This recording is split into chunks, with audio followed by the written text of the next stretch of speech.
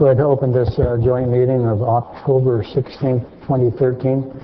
City Council, Harbor District, CDC. Roll call, please. Mayor Wood? Here. Deputy Mayor Kern? Here. Councilmember Feller? Here. Councilmember Feline? Councilmember Sanchez is absent. Thank you very much. Mr. City Attorney, please. Thank you. Council meet in closed session to discuss item 1, conference with labor negotiator involving the Oceanside Police Officers Association and the Oceanside Police Management Association, as well as unrepresented employees. Item 2, public employee appointment involving the city manager. Item 3, conference with real estate negotiator involving the 4.86 acres at the northeast corner of Rancho Del Oro Drive and Oceanside Boulevard. Negotiating parties, City of Oceanside and R.D. Olson Development. Under negotiations are terms for the sale of the real property. We'll adjourn to closed session.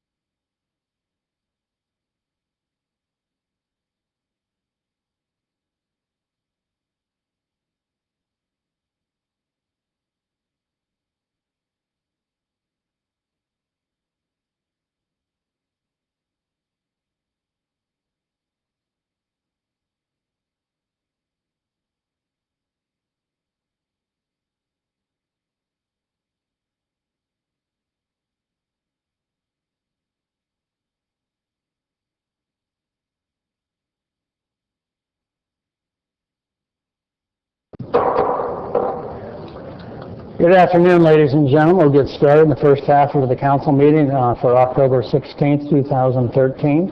Roll call, please. Mayor Wood. Here. Deputy Mayor Kern. Here. Councilman Sanchez. Here. Councilmember Feline. Councilmember Feller. Here. Mr. Clerk, with that, consent calendar, unless anybody has some pull on item, please. Consent calendar is items 4 through 13. Item number 14 has been pulled, and then item number 15 through 16. I'd like to also pull item number 13, move approval for ballots. Second. Okay, before I vote on that, 14 was by the public? Public. Okay. It was also my request as well. Pardon? He said item, includes item 15 and 16 too. No, No, he I didn't say apologize. that. I said item number 14 was pulled, and then after that, 15 and 16 are just voted on normal consent calendar. Oh, I'm so sorry. That's not consent. Item number 14 is the last item. Okay. Correct. So what's been pulled? 13 and 14? 13 and 14 poll. 13 and 14, and my request is also to pull item number 14, so move approval for balance. We move approval. We had a second, I believe. Yes. Did we? I'll second. Second that. With that, please vote.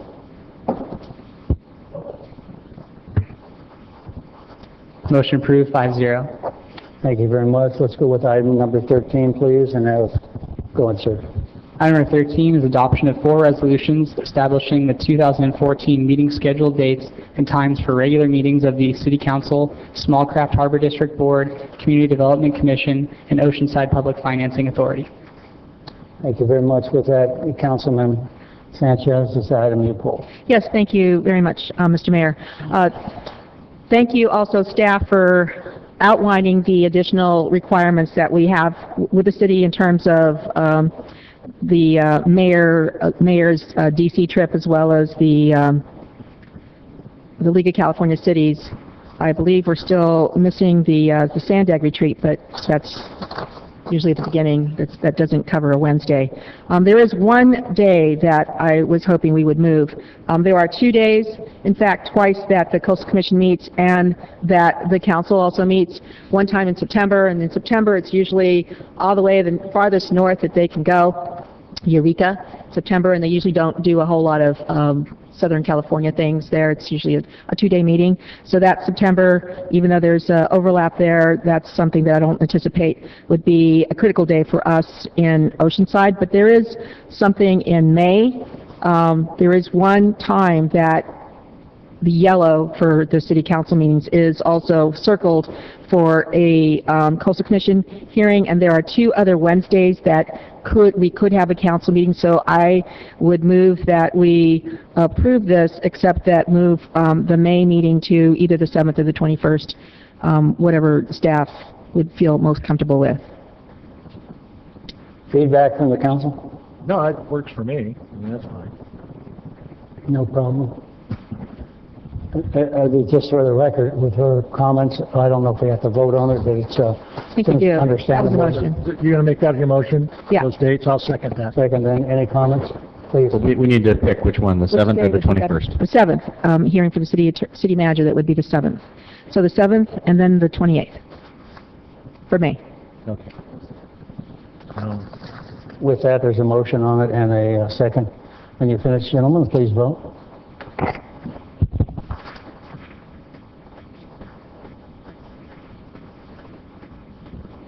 Motion approved, 5-0. Thank you. Item 14, please. Item number 14 is adoption of a resolution approving an employment agreement between the City of Oceanside and Stephen R. Jepson, City Manager. Thank you. With that, you have public on it. We have 3 members of the public wishing to speak on this item. Go right ahead, please. First member of the public may come forward at this time, Patricia A. McFarland.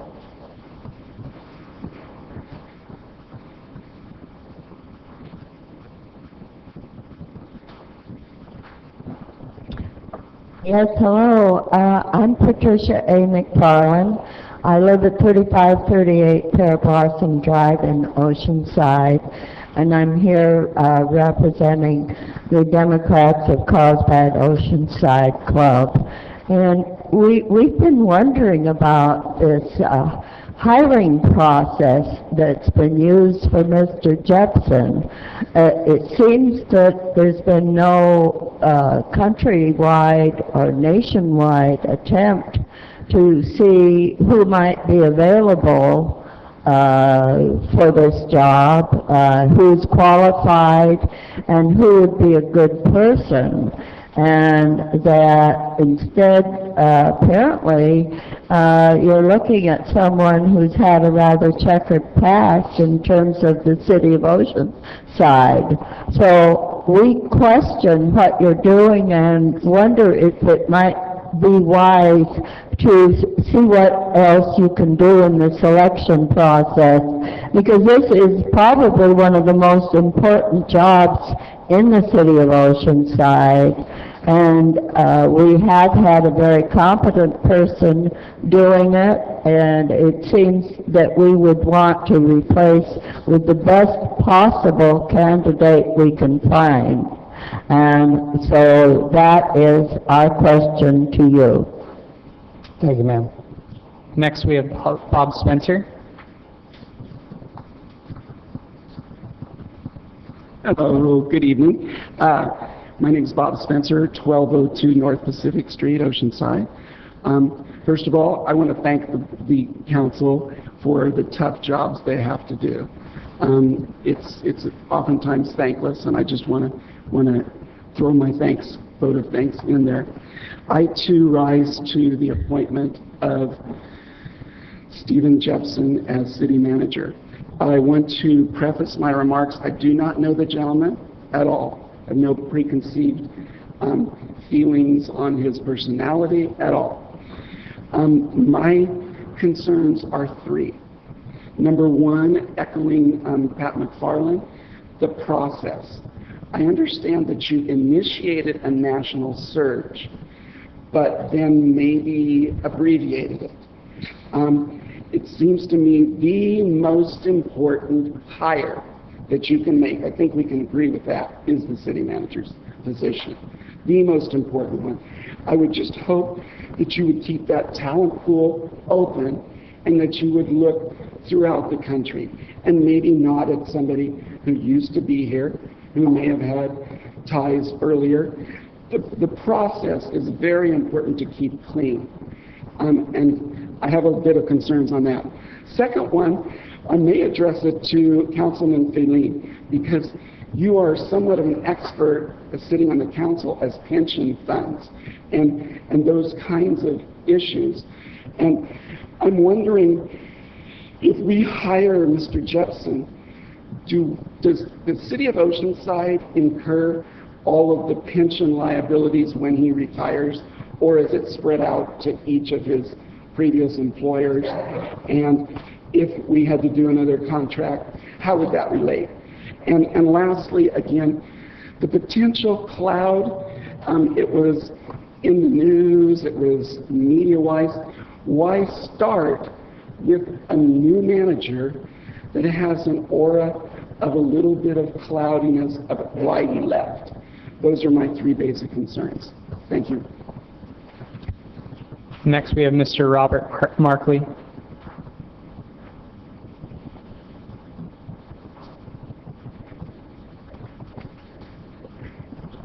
Robert Markley, 200 North El Camino Real. Oceanside is the 35th largest city in the state.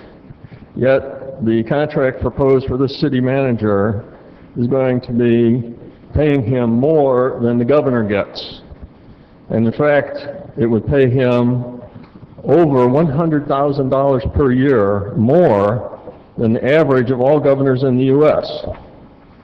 This man was not hired as a result of a thorough executive search, although there was enough time for it.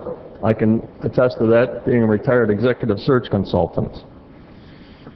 We could have found and hired the most qualified person available. Yet we hired a man who left under a cloud of suspicion, and the cloud is still there. Well, why was this done?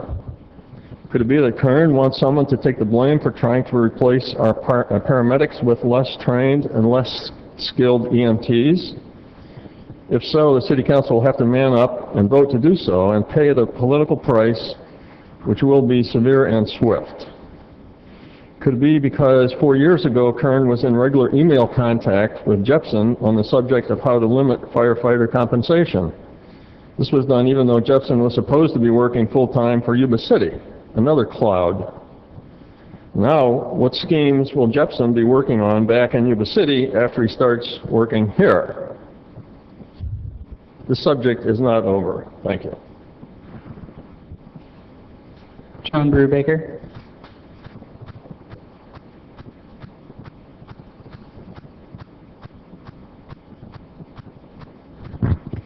Good evening, Mayor and Council. I will more or less echo all of the things that have been said previously by other speakers, but I find it is a dereliction of duty of public servants that are dedicated to serving the constituents of this city to avoid or not use a nationwide search if necessary for a filling of this particular position when it becomes vacant. Certainly, you would be able to sample the courage they have, the integrity, which is an important ingredient, as well as their abilities. To bring in someone that has had somewhat of a cloud, even though it doesn't get in some people's eyes, it is a discouraging note. It just doesn't speak well of the three of you who are always voting in a majority. True, you will have the helm when this man comes in. You can sway him any way that you want. He can sway you any way he wants, because you're both tied together in a Gordian knot. I would strongly suggest that you reconsider this particular arrangement, although final agreements have been made. This is a cloud on each of your characters, and certainly for the citizens of Oceanside. I find that you're not the only slice of bread in the loaf, and keep it in mind as the elections come up. Thank you. Mr. Larry Berry. Thanks, Larry Berry. I live on 3973 Brown Street in Oceanside, and I think the only cloud here is the same old stinky politics that we have in Oceanside that can't accept what's going on. I was here, Steve Jepson was here. I think Steve Jepson, Peter may deny this or whatever, taught you a lot of things about how to be a city manager because you followed him in his footsteps. I liked a lot of things that Steve Jepson did in the city. Cleaning up some of the Oceanside Boulevard, College Boulevard, putting plants and stuff. Beautification of the city when he was trying to put out here. He did a lot of things downtown. I thought it was a good thing. He was a visionary. He had a lot of good things that he was trying to bring. Things happen. I don't think we should do it. This is a fiscal conservative person that's going to run the city in the best of ability. We have city council members that will judge him, and he will only be act as an advisor. I do have some requests of Mr. Jepson. I hope that he lives in this city. We've had in the past, in the Melba Bishop eras, and Roy and all those people and stuff, is that city managers didn't live in the city. It's kind of like going to a restaurant and the cook won't eat his own food. So I encourage to live in the city and be part of this city. I also think that we should, I didn't agree with, on the Collins property. When we bought it for, I think, Peter might be able to help me out here, we bought it for $2 million. I think we sold it for $6 or $8 million and helped build a senior center. And that was part of a deal that went through. I was hoping that we'd wait a little longer for the senior center and have it, we can build it with a kitchen and all those type of things. But, this just the stinky politics of Oceanside, and the ones that don't get their way are going to be saying things and name calling and all this. I think we should give him a chance. I know he's a good man. His kids went to school in our schools, and I knew that and knew them. And I think that there's great opportunities that we can progress the city to bigger and better things, and help get tax revenues. I do have concerns. One of the things I want is to shrink these ghettos that we have in the city. The Oceanside has there's a big perception of Oceanside as a cop killer city and gang related, and it's things. Oceanside has so much more to offer our citizens, as well as tourism and stuff. And so I'm hoping that we can look at more code enforcement, getting people. I see it more and more in my neighborhood where we have 3, 4, 5 families living in a single family house. And I'm hoping that we could kind of alleviate that stuff and be more encouraging on code enforcement that we've been lack over the few years. Thank you very much. No further public on this item. Thank you very much. Back at the council. Councilmember Sanchez, please. Thank you, Mr. Mayor. I was actually not really happy that Mr. Peter Weiss, our current city manager, when he submitted his resignation, I was really unhappy because Peter has been doing such a wonderful job. We obviously have differences on the council dais, but we've all had confidence in him, at least I have, even being, as I said, part of the minority on the dais here. And so it was with great sadness that that we saw his resignation coming forward and saying, and Peter said, okay, this is my resignation. I plan on leaving Oceanside after December 27th, with December 27th being the last day. So what Peter suggested to us all was that we go forward, to take this as an opportunity to go forward and go out and get someone from the outside, or at least go out and see who's out there. He likened the process to what Vista just went through, the school district, and how they found someone that was really pretty phenomenal, and looking at different ways of going forward on a city and making it more livable and more profitable, and just having this really great opportunity. We started down this path. We actually all met with, we got a consultant. We all met with a consultant. We all had a chance to talk to the consultant. We got our criteria together. We were in the process of getting the ads published in the professional, in professional circulations. And then all of a sudden we had this, what I have to just say, I was so shocked and appalled that all of a sudden there was a name thrown out and said, okay, let's just cut out the entire process. I also was asking for a public, a community panel, so that, because this is a person who's going to be running the city. We're a strong city manager form of government. This is the guy that everybody goes to. This is the person. Yes, they come to the council, but we don't run the city. It's the city manager who runs the city. It's not a strong city mayor. It's not a strong city council. It is the city manager who does this. So I had hoped also that we'd be able to have public panels, people from the community, organizations, nonprofits, all participate and all buy off onto this one person, this very, very important person that would be taking this position. As I said, all of a sudden there's a name thrown out, Steve Jepson, who did leave under a cloud, who I have absolutely no confidence in, and was, as I said, shocked and appalled. I did not believe that this would be coming to the council like this. Absolutely not. I am still surprised and shocked that this would be here before us today. I do not believe in anything that Mr. Jepson has to say. There are two of us, I believe, that cannot work with this man. I would hope that at the very least we would have set a supermajority requirement on who the next city manager would be, at least 4 out of our 5 council members. During the time that Mr. Jepson was the city manager, there were a whole lot of really crappy things that happened. That's all, that's how I can define it, really crappy things. We had millions and millions of dollars in internal lawsuits. We did that $2.2 million giveaway to Manchester, and we practically lost El Corazon, which we now are really hailing as a really phenomenal piece within our city of Oceanside.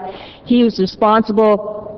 He especially has been responsible for spiking the pension of about a half a dozen employees who worked just about a year, then retired to be able to get the extremely lucrative higher level of pension. This is a time when we had a grand jury investigation. After we provided about $5 million without requiring receipts or explanations on how the money was spent.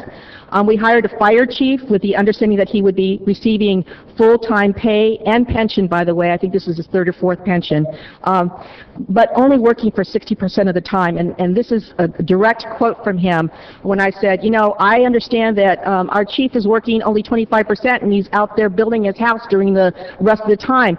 What happened? Well, I thought that he would be working at least 60% of the time. He's only working 25%. That happened under Steve Jepson. He promoted management, people into management or within management with no discernible experience or expertise, resulting in the biggest scandal to hit Oceanside, City of Oceanside, and that's with a traffic engineer who was doing a side business with the City of Oceanside. Believe it or not, this person had a business with another city employee who was not qualified to sign off on things on engineering plans, who was signing off as an engineer. So this created not only the conflict. Here's a full-time city employee who then establishes a small business working with the City of Oceanside and getting money from the City of Oceanside, then allowing a non-engineer to sign off on engineering plans. That was fraud on our public. City had to redo the work on several intersections and other road projects to avoid liability. That was a lot of money that we spent on having to redo, along with having to see these two people leave under an extreme cloud. He signed off on the transportation of contaminated dirt from the Shell oil property to residential on a Sunday. If you can believe that, we don't have city employees working on a Sunday, I'll tell you, from the planning or building or departments, and it included unpermissible, permittable stockpiling.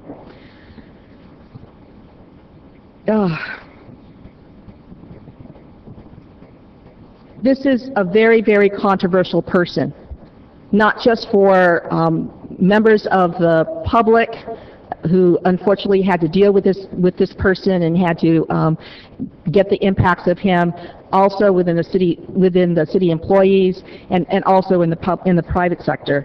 It is especially not a good idea. When we talk about costs, this is the only real two opportunities that we have as a council, is to hire the city attorney and the city manager. Those are the only two. And really, this is the only one that we'll probably be doing for, whatever, I'm hoping forever. But the bottom line is, we have been espousing and requiring a second-tier lowering of employees. We have basically treated employees like they were the cause of our financial ills. They have not been the cause, but we have required a second tier. We have required cutting back on pension hits for the City of Oceanside. And instead of doing that, instead of being the financially fiscal people that they have been talking about, instead of that, what they did was, and I'm talking about the majority here, they made an offer he couldn't refuse. His entire package is $317,600 a year. $317,600, including $51,000 a year for our city's pension obligations. He is getting a 12-month severance package. These guys know that Mr. Jepson may very well be out the door in a year. Out the door. And they're trying to make it so difficult for the citizens to be able to do that. And not only that, Mr. Weiss had indicated that his last day would be December 27th, so we were really looking to hire someone by January 1st. And guess what? They're trying to back that date up so that he can have a full year to be able to qualify for this new higher pension. So he's supposed to start November 18th instead of January 1st. This is this to me smacks of corruption. Absolutely corruption. This is nothing more, nothing less than the golden handshake for someone that they feel that they can, be their yes man. I can only, I can't even begin to imagine the quid pro quo for this. I don't know how anyone would be willing to accept an offer when they know that there are two people, including and especially the mayor, who is not able to work with this man. I mean, how can you have a mayor who has gotten the most number of votes in the history of Oceanside not be able to work with a city manager? I've gotten the most number of votes as a city council member, and yet I am being bullied by these three people. We had a tremendous opportunity to get someone who will work with all of us, who will work with the citizens of Oceanside, who will not be doing things like looking at alternative alternative delivery for fire services. You know what that sounds like. It's a lower level of fire services, fire and emergency services. We're truly looking at a year of cutting out public input and public participation, certainly cutting out two people on this dais. So this is an explanation of my no vote. I am still shocked. I am still appalled that we would even, for half a second entertain this. This man did he did our residents, myself, so many people ill.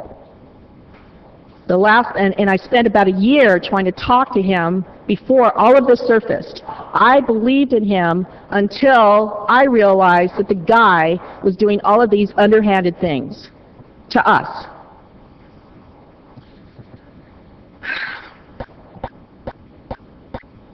$10,000 travel expense with no receipts required. I mean, that all of the things that he's being offered when he already has a house in Oceanside.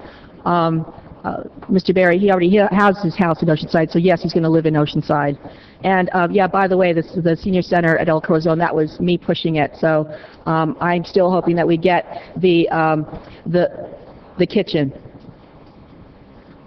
So this is what I'm asking for, is our residents to just say no, to come in and say, to write the city council and say, no, we cannot have someone who we should be able to work with, who we should be able to have confidence in, be the city manager.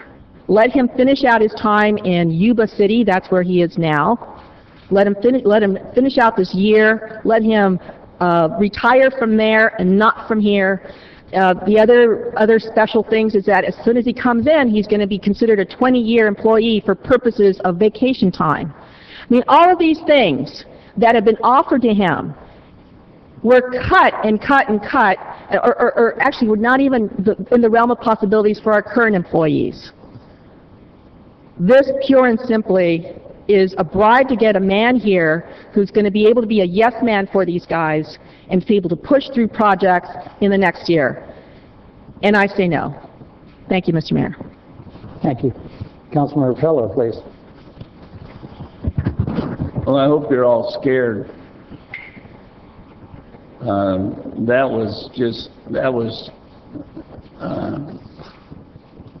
I would say that was probably as dramatic as I've heard since I've been sitting here with Councilmember Sanchez over very little. This man that we hope to have here is a very smart man, a very ethical man. He's a man of God. He's a straight shooter. He's got family here. And you did not get the perception of what's actually happening here with Councilmember Sanchez's diatribe. Both these two gentlemen here, Mr. Weiss and Mr. Mullen, have 1-year severance packages. That's nothing new. That is absolutely nothing new. There is so much wrong that I mean, it borders on slander for what Mr. Jepson stands for. I don't have the list of all the things that he's done for this city in the years, but for Mr. Weiss's total package is $296, so $317 to bring Mr. Jepson back is probably a fair amount, and considering we would have to pay that no matter who we brought in from the outside. A fully loaded police officer is $160,000, and he's in charge of a beat, and he does a great service. I'm not taking that away, but the city manager, Mr. Weiss, has done a commendable job. And by the way, Councilmember Sanchez voted against Mr. Weiss too, so it kind of goes with the territory. These city managers are responsible and have under their purview 900 to 1,000 people at any given time. And if somebody takes off on a tangent and does something that may be not on the up and up, there's no way that Peter or anybody is going to know everything that's going on in every department in the city. I mean, that's his job to try to know those things, but we have department directors that do those very things. And for the people here to say that he left under a cloud, he left us with a general fund reserve of about $30 million, and that disappeared in these last years. We've built it back up in the last couple of years under Mr. Weiss's leadership, and I'm just delighted that if you want to meet a great guy, meet Steve Jepson. So I'm going to move approval of this resolution and this agreement, and hope there's a second. I'll second. Mr. Kern, please. Thank you. I just want to talk about some of the terrible things that Steve Jepson has done. He and his team were successful in attracting former Biogen IDEC to Oceanside and building a $500 million facility here, which, if you watch the papers the last couple of days, they're going to do another $130 million expansion.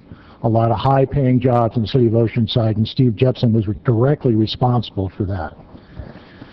He assisted in the development of the 440-acre Ocean Ranch facility, you know, the industrial park where Genentech sits, which we have potential of adding a lot more high-paying jobs. Developed the public selection process for the current Pier Hotel, which and it's still alive, that, you know, he set the framework up for that, and hopefully it'll get started getting built under Steve Jepson's watch in the next 18 months. He initiated the development of the Green Waste Composting Center on El Corazon. It provides environmentally friendly business services. Oceanside was awarded the California League of Cities Helen Putman Award for this effort. That was a direct result of Steve Jepson. Developed the community process for the El Corazon visioning and planning, which now we're going to, if you've been out there, you'll see trucks running around. We're going to build 22 soccer fields that hopefully up and running by next May or June. And Steve Jepson was directly responsible for that. Initiated the new police headquarters and branch library out of the whole shopping center.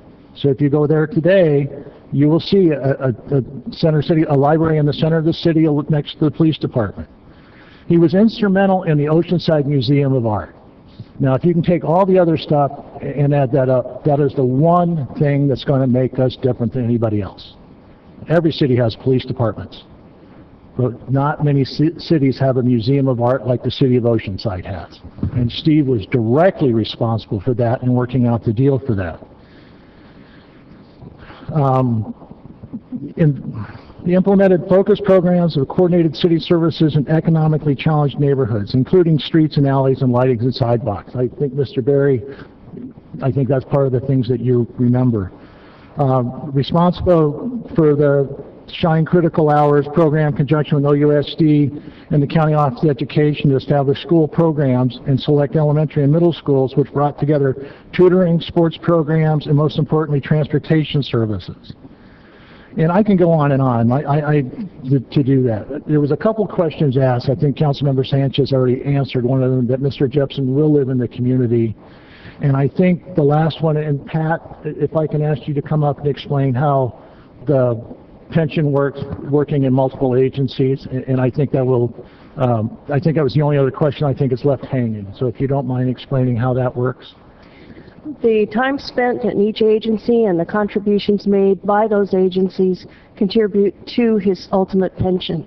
His time previously in Oceanside was paid in by Oceanside. Yuba City's paying in for him now. When he returns, he will be paying his share of his pension here.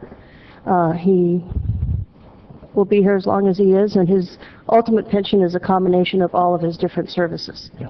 Thank you. And that's not unusual. We have police officers that come in from other agencies, and they have their retirement started in Stockton or Sacramento or some other place, and then they come here. As long as they're within the PERS system. If they transfer over from the county has a separate pension system that doesn't count towards that. But so Yuba City's going to pick up a share, and Oceanside's going to pick up a share. So we're protected in that way. So I think this is a good fit. I think everybody I've talked to internally is happy to see him come back. The business community is absolutely ecstatic. All the business members I have talked to over the last three weeks are extremely happy that Steve is coming back. My experience with Steve was not as a city council member. My experience with Steve was when I was president of the Oceanside Chamber of Commerce. And we worked well together. We really tried to bring together the community in order to bring more jobs to this community. And I think Steve is well suited to do that and continue to do that. So I'm wholeheartedly supporting this. And so the only correction I have to make to Councilmember Feller, our city attorney only gets 6 months separate pay, but he's an attorney. Councilmember Feline.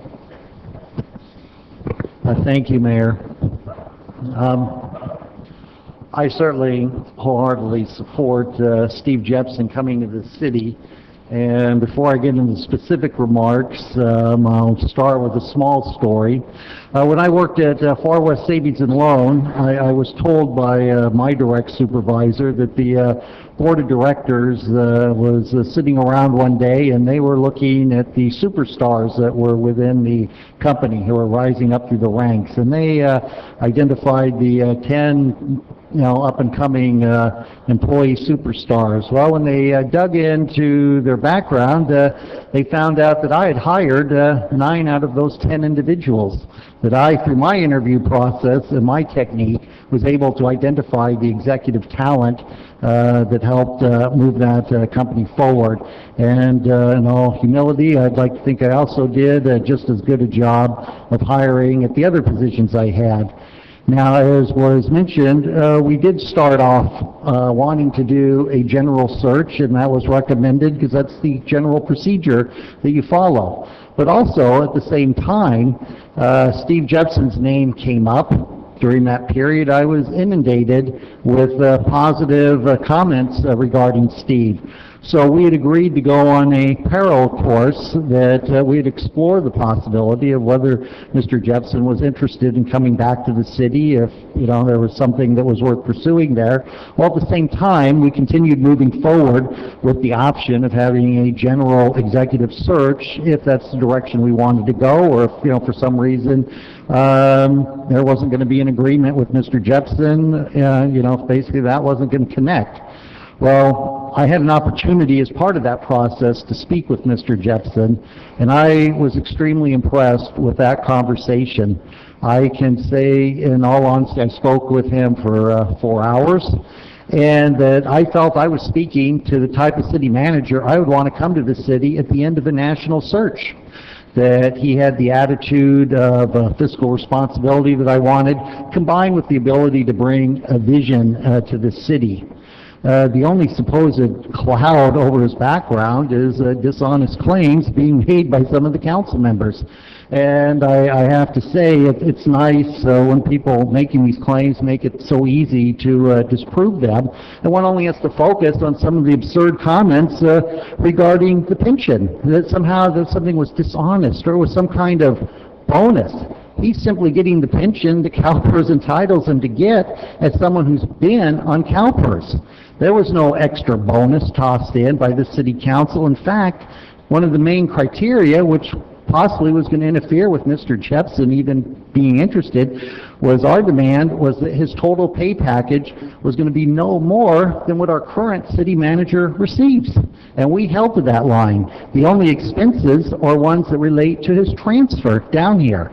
The moving expenses was confirmed by our personnel director as being a reasonable expense to move from that area. So there was no problem there. And, so we see basically a standard package attempting to be distorted into being something dishonest, which is just, the height of absurdity, and it's the height of dishonesty on the part of one of Steve's critics here. And so I think we can take any other claims with a grain of salt. Obviously, since his pay package, I also might point out that Oceanside, on a per capita basis, and I think even in actual dollars, we pay far less for our city manager than several other cities around us here in North County that have smaller populations. So we are being just as fiscally prudent with our city manager as we've been with all our labor contracts. Because of the financial challenge we face in our city, we were absolutely determined that we weren't going to be making demands on one group of employees and then having some kind of separate special package for the city manager. But Steve, because of his history with the city and his desire to return, was willing to come back within those parameters. So a deal came together. And I'm very happy that it did. And there's been tremendous support for Steve coming back to the city. I think Councilman Kern made an excellent case with all the excellent projects Steve was involved in, and I think we can certainly look forward to more of the same, and I will be proud to cast a yes vote for this motion. Thank you, Mayor. Councilmember Sanchez, please. Thank you, Mr. Mayor. What I talked about, it's all in documents. It's all documented. And what things that were, positive things that were attributed to him, most of those were done by a previous city manager or during the realm of another city manager. We had probably the worst time in our cities in terms of recently, in terms of our crime rate. We had 2 police officers killed. There were so many things that happened during the realm of Mr. Jepson. He requested, specially requested that he be considered a 20-year employee. He requested that as to his $10,000 travel expenses, he was generously being offered by these 3 guys, that he'd not have to provide receipts. And they said, okay. How many of us can do that and not have to provide receipts?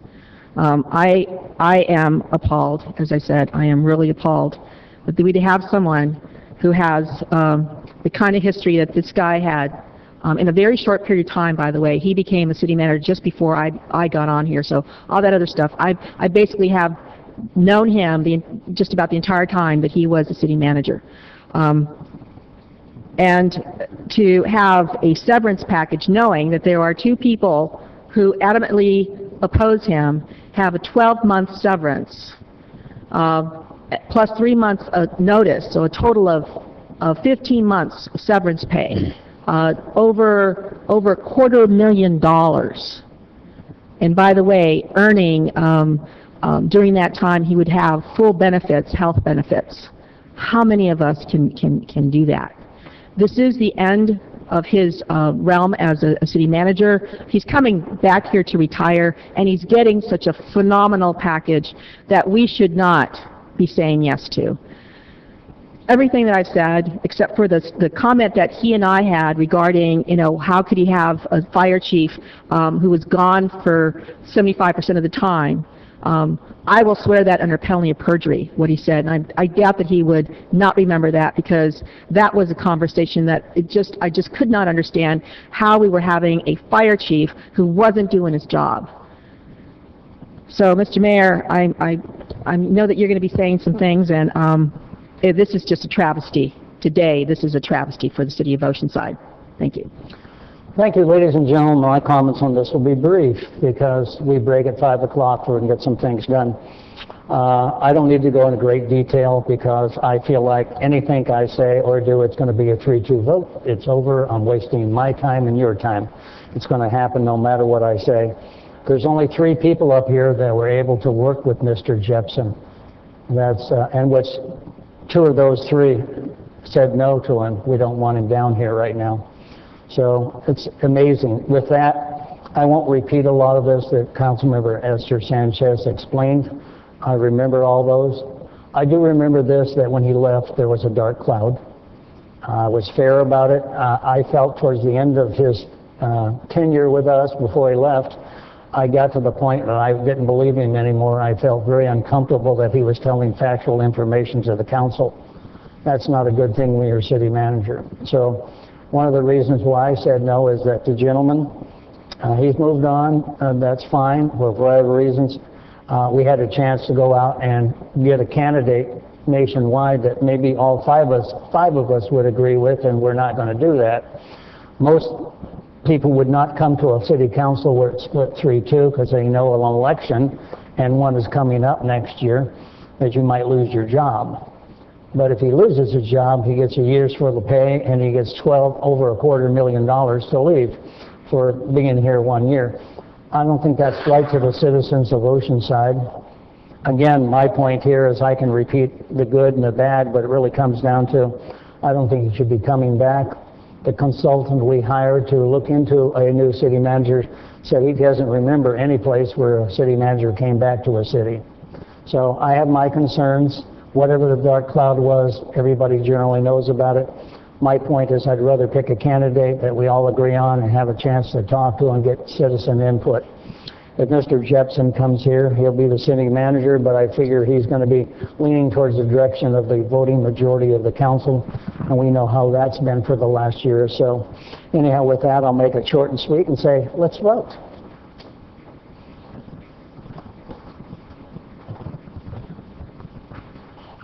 Motion approved, 3-2. Wood and Sanchez, no. Thank you. Ladies and gentlemen, if I may, we have to set up some things for the council at 5 o'clock, so we're going to take about a 15-minute recess. If you haven't been here before, out through the double doors, up the stair, waters and restrooms, and we'll start close to 5 o'clock again for the rest of the council meeting. Thank you very much. We have students here from another student that needs to be signed. Come on out, we'll sign them. We're doing the break. Thank you very much, and have a quick break.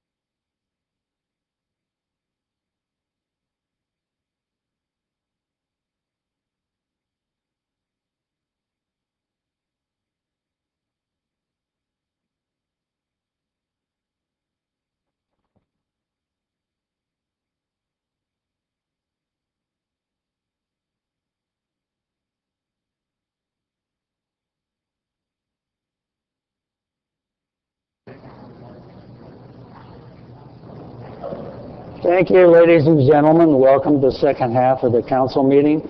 We'll have some presentations and awards, and it takes a little bit of time, then we'll move on to the rest of the council. If I may, if you have a pager or a phone, put it on silent or vibrate. We would appreciate it. Before I get started for everything else, could I have all the students here from Rancho stand up? We'll get you on TV. All your Rancho, come on, stand up. I signed your forms. Yeah, there you go. Come on. Hey! That's your 15 minutes of glory. Now you can sit down. You signed the forms and out the door. I signed about 15 of them when we only had 4 people stand up. That's nice. The teachers are going to monitor it and get back to you. With that, I'll pass this over to Valerie, please. If you would all please stand at this time.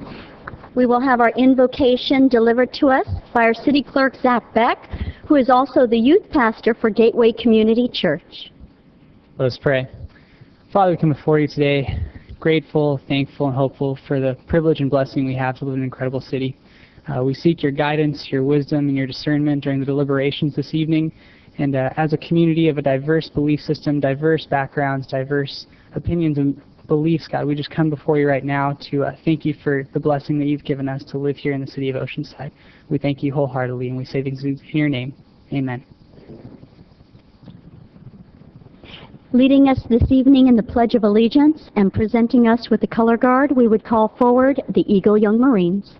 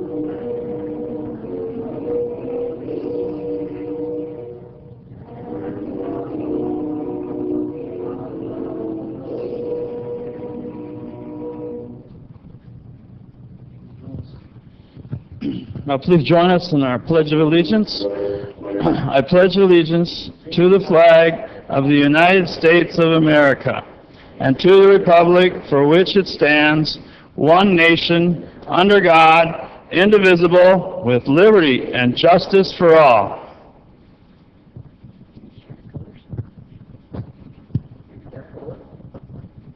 Carry on. Ready, cut. Face. Forward.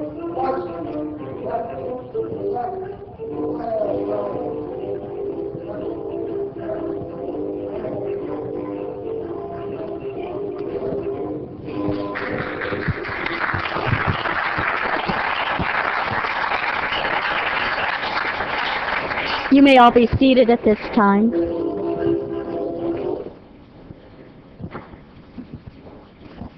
Yes, you can be seated.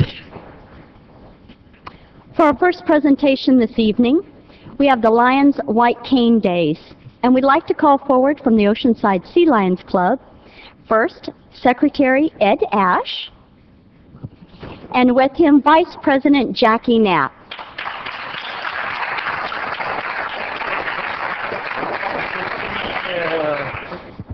Proclamation in honor of Lions White Cane Days.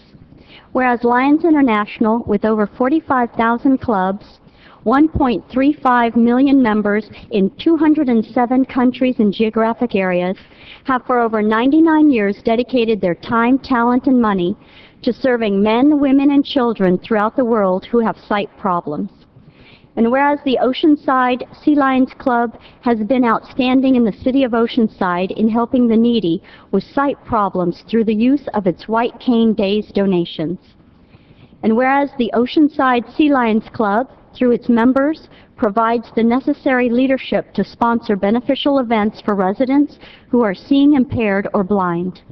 And whereas the Oceanside Sea Lions Club has invited its neighbors to share in the replenishment of its site conservation fund by donating to its annual White Cane Days event. Now therefore be it resolved that I, Jim Wood, Mayor of the City of Oceanside, do hereby proclaim November 1st through 3rd as Lions White Cane Days.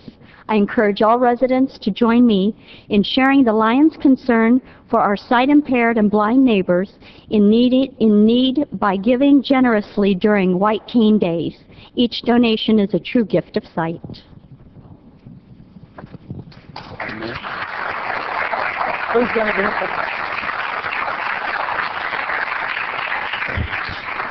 Thank you all for having us here, Mr. Mayor, City Council, fellow citizens. My name is Ed Ash. I've been a Lion since '98. The Oceanside Sea Lions was established here in Oceanside in 1968. The proclamation said we deal mainly with school children whose parents need help getting eyeglasses, and we serve all the schools here through the school nurses from K through high school. We'll have a small club, and anybody interested in joining can find us on the internet, and we'd appreciate anybody who wants to come and visit us at a meeting, see what we do.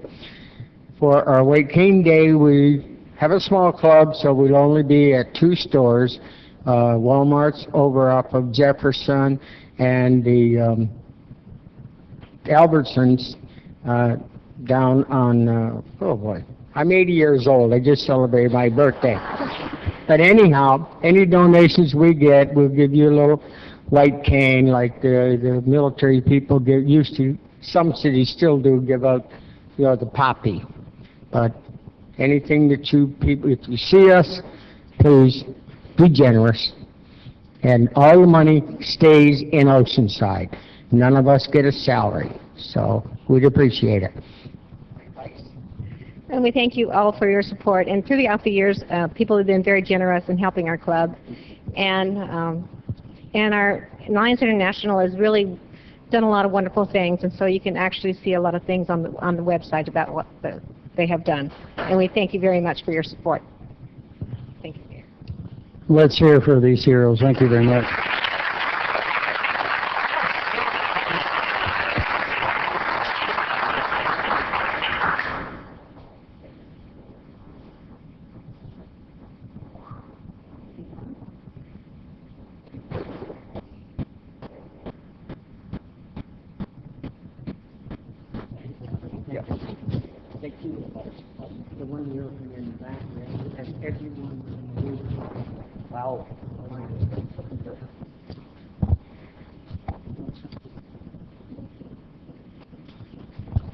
For our next presentation, we have a proclamation for Red Ribbon Week.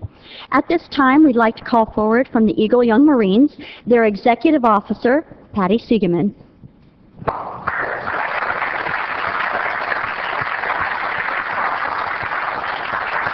Also accepting this proclamation, we call forward Eagle Young Marine Lance Corporal Holtz.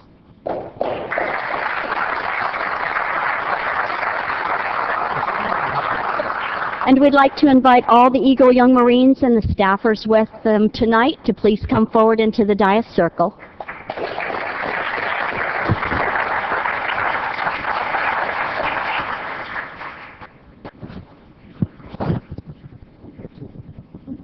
proclamation in honor of Red Ribbon Week. Whereas since 1985, the red ribbon has been a symbol of efforts to reduce and prevent the abuse of alcohol and tobacco, as well as efforts to end the use of drugs and violence. And whereas substance abuse has damaging consequences, including creating violence in communities and causing turmoil in families, and is a leading cause of death among teens and young adults. And whereas the Eagle Young Marines have joined with other interested agencies and organizations to promote Red Ribbon Week as a campaign to encourage healthy living and a drug-free lifestyle among our youth and citizens. And whereas during Red Ribbon Week, the Eagle Young Marines work to prevent the abuse of alcohol, tobacco, and drugs with the support of families, schools, businesses, religious organizations, and law enforcement. And whereas the City of Oceanside joins the Eagle Young Marines in prevention efforts to strengthen communities across our area during this week and throughout the year. Now therefore be it resolved that I, Jim Wood, Mayor of the City of Oceanside, do hereby proclaim October 23rd through 31st as Red Ribbon Week and commend its observance to all our citizens. Thank you, Valerie. Ladies and gentlemen, let's hear for them.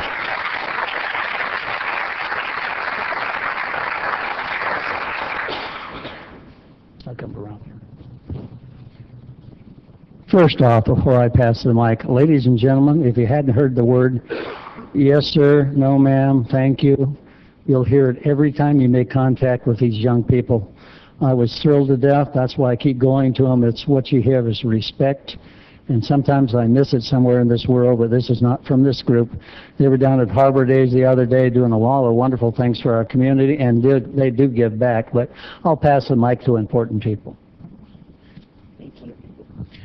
I'm glad to be here this evening, and again, the honor of our group being here, and my wife, Mrs. Patty Sigmund, has done a large part of the work in the community, along with Lance Corporal Holtz. So if they take a few minutes here. Thank you, Mayor, and thank you, Valerie, and the City of Oceanside and all law enforcement. We're very, very grateful to you.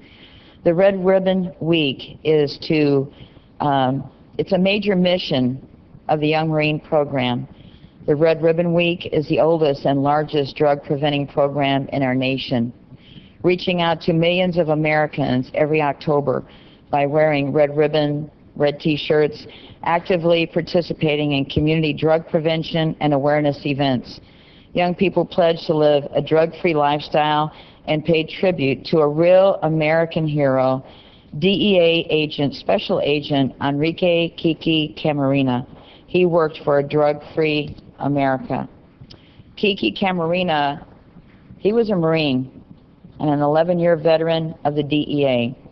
He was assigned undercover to Guadalajara, Mexico office, where he was on the trail of marijuana and cocaine traffickers. In 1985, he was extremely close to unlocking and exposing a multi-billion-dollar drug pipeline in the United States. Unfortunately, on February 7, 1985, he was kidnapped and brutally tortured and murdered by Mexican drug traffickers. We in the Young Marine program are very concerned about the pledge to stay drug-free. We hand out these pledges in the school. First of all, we go into the schools, any school on Camp Pendleton, in Oceanside, any areas that will let us come in. We show a video about being drug-free. There's many wonderful activities you can do without resorting to drugs. So the student pledge is, I pledge to live my life drug-free, to encourage my friends and family to be drug-free and adopt a drug-free, healthy lifestyle, to support the Red Ribbon campaign and stand against underage alcohol, tobacco, and drug abuse in my school and community. We are here to strengthen the lives of America's youth.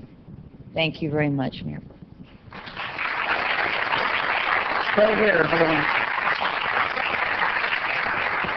Ladies and gentlemen, if you're here with parents and want to take pictures, get up and move around. We're going to take a picture ourselves, but if you need to get up, move up, take a picture, now's the time.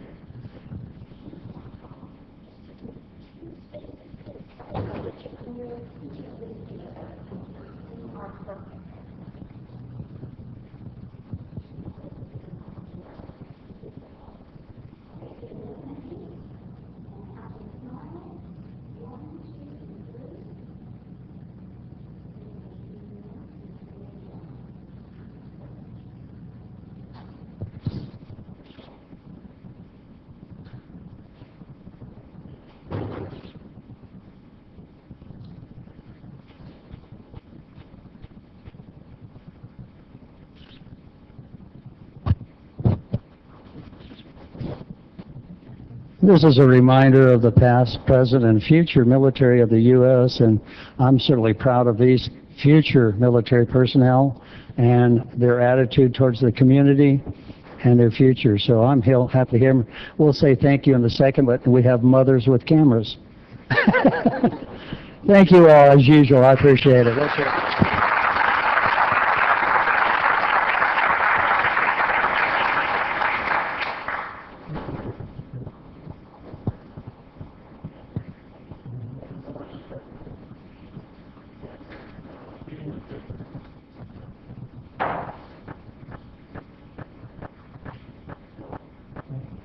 Thanks so much, man. For our final presentation this evening, we have the Mayor's Oceanside Business Member Spotlight. And at this time, we'd like to call forward from the Oceanside Chamber of Commerce, their CEO and President, David Nidegger, and with him, Chairman of the Board, Don Reedy.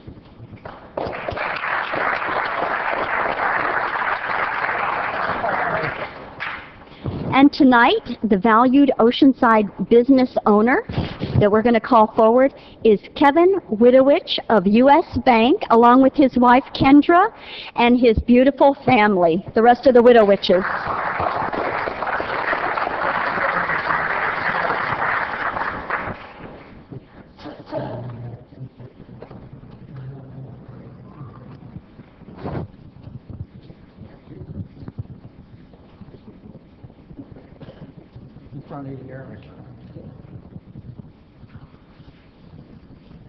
Don't put your fingers in. Very fine. First, let me say how proud I am to be in a community where sea lions and red ribbons, white canes and red ribbons meet up with the blue Pacific or something romantic like that. Anyway, I really appreciate everything you guys do, so thanks for that. But we're here tonight for Kevin, and I have a little cheat sheet here, even though because I get nervous. Kevin's a financial advisor, and he works for U.S. Bank Wealth Management. He manages the financial comings and goings of 6 offices in Oceanside and Vista. He's been here since he was a wee tyke of 5 years old, and 4 years old. Sorry about that. Oh, he does. Okay. And he attended our very own Miracosta College, and then matriculated and went on to garner his degree at San Diego State with a Bachelor of Science in Business. Correct? Very good, very good. Kevin's, for the last couple of years, has been involved in the Chamber, and recently he's become a member of the Board of Directors. We really appreciate his work there. He also serves as the Tourism and Business Representative on the Harbor and Beaches Committee, which is a pretty important facet of what we do here. Of course, he loves surfing, his beautiful wife Kendra, his family, and really, if you want to talk to somebody that just loves the harbors, for all of you, Frank, those of you who actually run this majestic place we have, this is a person who really appreciates what we have here. And it's real, yes, and Oceanside, very good. So, thank you. And where's David? David. So we're presenting you with this, you want to say a word or two? No? A word or two? No, congratulations, Kevin. Great job. Thank you very, very much. Really appreciate your work for the Chamber. Thank you. Thanks. I will let your mother embarrass you. I knew when we moved to Oceanside he was going to fall in love with the city because he loved water. I couldn't get him out of the bathtub when he was a baby. He's turning red. And your turn? I'm just so proud of him. I actually had to go through a lot to get here today because I'm in a pretty rigorous dental hygiene program, but I wouldn't miss it for the world, and just very proud of him. And the better-looking brother? Just want to say thank you for having us, Mayor, and congratulations to my brother. And I know he loves the city, and yeah, thank you. Well, I can truthfully say, after 26 years, I taught him almost nothing that he knows today. So this is a special day for me also.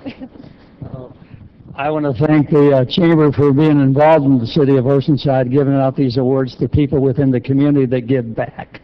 That's what it's about. You're giving back to the community, and your lovely flammers here. You'll be on TV, so you can have everybody look at you and say, what a great family and person you are, and that's what we're here to say. Same thing, and the award to you. So thank you all for being here. We'd like a photograph, though, if you don't mind. We might have to scoot in a little bit with each other.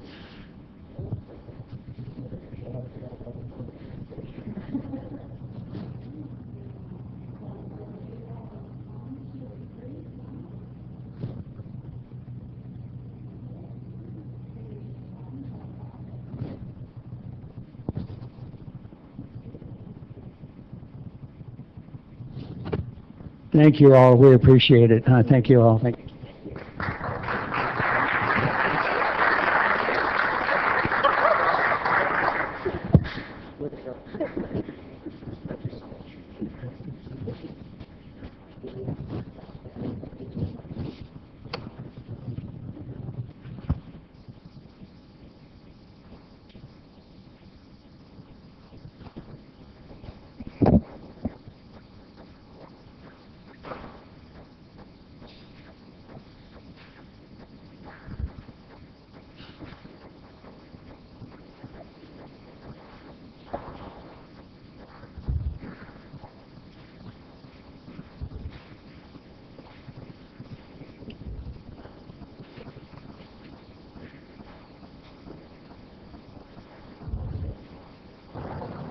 Thank you, ladies and gentlemen. We always enjoy representing the community, have them here and say thank you for what they do. So thank you for your indulgence. And with that, Mr. Clerk, could we go to the closed session report from our city attorney, Mr. Mullen, please?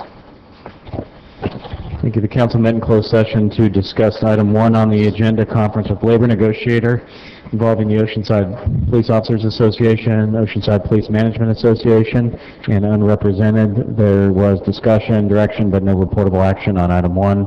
Item 2, public employee appointment involving the city manager. There's no action to report on item 2. And item 3, conference with real estate negotiator involving the 4.86 acres at the northeast corner of Rancho Del Oro Drive and Oceanside Boulevard. Negotiating parties R.D. Olson Development and the City of Oceanside. Under negotiations are price and terms for the sale of the real property. There's no action to report at this time. Any future action will be coming to the council in open session. Thank you. With that, I'm going to say, Mr. Clerk, 24, public communications off the agenda. Item number 24, public communication off the agenda. We have a number of individuals wishing to speak. At this time, we'll have Alan Lauer come forward to speak.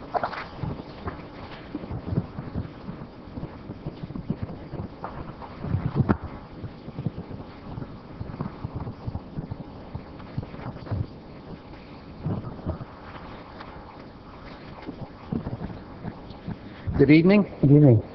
My name is Alan Lauer. I live at 3407 Soila Drive in Oceanside. I'd like to thank the City Council for this opportunity to speak to you. As some of you may recall, I addressed the City Council approximately 3 months ago. My message that night concerned the pending shutdown of Bread of Life Rescue Mission owing to the lack of funds. Thankfully, tonight's message is considerably more upbeat.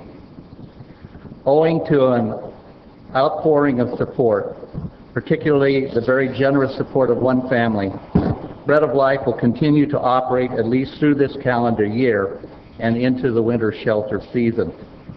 This, of course, is a huge relief. Surely it doesn't solve our ongoing money challenges, but at least we have a reprieve. In order to meet the large and growing demand for Bread of Life services, we need to establish substantial, sustainable funding sources, and we're working diligently to do just that. Our first significant step is a fundraising campaign which we started in August. The campaign is called Commerce with Compassion. This campaign is a highly coordinated appeal to the business community in North San Diego County. We are excited about this effort. I left with you a copy of a 2-page description of what our Commerce with Compassion campaign is about. There are a lot of things that people think of when they think of a rescue mission. And I want to assure you the rescue mission of the days when the term bums, hobos came out, that time no longer is really what a rescue mission is about. The demographics of Bread of Life, yes, there are those who are living under bushes. Yes, there are those people who are living in their cars. But we are dealing primarily with the working poor, single-parent households, seniors, and vets. And any help that the community can give to us to reach this community with food products. We have over 1,400 people that come by our kitchen every month and pick up bread and produce. We serve mobile home parks. We also give out 800 food packages each month. Thank you very much for your time and attention. Next, we have Randy Walsh.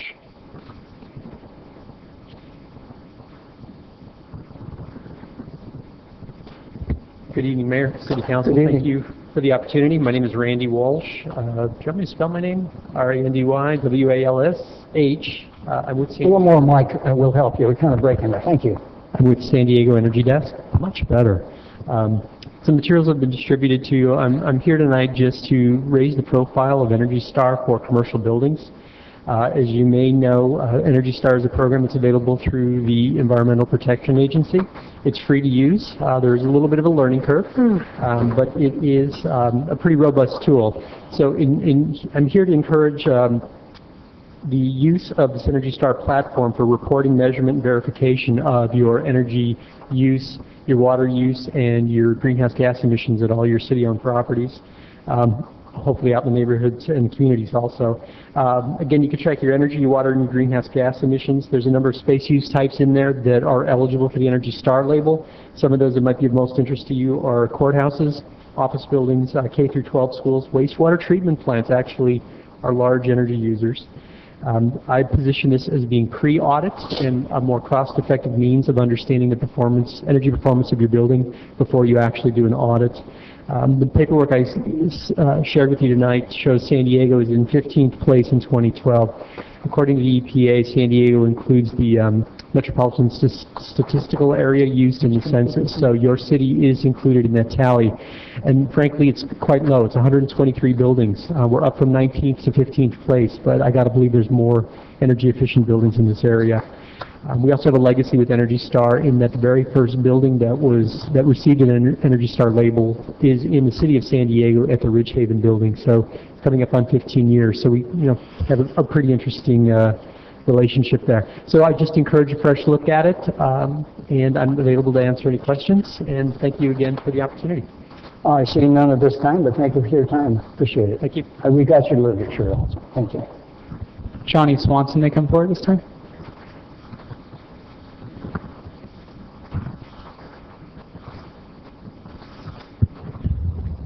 Hello, Mr. Mayor and the rest of the City Council. How you guys doing tonight? Yeah, there we go. There you go. Okay, I came out here today representing the Ironworkers of Local 229 of San Diego. And with the passing of SB 7, I'm pretty sure you guys are aware of it. You know, we are looking forward to working with you guys in the community, especially when it comes to the local workforce that you guys have here. You know, with keeping the local jobs here in Oceanside for the residents. As you guys can see, that Marriott Hotel was built with out-of-state contractors, out-of-state workers. You know, and it's really sad to see all that money that was generated here in this city drive down the 8 all the way into Arizona to supply their economy when it could have been used here in this community. With a lot of these buildings that I drove around, as we were out here for the 6 months throwing that picket against this contractor, most of you guys have seen all these buildings that were closed, little storefronts. But the money that was generated from this job site that went to Arizona could have helped this local economy as well as those stores grow. Because when people got the money, they can buy TVs, furniture, homes, cars. It's a win-win situation for all of us. So with this passing of SB 7, I hope that we can go ahead here in Oceanside, utilize that for the benefit of this local community. So again, the Ironworkers are here from San Diego. We're here to help you guys. We want to work with you guys, and let's build this city up together. You know, we have a couple other jobs that we've gotten. You know what, I don't get to participate in those, but you know what, the workforce is there, and the local people here in the city can enjoy those jobs. So thank you for your time. Well, thank you for your time. No further public at this time. I'm sorry. No further public at this time. Okay, thank you.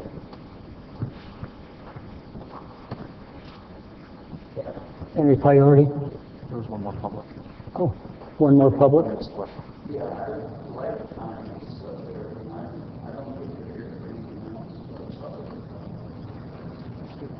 If they may come forward and speak, I don't have a blue form. We're going to split.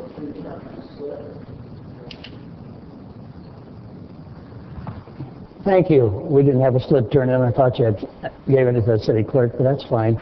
That's Leslie Gall's fault.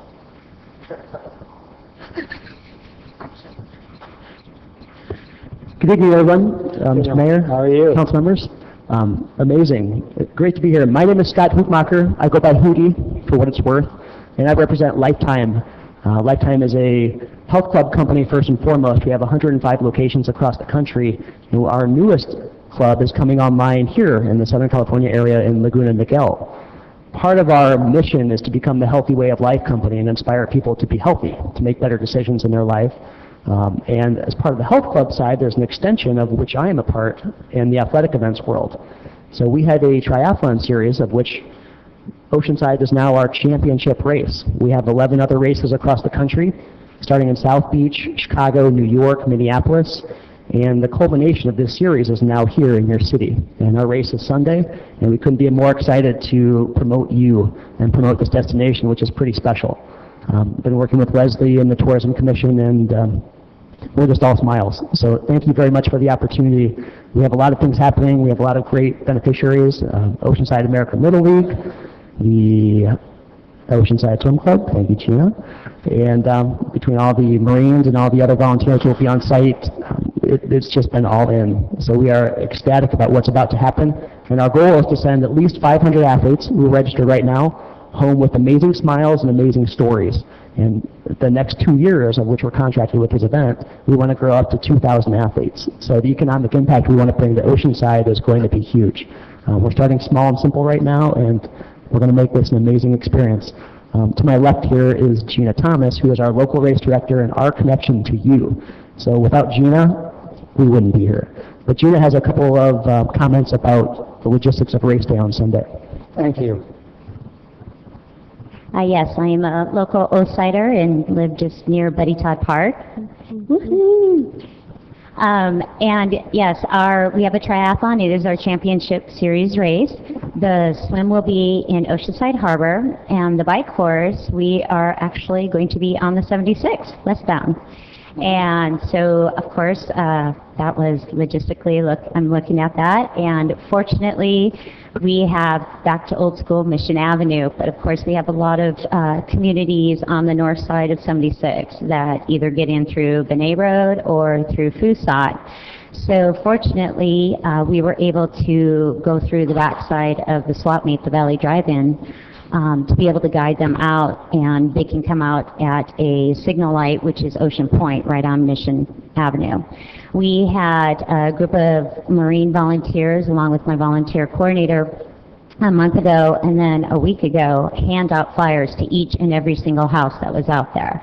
I contacted every business out there and let them know, and so that was via call or via phone call, and then followed up with an email as well.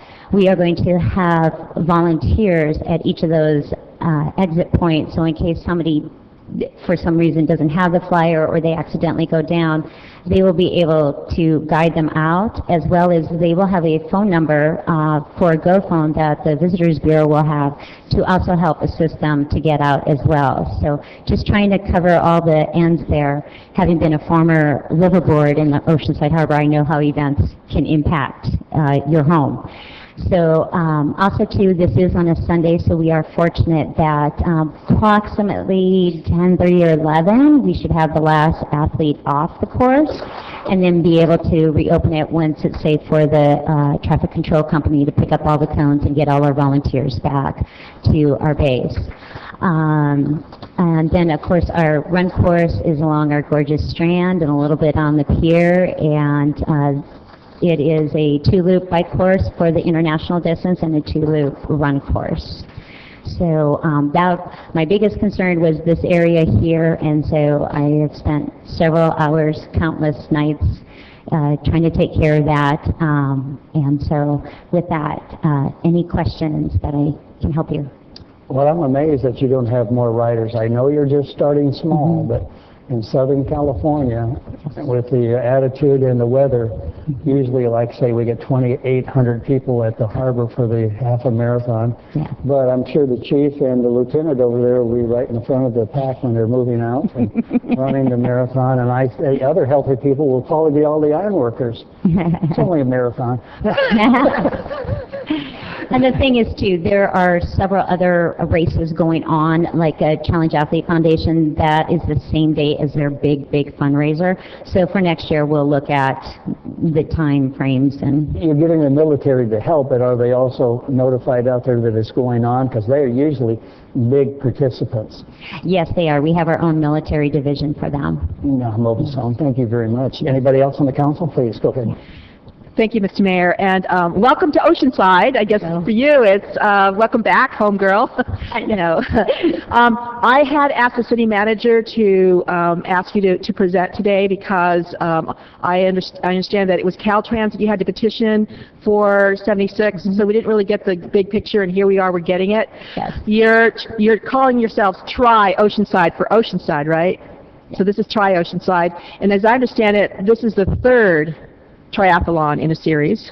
Yes, it actually is a couple different events within one event. It is the finale of an 8-race series, which the prize money is $200,000. Wow. And then the big one is the Toyota Triple Crown Challenge. This is the final of their 3rd race series, and it's an equalizer race where we send the pro women out so many minutes ahead of the men, and then we send them in and we see who crosses the line first, a male or a female. So it's battle of the sexes that's going on here. That's great. So I understand you are going to crown some winners of a series. So this is like, I think there were other cities that were involved in this. Chicago and Minneapolis were the other 2, correct?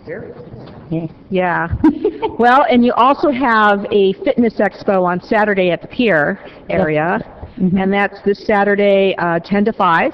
Yes, correct. And you're also inviting public to come out and watch. And I think Sunday you've got shuttle buses to the harbor starting at 5 in the morning to 8 in the morning. Yes. Right? And then you have got the actual start at 6:40 with the national anthem. Correct. Sunday morning. That's Sunday, 6:40. Yes, 6:40. And then you have the actual start of the races, and that would be also 6:45. So then you have the finish at, is it 11 or something? The finish, we should have our last athlete cross the line around 11:15.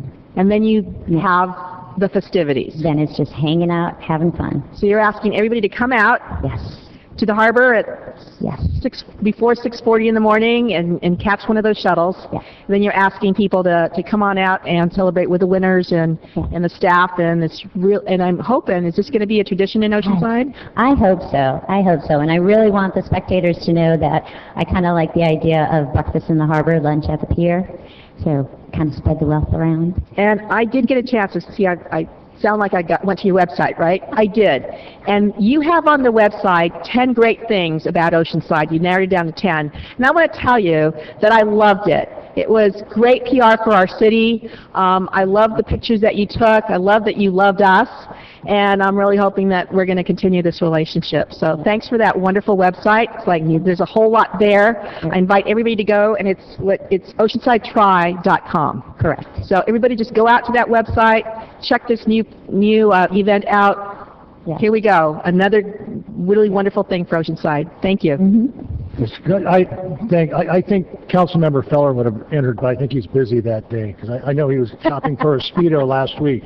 Mr. Relay, you'll take his place, correct? No, I'm unavailable. The only thing I want to do, I want to point out two people sitting in the back of the room that I'm sure had a lot to do with this.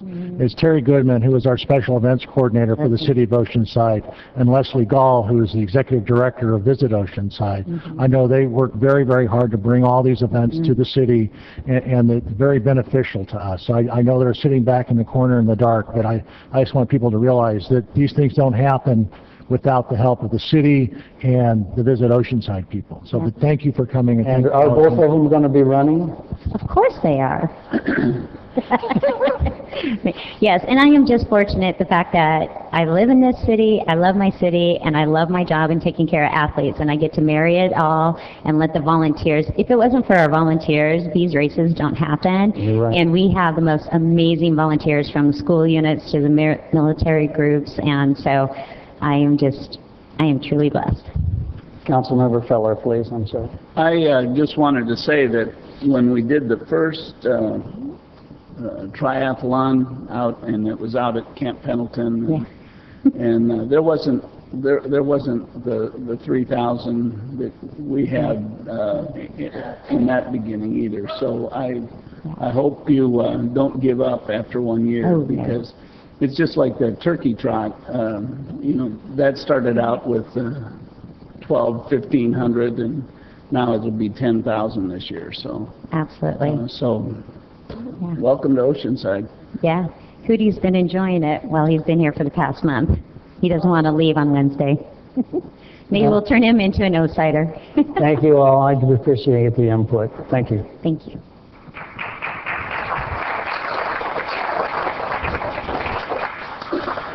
Is that it?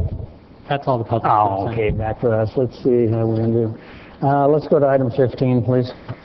Item number 15 is adoption of a resolution authorizing the issuance of refunding revenue bonds, Series 2013, in an aggregate principal amount not to exceed $2 million, and approving the execution and delivery of certain documents in connection therewith, approval of budget appropriation in the amount of $9,900 from the Harbor Fund 751 unassigned fund balance to the Harbor Fund interest account for the fiscal year 2013-2014 debt service payment.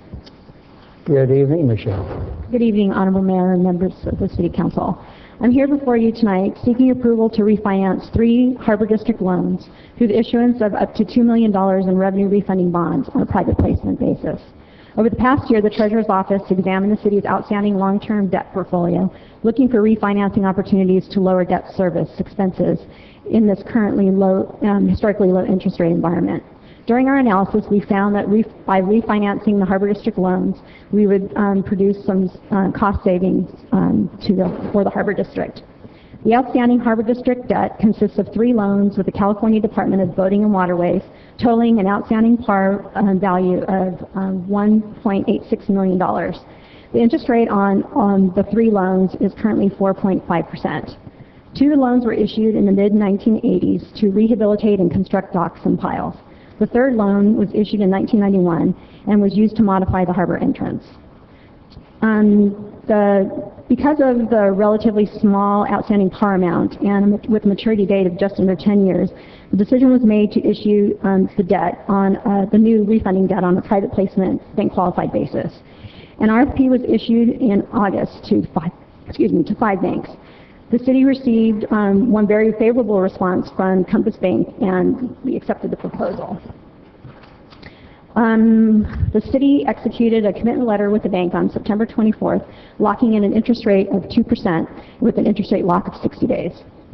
The basic terms of the refunding revenue bonds are an estimated par value of $1.96 million, which includes the $1.86 million outstanding par, accrued interest, and closing costs.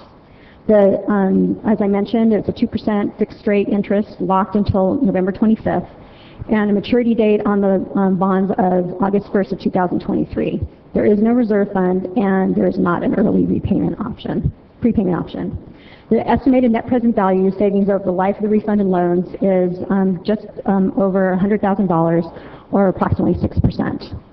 We have an anticipated closing date of October 31st following board approval. That concludes my remarks, and I'll take any questions at this time. Thank you, Michelle. Have a seat at the sidebar. Do you want to introduce any of the people here? They're sitting and being paid? Yes, I have our bond counsel, Brian Forbath from Straddling Yucca, and Glenn Casterline from BLX Group, who's the financial advisor on this. Well, gentlemen, welcome as usual. Have a good one. With that, discussion, any public comment? No public on this item. And council, please. Councilmember Sanchez, please. Yes, thank you, Mr. Mayor. So it looks like it'll cost us $50,000, the fee to do this, and the savings would be $117,690 minus the 50, so we're talking about... Actually, that $100,000 is inclusive of the cost of issuance. Okay, so the $50,000 would have been on top of that? Mm-hmm. Okay. Well, I mean, it's included in the calculation, the net present value calculation. Okay, so we are on the par value of $1.9 million, not the, yeah. So the savings are inclusive of the cost of issuance. Well, that's better, because it sounded like we were only saving $67,000, and that's a whole lot of work for that. But it's going to be $117,690. Mm-hmm. Yes? Over the life of the loan. Mm-hmm. Right. And is there any possibility that something could go astray at all? Okay. All right, thanks. Move approval. Second. Move approval, second. Councilmember Keller, please. It's kind of like we do when we refinance our houses. Correct. Yeah. That would have been the simple way to explain it. Yes. Councilmember Feline, please. Thank you. Just a quick question. I mean, the only risk of having no prepayment option were to be if interest rates were to drop even lower than they are now, which seems very unlikely over a long period of time there, which there's only a window of a few years. So that actually doesn't seem to put us in any risk. Is that something you'd agree with? Yes, I do agree with that point. And then also, would just like to thank you and the staff for taking advantage of these opportunities. Basically, I guess the silver lining in the cloud of this economic environment is that the city does get a chance to refinance and save money, and it's always great to save a penny where we can. Thank you. And with that, please vote. Motion approved 5-0. Thank you all. Appreciate it. I know you prefer to wait till midnight on these late ones, but we'll try to get you out of here. Thank you. Mr. Clerk, 16. Item number 16 is approval to hold a fireworks event on July 3rd, 2014 at El Corazon. Marjorie.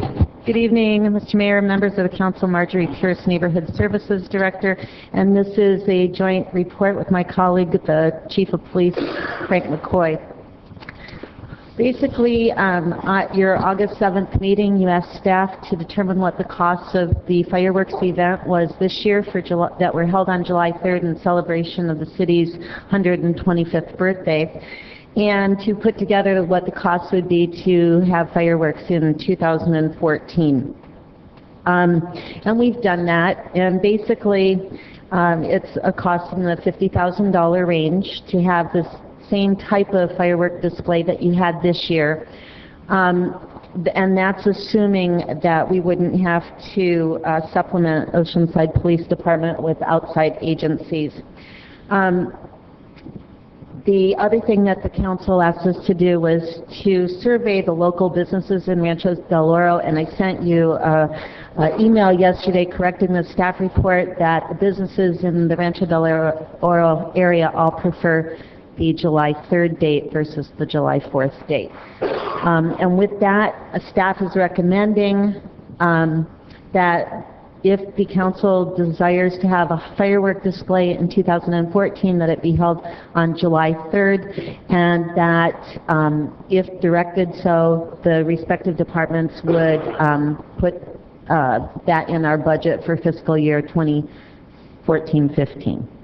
And that concludes my report, and both Chief McCoy and Lieutenant Laser are here, and I will be available to answer any questions. Thank you, Marjorie. How about public on this? We have one member of the public wishing to speak on this item. At this moment, Larry Berry, you may come forward this time. 3973 Brown Street in the city of Oceanside. That $50,000 is including the fireworks themselves. Yes, sir. Usually that's about that's about half of $25,000, $20,000. And the other thing I wanted to ask you, July 3rd, I don't have a calendar. What is that? What day does that fall on this year? Thursday. It's a Thursday? Good. I concur. I think that July 3rd gives us an optimal opportunity to showcase Oceanside before the fireworks and the weekend and stuff like that. My understanding is, I thought it was great. I was surprised that so many people did show up on it was 125 years, and I think that was how it was sold, and people actually showed up. I think it was 15,000 people that were there. Projection was 5,000 to 7,000. If you went to Miracosta College, where I stood and watched them, we had about 500 people there. McAuliffe School had some there. The Industrial Park people there was people all over there. And I heard in other neighborhoods up in El Camino, there was all people watching it from there. So it was a great community effort. I'd like to know if there's going to be any, Rancho Del Oro Road will be closed off at that time. And maybe put vendors in there to help pay for that. Also, the big thing is the cleanup. I went by there on the next morning, and again, preparation and the anticipation of it only being about 5,000 to 7,000 people, there was a lot of garbage, and the dumpsters were overfilled, and it's that old thing. That's a good thing when there's so many people there, and it was a good opportunity for Oceanside. But I like to see, and then working with like the North County Transit and the Sprinter, if people can use those and walk and stuff. And if you have vendors there and food and stuff, people will come and spend a little more time there, and we can make it pay for itself. I understand that the fire department is going to be the same cost, whether or not there's 50,000 people there or 5,000 people. But with police, there's probably going to have to be more, and more of that will be traffic control. I understand the crowd was pretty good. There wasn't any real fights.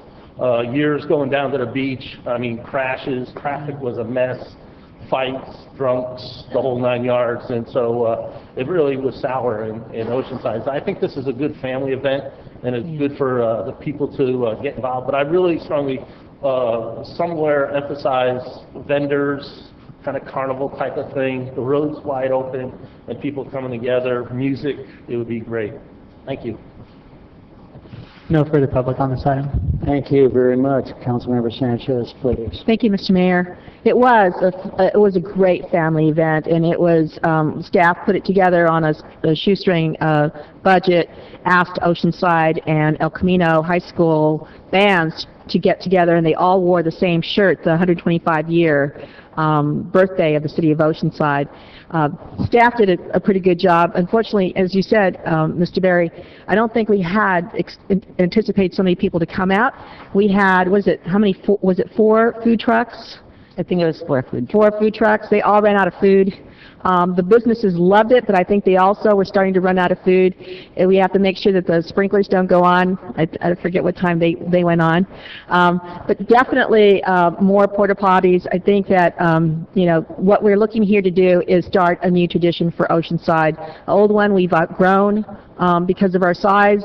We were looking for, and I think that we're united here, is to do get a family kind of event that will celebrate our city and our country's birthdays.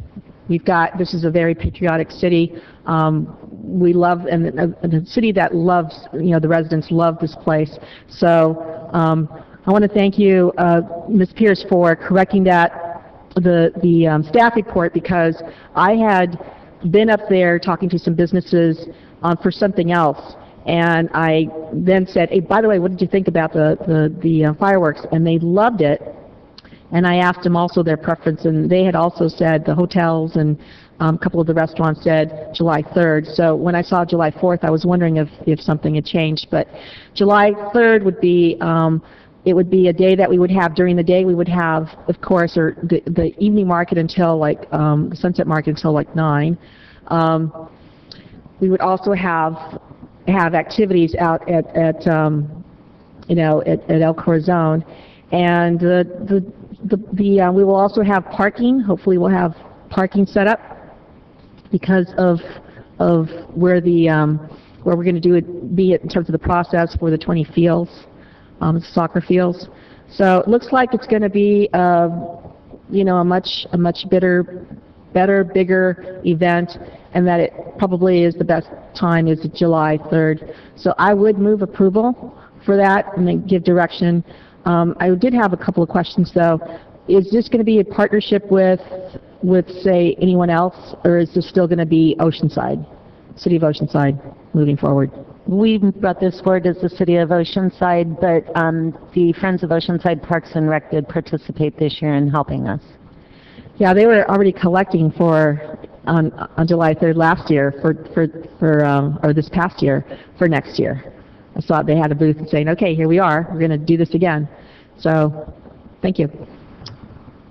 Councilmember Feline, please. Thank you, Mayor. Just have a couple questions. In terms of the cost of the fireworks, is there a difference between having them on the 3rd versus having them on the 4th? No, there's no difference. They're committed to doing the same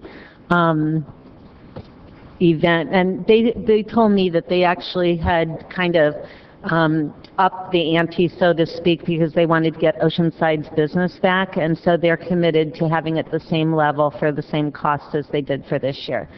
Well, what I meant was the difference, because I would think if the 4th of July would be in demand, for having firework companies come, whereas I would think the 3rd would be a day of low business, and we'd be able to get a much better deal. And that makes total sense in my book also, but basically you can pay as much as you want. You could pay more if you wanted to, but we just benchmarked on, I think everybody thought we got a spectacular show this year, so that's what we benchmarked it on. Oh, it was great. My only recommendation is they shoot them just a little bit higher. We had one of them fall in our lap, and I'd not like to have that happen again. But yeah, I think we felt we were literally sitting right there in front. It was a great show. I'd like a little more detail from the chief on the issue of the expense of personnel expense.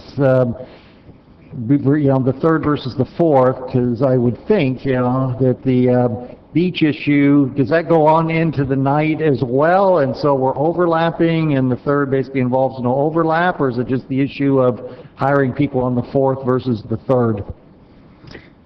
Honorable Mayor, council members, the issue for us on having the fireworks, preferably on the 3rd, is a staffing issue for us. Obviously, July 4th is a much attended beach day, very popular day for our residents as well as for citizens from different communities that come down to our beach. So that's always been a heavy staffing day for us. The issue of adding fireworks on that particular day at El Corazon would present some staffing challenges for us because a majority of our staff are going to be down at the beach, and obviously the fireworks would be up in the El Corazon area. So it's not that we couldn't do it. We could make anything work that you as a council wanted us to do, but if you're asking what our preference is, it would be easy, it would be more manageable for us to have the fireworks on July 3rd, and that way it would have less impacts on our staffing capabilities for both days. Okay, yeah, because there's a lot of attraction to having on the 3rd being Oceanside's birthday, but my concern that I hope we monitor is that if we're the only firework display on the 3rd, we're going to have everyone in North San Diego County coming to Oceanside as the word goes out, and that's going to impose a huge cost of its own. And I would just, kind of like to be sensitive to that and see if there's a way to observe that, what we're gaining on one end, we're not losing on the other.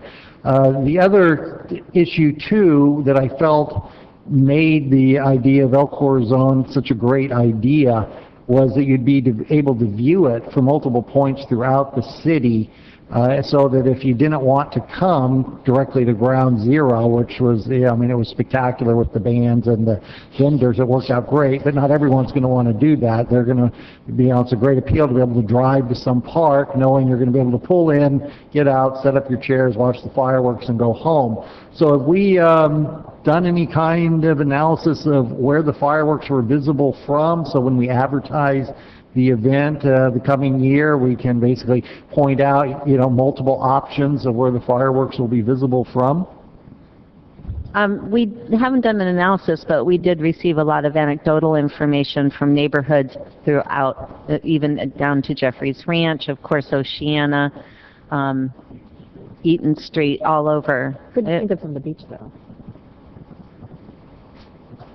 That's one thing I think will make the event even better and better over the years, that you'll create, in effect, subsidiary locations that people have different events going on and they can watch the fireworks as well.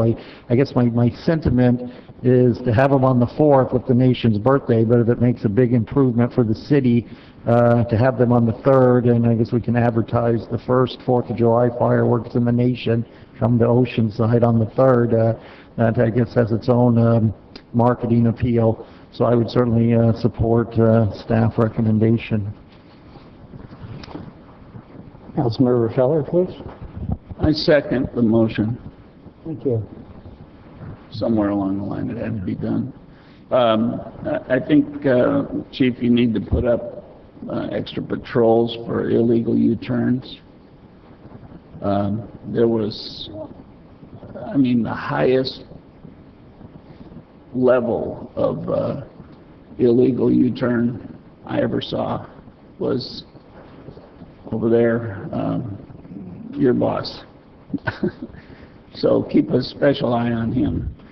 Honorable Mayor, council members, he's definitely in our sights. Yeah.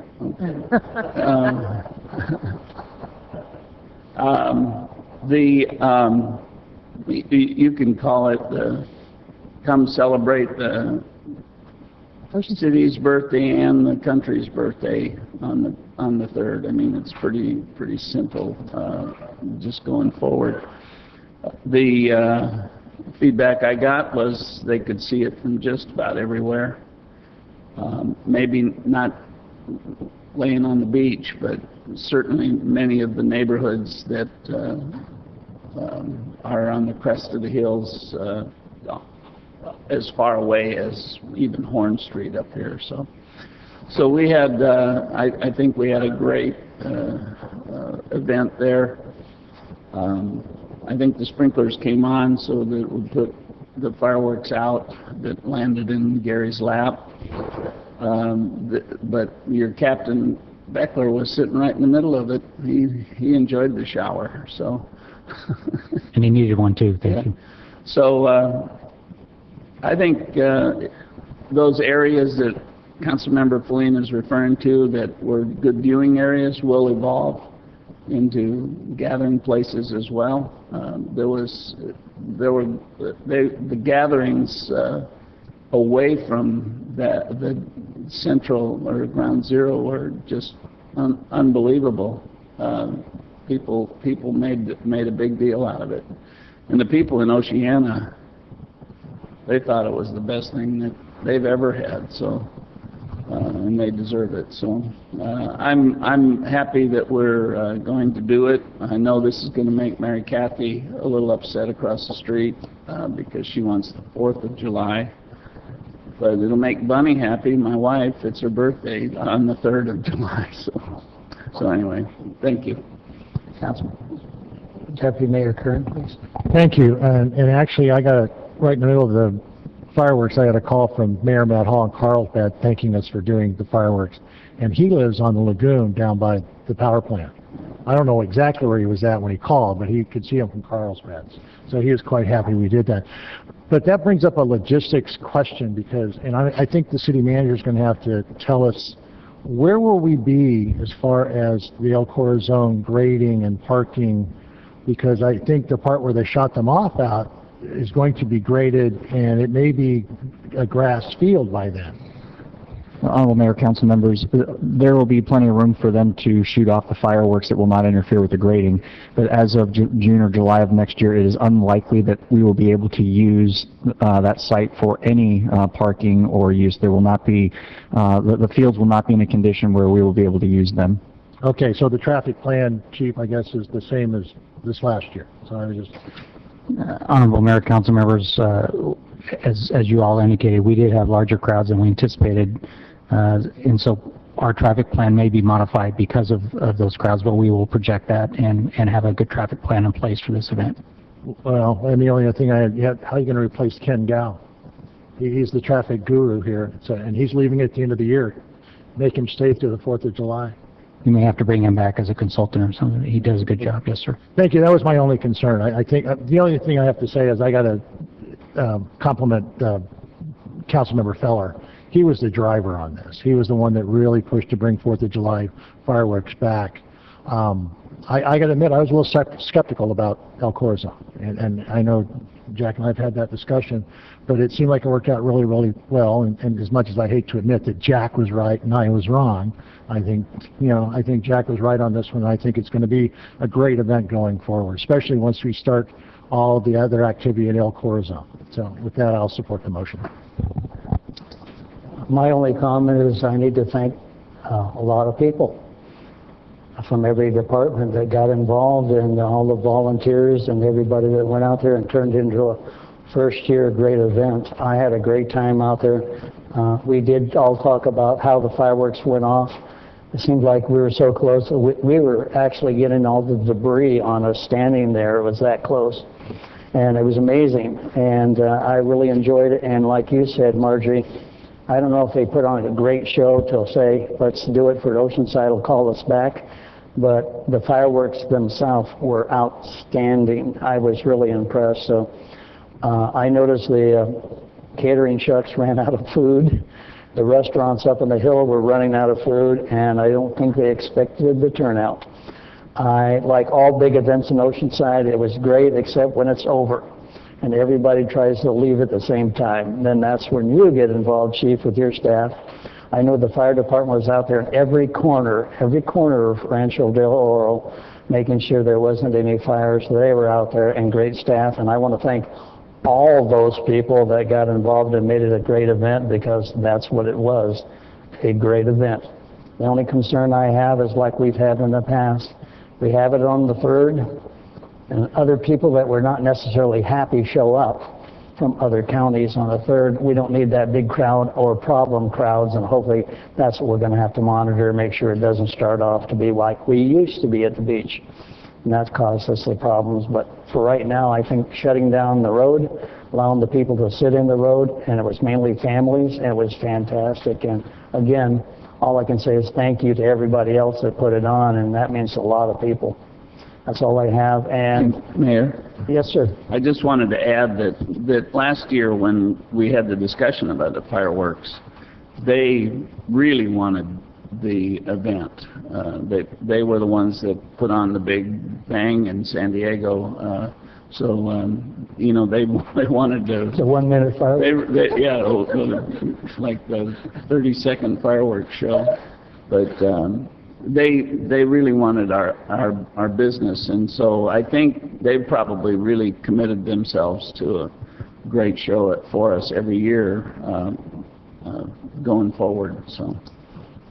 Thank you. With that, this is to approve the event. We have a motion and a second. Please vote. Motion approved, 5-0. Thank you very much. Mr. Clerk, when you have the opportunity, 17, please. Thank you, Chief and Lieutenant Laser. I appreciate it.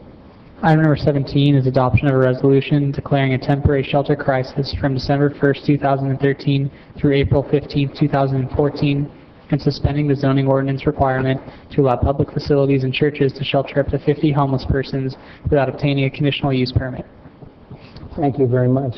Hi, Marjorie. Long time no see. I know, this is kind of where I switch the hat and go into housing mode off of recreation mode. But tonight staff is recommending that the City Council adopt a resolution declaring a temporary shelter crisis and allow churches to shelter up to 50 persons from December 1st through April 15th without obtaining a conditional use permit. For several years, the City Council has done this. Last year, we did not do it, but we allowed churches to still provide sheltering last year. We did have some concerned citizens contact us about some churches that weren't monitoring and perhaps providing the necessary services and implementing good neighbor policies. And so this year, I was recommending that basically that any church that wanted to open to provide sheltering services, that they followed the rules that are required of the Alliance for Regional Solutions, for which the city is a member of. And that would include specific security, case management, and operation plan, a maintenance plan, good neighbor plan, receive a fire safety inspection, and have a zero tolerance policy for drugs and alcohol use. So I'm recommending that the city allow churches to house homeless persons from December 1st through April, and not require them to get a conditional use permit from us, but they will have to get a operating permit from me after I consult with my colleagues, for example, in the fire department and code enforcement and perhaps in the police department, before we would sign off on a permit for a church to operate. And that concludes my report, and I'll be available for questions. Thank you, Marjorie. We have one member of the public wishing to speak on this item. At this time, Phil Wolf will come forward to speak. Good evening. Thank you, everybody. Bring the mic. Okay, yeah, thank you. My name is Phil Welfel. I'm an elder at First Christian Church over here on Topeka and Freeman. Last year, we had the shelter program, and I was in charge of it, and we had about anywhere from 8, 9, 10, 11, 12 people per night. And the shelter program ran really well, and we want to do it again, and we support the proposal, and we have no problem sticking with all the provisions that you have stipulated. Many of the, we reach out to the homeless at our church, and many of these people have become members of our church. We've gotten a number of them off the street, and we're very proud of what we've done. And we look forward to having the shelter program this year, and we plan on implementing, as we always have, a good neighbor policy and all the recommendations that Marjorie, that you suggested. So please vote in our favor. Thank you. Chief, please. Thank you. Thank you so much for the opportunity to do this. We've seen lives changed, and it's a marvelous experience. Thank you. Well, I want to say thank you, too.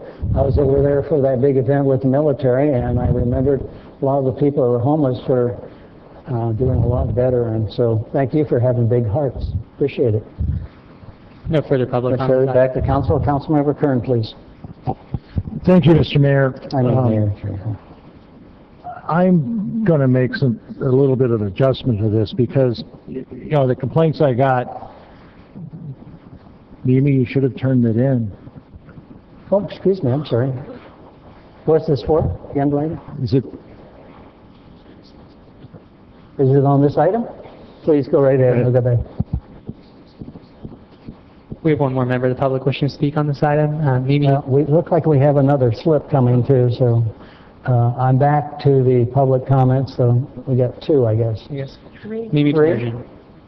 Okay, we'll take the 3, and because this is important, please. Sorry, Deputy Mayor. That's fine. Go ahead, Mimi. Your turn. Honorable Mayor, council members, Mimi Demerjian. Maybe pull the mic down, I can't hardly hear you. Thank you. Is it? Okay. Honorable Mayor, council members, Mimi Demerjian, 214 South Freeman Street. My 2 neighbors and I are here to address the council regarding this issue.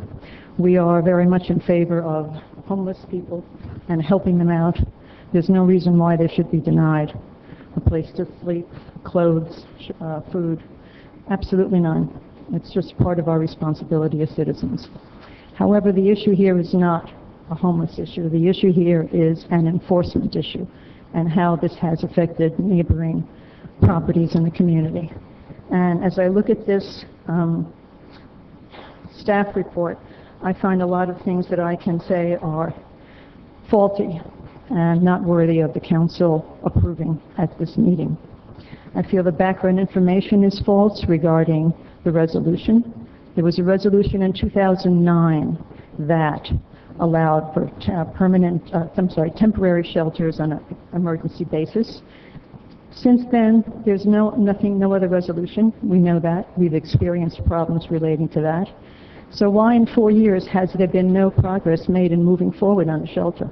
Why do we still have the same emergency crisis? Also, as far as the approach goes, I find it's flawed, vague, and inadequate, and I'd like to refer you to the analysis, paragraph 2. And please follow along with me. The shelter operators will be required to obtain approval of its management and operation plan. Where is the management and operation plan in the staff report? It's not mentioned. What is it? What guidelines? What enforcement? Not mentioned. Plan from the City Neighborhood Services Director, which shall include a security plan. Where's the security plan? There's no security plan mentioned. No, nothing. Who's going to make this up? Where is this going to come from? Aren't there other agencies out there and provisions that we can take guidelines from? There are no guidelines here. It's totally vague. And on what basis does the Neighborhood Services Director approve people's operational plans and management plans? It doesn't say what basis. Is it based on their ability to provide services? Is it based on whether she likes them or not? Is it based on what? How do you define adequate facilities? There's no definition of adequate facilities. There are no written guidelines. There's no substance to this staff report. And why was all this done without public review and comment? It's certainly going to affect the neighborhoods and the public. It's certainly a community issue. Where's the public review and comment? Not here. Here's a resolution done by someone in the planning department also regarding shelters, permanent shelters, by a planning employee. Absolutely model document. All the background information is here, pages and pages of support materials. Here's this resolution, 2 pages. We need to do this. Ridiculous. No enforcement. The only enforcement is if you panhandle. It's the only enforcement you see in this document. Panhandling can result in denial of services. Is that it? Just panhandling? Where's the rest of it? This is disgraceful to put this in front of the council and to put this in front of the citizens of Oceanside and to call this dealing with a homeless issue. This should not be approved tonight. This needs to go back and be rethought totally with input from the community and OPD. I can't tell you how many times we've called OPD. Why weren't they asked to give input on this? You need to wind down because the time is up. I know. Thank you. I'll let my neighbors continue, but Thank you. definitely we oppose this. Claudia Ebner may come forward at this time.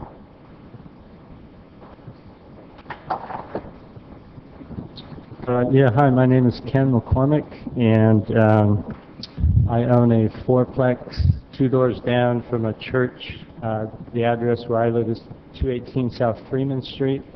I'm actually a neighbor of Mimi's. I bought the property in the winter, the end of 2011, so I've been through 2 winters with the property. I live in one of the units. I rent out 3 of the units. And I've been through 2 winters so far where there was housing at the sheltering at the church 2 doors down. And when I first moved in, you know, there were some issues with people drinking out back behind. There's a garage area in the alley. And the people would be out there actually blocking the garage of the residents. I was new to the area when I bought the property, so I kind of tried to go along with it. Okay, you know, it's great to have a shelter and you know, put up with a little bit of inconvenience initially. But then then came the urinating on the garage, leaving the beer bottles, defecating in the bushes, using the hose for a shower. And, you know, I'm here really to represent my tenants because they pay good money to live in the property and, you know, have the right to enjoyment of the property. So I'm really concerned about enforcement of this resolution. And the other thing is, as Mimi pointed out, was that, you know, as I understand it, there was a temporary resolution 2009-2010, which was then carried over by the churches, even though there was no temporary resolution for the following 2 years. So this has been going on for 3 years on a temporary resolution to avoid the conditional use permit, which would have to take into effect take into consideration the effect on the neighborhood. And so it just seems like at some point it goes from a temporary to a permanent issue. And now here's another temporary resolution. And in the actual resolution, it states that many churches that would otherwise temporarily house homeless families and individuals are unable to process conditional use permits in time for the inclement weather. Well, they've really had 3 years. So, at some point, you have to take into consideration the impact on the neighborhood. Do you want to do another temporary? Is that going to carry over? When do the residents actually have some say in the enforcement of the resolution? And I think my time is probably just about up. I had some other issues. One of the things is there's 384 churches that I found in the Yellow Pages in Oceanside. If you're going to make it temporary, why not rotate once every 4 years or something so you don't impact the same residents all the time, if you're not going to go with this permanent resolution? I think my time's up. There's a number of other issues I could bring up. So, my residents have told me they are burdened by it, without proper enforcement. Maybe also decreasing the number from 50. For example, if there's only 12 people showing up, if that's really true, limit it to 12 people per church. Thank you, sir. You're going to have to wind it down. Thank you. Claudia Ebner may come forward at this time. Good evening. Yeah, my name is Claudia Ebner. I live at 213 South Freeman Street, which is I can't hear you at all, ma'am. Hold the mic I'm closer sorry. to your mouth. There you go. 213 South Freeman Street, Claudia Ebner. I just live right across the street from the parking lot, which is just kitty-cattle with the church. And for years now, this neighborhood has been kind of flooded with the homeless. And it gets worse when the churches feed them, then it comes like a magnet. They kind of hang out in front of my property all day long. And as a result, our neighborhood, we have to put up with a lot of the effects of this. There's a lot of debris, waste, and trash put on our properties. We have to put up with a lot of inebriated behavior, verbal altercations between them, and so forth. I've had many times transients sleeping on my property. And of course, the big thing all the time is they defecate and urinate on your property, almost to the point sometimes it smells like a sewer, which is a big factor for it. That's a health problem. I've been a nurse all my life. I know that there's a lot of communicable diseases that are spread through feces, hepatitis. These people have a strong percentage, a high percentage of TB, hepatitis, and other communicable diseases. I think it's really a health issue for everybody involved in this environment. I also wonder about it says here they can have up to 50 people. I've been in that room and it doesn't seem like it could comfortably sleep 50 people. I don't know, are they sleeping on the floor, are they sleeping on cots? How are they handling that? And what are the hours? Is this it? You have 1 minute left. Ooh, I got a lot to say. Okay, well, what are the hours of operation? If it's, that's it? No, keep going. So that red light comes on, you're good. Sunset to sunrise, that could be 12, 13 hours during the wintertime. Are they going to have dinner served? Are they going to have, how are they going to keep these people entertained? How are they going to maintain the behavior situation? Another thing in being a nurse, it says here also that they're going to have drug and alcohol testing to be allowed to stay there. What tests?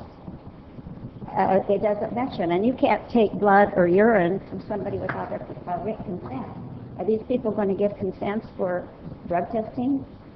Who's paying for this? Who's taking it? Are they going? They say they're going to have medical supervisor. Is that a doctor? Is that a nurse? Is that an EMT?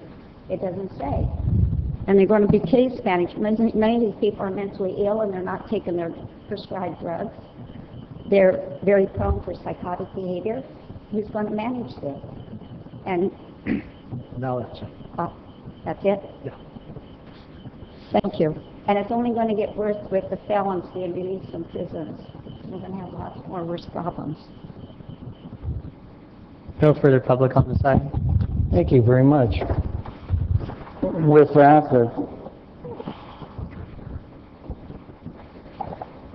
Councilmember Sanchez. Mayor, I had the floor before we went back. Oh, I'm sorry. Yeah, I we cleared you got off. off track. I apologize. I cleared you off the screen. I know this is an issue, and I agree with Mr. Merkin. We have to do something about this population. One of the things is, and evidently, the one on South Freeman has not been a good neighbor. I saw the code enforcement pictures. I've talked to the neighborhoods, but it is a need in the city. And the other thing that's happened in the last couple of weeks is it seems like we get more and more complaints about downtown, about the transit downtown. In fact, Councilmember Feller and I were having lunch last week with Mike Blessing, and one of the business people went out of their way to come in and complain about the transients downtown. So we're creating an attractive nuisance here. As far as housing these people and things like that, I'm going to support this resolution with the exception that we exclude everything north of Wisconsin and west of I-5. So we need to move them out of the downtown so that the ones at St. Anne's, the ones at the Presbyterian Church, all of those will accommodate those people. But north of Wisconsin, west of I-5, I'm not going to support any shelter going into that particular area. We have a city of 42 square miles. I think excluding 5 square miles or 4 square miles is not that bad. So that would be my motion, is to support the resolution with the exclusion of that area. Is there a second? I'll second. Thank you. With that, Councilmember Sanchez, please. Thank you, Mr. Mayor. Well, what I heard is that there are some issues with the shelters. Homeless are going to be in the downtown regardless. So I personally think that it would be better to have something organized and with rules and whatever it is, background checks, whatever, that we can help accommodate. But to just say we're not going to have a homeless shelter in the downtown area doesn't make sense in terms of addressing what I've just heard. This is through April, and I just heard that a problem was felt this past week. This has nothing to do with the shelter.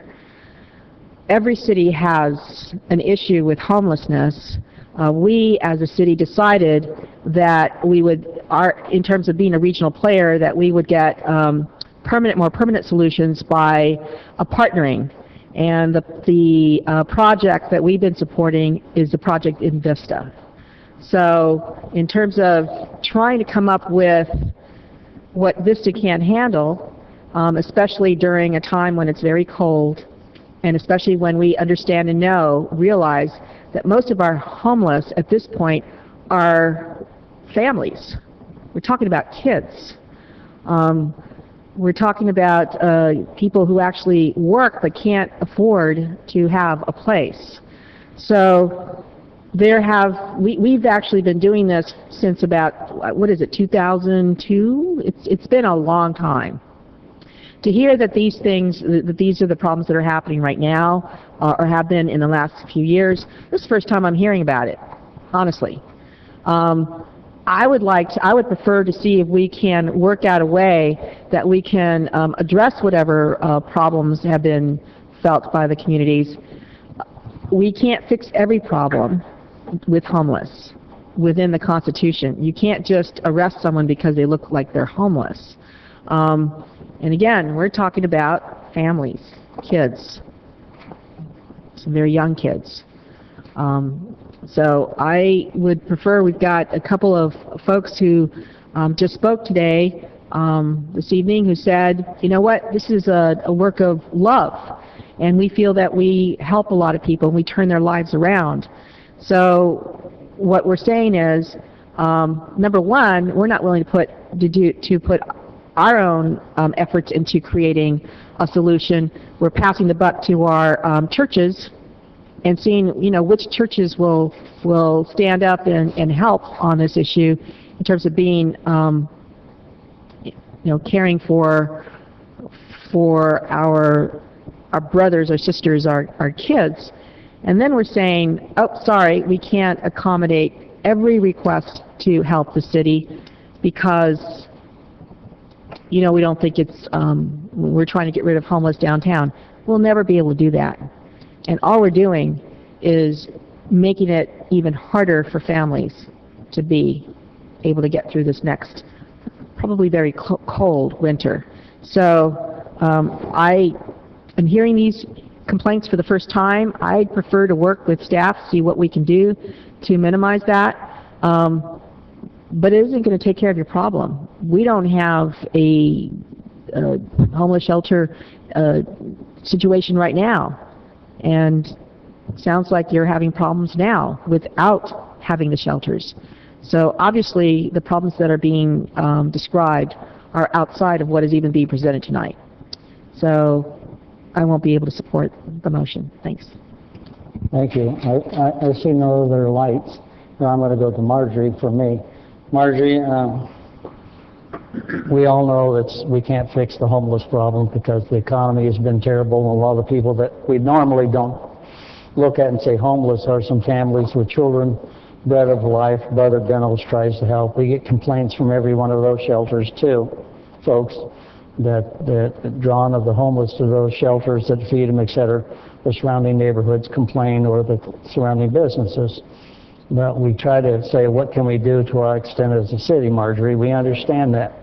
Then a while back, we just found out from the state we really can't monitor things going into industrial or neighborhoods.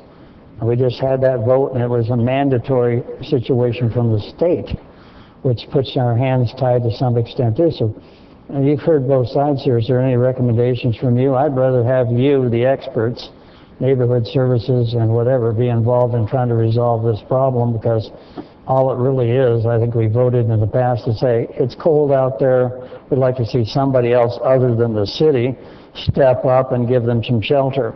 Now, if these neighbors are having problems, I can relate to that too. You know, they don't want them in my neighborhood or your neighborhood, but somewhere we're going to have to try to help them.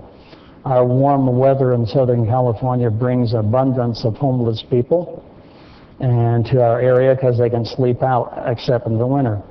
And we also have a handful of them in town, I say a handful, that are unique.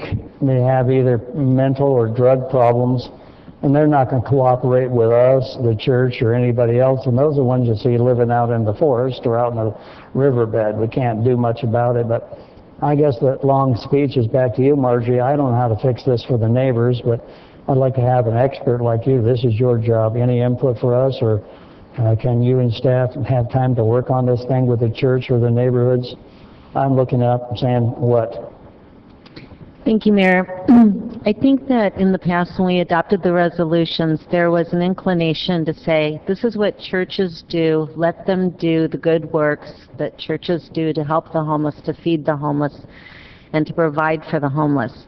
And we didn't have any parameters other than they couldn't shelter more than 50 people. We didn't go in and inspect. We didn't talk about whether they could perform religious services or whatnot. It was really a hands-off.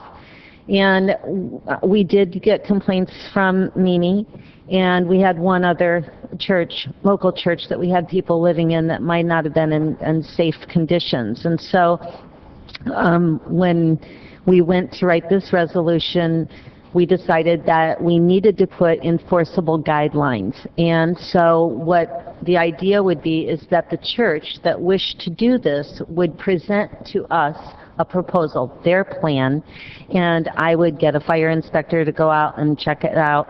Obviously, if they can only house 12 people, it would be 12 people.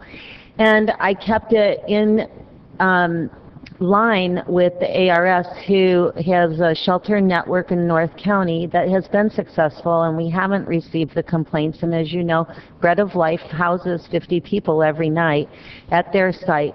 And then the only other shelter that was within the Alliance is Interfaith's Rotational Shelter that 4 churches participate here in Oceanside. And that program is basically where maybe 12 to 14 folks would stay. They're kind of cream of the crop homeless people in that program because they are supervised by church members, and they rotate through the shelter system and spend 2 to 3 nights at each one of those churches. And they start like in 1 month from now to do that. And we've never received any complaints about the rotational shelter. They're very well managed. It's just recent that we had complaints and we didn't have any enforceable guidelines. And when code enforcement went to their church, it was, by the time they got the notice, March 30th had come around.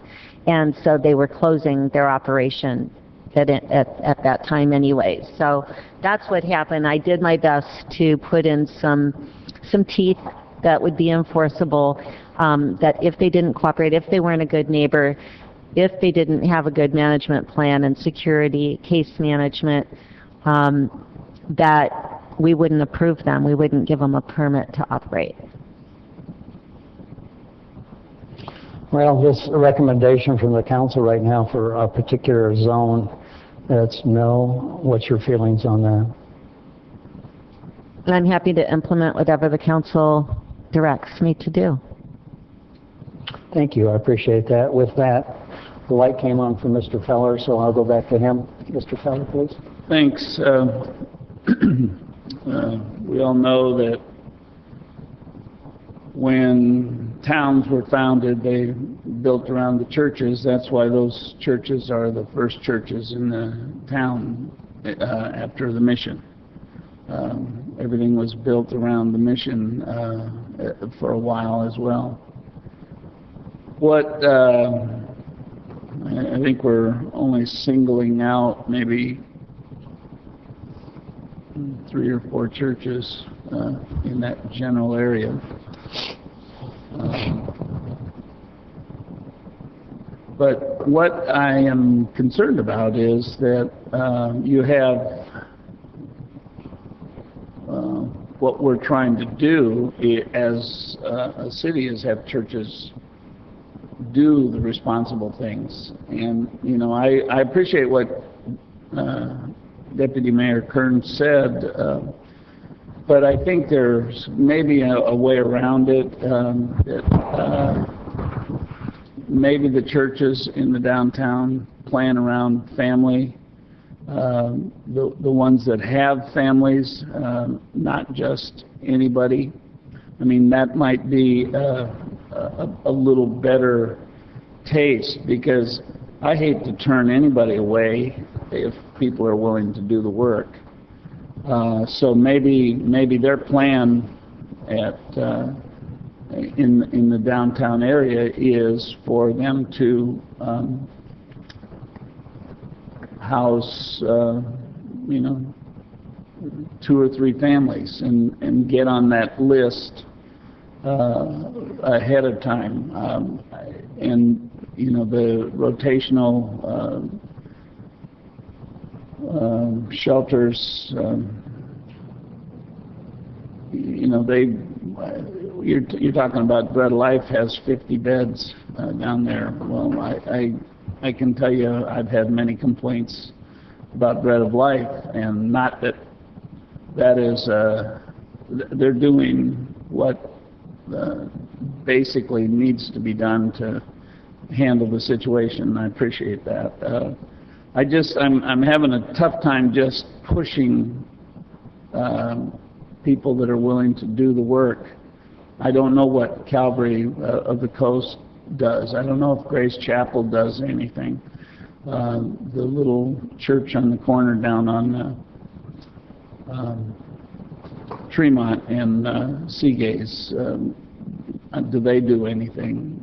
You know, I think if their proposal could be restricted to something more along the lines of that, I think that's kind of a better solution, that you don't have the ones that are just coming in and not governed in any way. I mean, Councilmember Sanchez talked about the children, and it kind of struck a chord with me, just because I think that is something that's happening, but it's also something that I think we have enough inviting places, it seems, already for them just to hang around. St. Mary's over here, I don't think they feed them, but they don't house them that I'm aware of.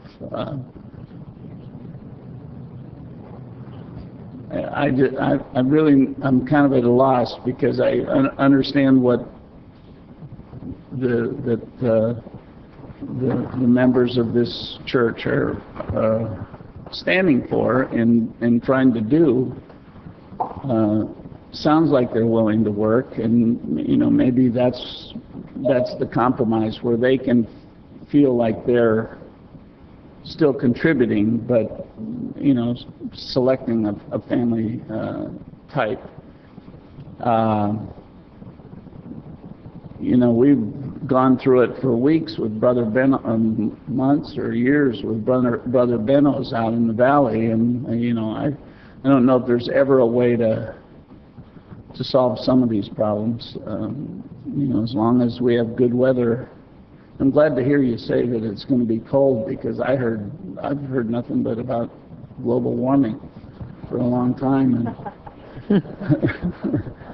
and I don't believe in global warming, so I'm glad to hear you coming around finally. Anyway, so if that's something that Jerry could amend the motion, that maybe we do families in there. I'm seeing the direct neighbor say he kind of thinks that's a better idea than just. But that's kind of how I would like to approach this. Before I go to the rest of you, my point also with this is we had another problem in Oceanside, similar for the neighbors. I sympathize with you. We're trying to be big-hearted and help, but we're also putting the burden on the churches to say, take it. I don't know how to fix the problem. I don't think any city knows how to fix the problem. I know one thing, the church is going to have to be responsible for the surrounding area. If they're bringing them to the church, they are going to have to be responsible when they go outside of their property and how they impact the neighborhoods. That means they're going to have to tell them about drinking, drugs, and all the things they won't do or they can't come in. I know you may not be able to.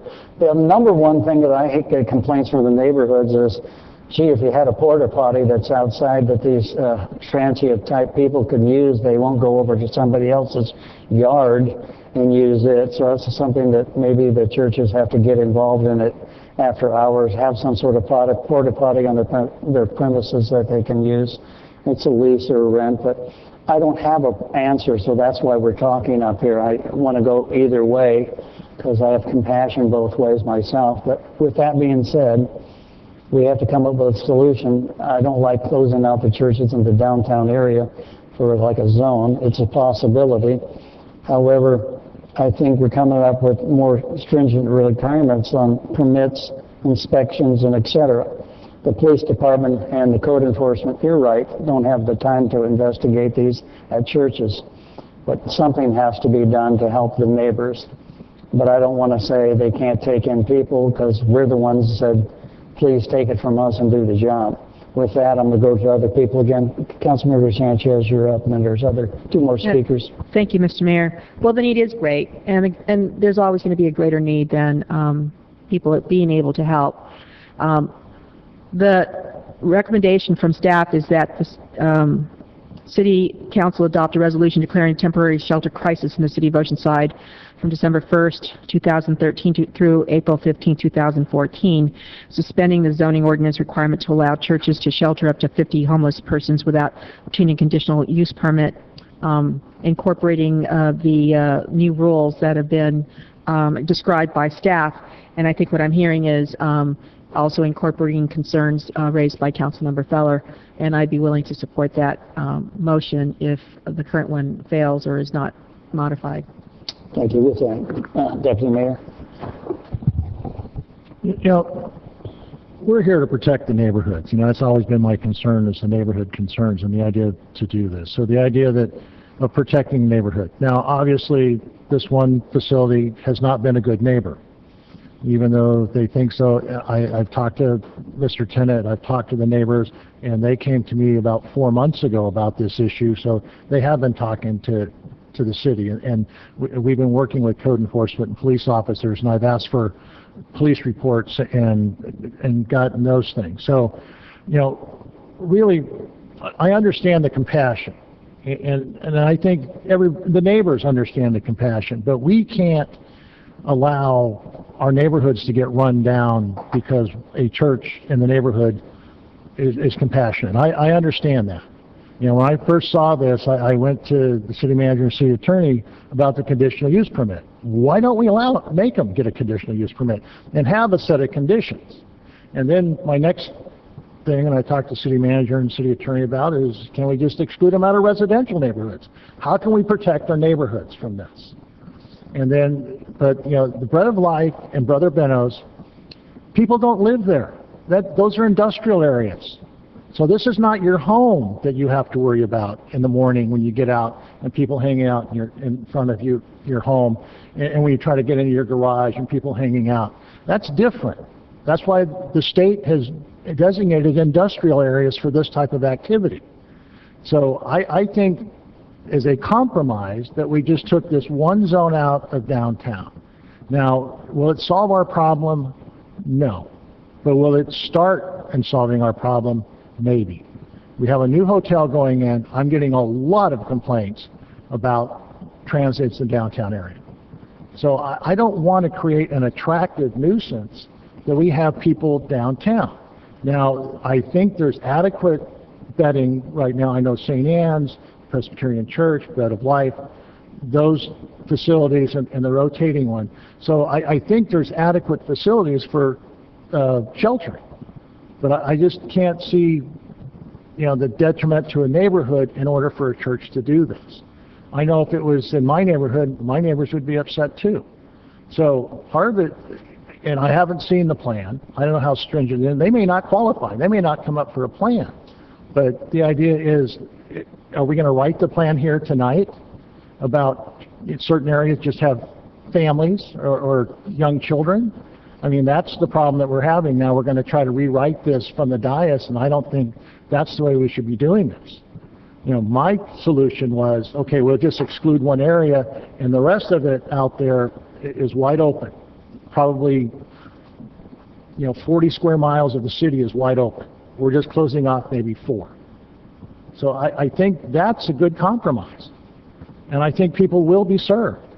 But I think we ought to really think about our neighborhood and the people that pay our taxes and actually live in our neighborhoods year in, year out, year round, and versus those people that are passing through. I understand, you know, I'm probably not coming across as a very compassionate person. And I've been called that before.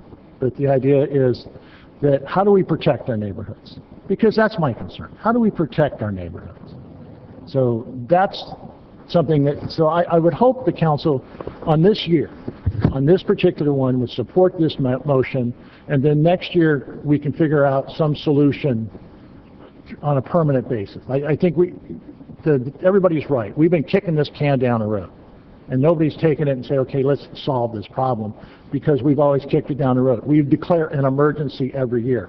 And you're absolutely right. We've had 3 years to come up with a plan, and nobody wants to come up with a plan. We just, every year, our plan is declare an emergency and move on. So I think this 1 year we can start, and then next year maybe we start some type of a plan in conjunction with Carlsbad and Vista about how do we do these shelters in the wintertime. But no, I can't see changing my motion right now, because I think that's the best motion right now we have for the neighborhood and the people that actually live there. Thank you. Councilmember Feline, please. Thank you, Mayor. I've been listening to discussion going back and forth, and It's a very tough decision. I can say that I've participated for many years as a volunteer in a rotating shelter with our church, and I want to thank the volunteers who reach out and try and help members of our community who need it and commit their time and resources to make that happen. But we also have to acknowledge detrimental effects that are taking place outside shelters with a certain segment of the homeless population, because everyone isn't monolithic. You have people with substance abuse issues, people with mental health issues, and you then basically have economic refugees of good people who basically just hit hard economic times.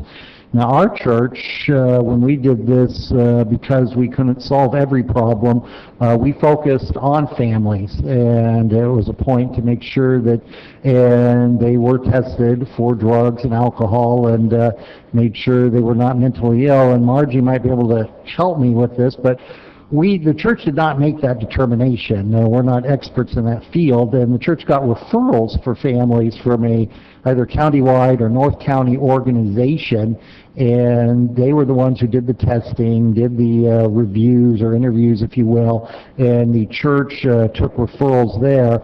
And I think maybe that type of program and having the church on Fremont might, hook up with that organization might be able to solve the problem. Because I will say, when we had families, without substance abuse or mentally ill, mental illness issues, we did not have a single complaint that I can recall of problems going outside the neighborhood, outside into the neighborhood. And it was, strict monitoring. But I would agree with Councilman Kern that we can't write that procedure tonight from the dais. I wouldn't attempt to.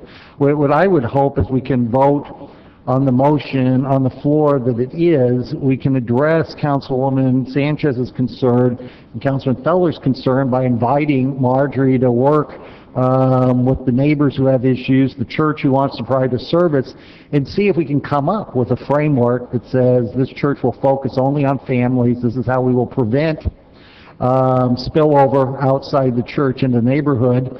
And if that can be worked out, then we can all move ahead, and we will have done our best to address the concerns. If it can't be worked out, then we have the motion that has been passed, and try again next year. But I do think we can't ignore the legitimate complaints that have come from residents. We do have to address that, and I would hope, if we're not able to work a larger issue, that our local church here would link up with a church outside of the downtown area to work on a shelter that exists somewhere else in the city, so that your charitable, still make a charitable contribution that has an impact on people in need. So I do think there's a way out. We're just not going to be able to figure it out here tonight.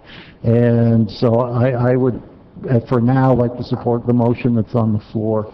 Thank you very much. Mr. Feller, you'll be the last speaker. I'll call for the question. Please, Mr. Feller. How many churches did you say we have? No, I know how many churches there are. Councilmember Feller, the truth of the matter is, we've never required a church that is providing any type of sheltering service that we aren't financially supporting to register with us. So I couldn't tell you how many churches out there may be only housing one family. I've heard that that's occurred, on occasion. I think like at Calvary or Grace. So I couldn't tell you how many are actually, but in the system, in the winter sheltering system with the Alliance, there are 4 coastal churches which are here located in Oceanside that are on the rotational shelter, which I believe Councilmember Feline's church participates with. And then we have the Bread of Life, which is supported through the ARS, both those programs. Can you name the 4 churches? St. Anne's First Presbyterian. I should have written them down. I had the interfaith guy here, but he had to leave Do you remember the other ones? One's on Kelly Street. El Camino Real, that's Presbyterian. Oh, King of Kings Lutheran. So I can't remember all the those fourth. churches are not in fact, none of them, those churches are in anything but neighborhoods. Is that correct? That's correct. And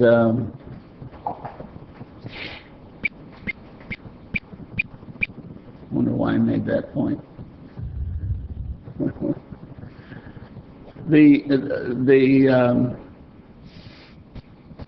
So are we having a lot of complaints at those other ones, or have we?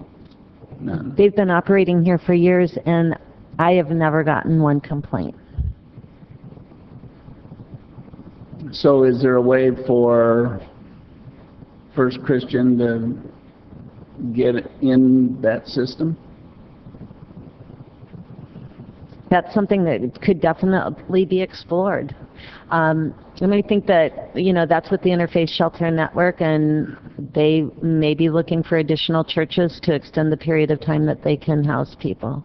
So I'm going to go with the motion and task you with that to try to figure out a spot for them in the rotation, if in fact that, you know, that's a clean, non-responsive, or no complaint, not responsive, no complaint type system. Maybe that's an avenue that they can go down. I would hope that they can make the effort to get involved with that. I think that's probably the right way, and I would also guess that you know, those other churches are probably more family oriented, except maybe Bread of Life that would be a little different. So I'm going to support the thought that Gary brought up, that you know, that you might have to work a little on it. You can get back to your office by 7 probably. And I'm just kidding. With that, please vote.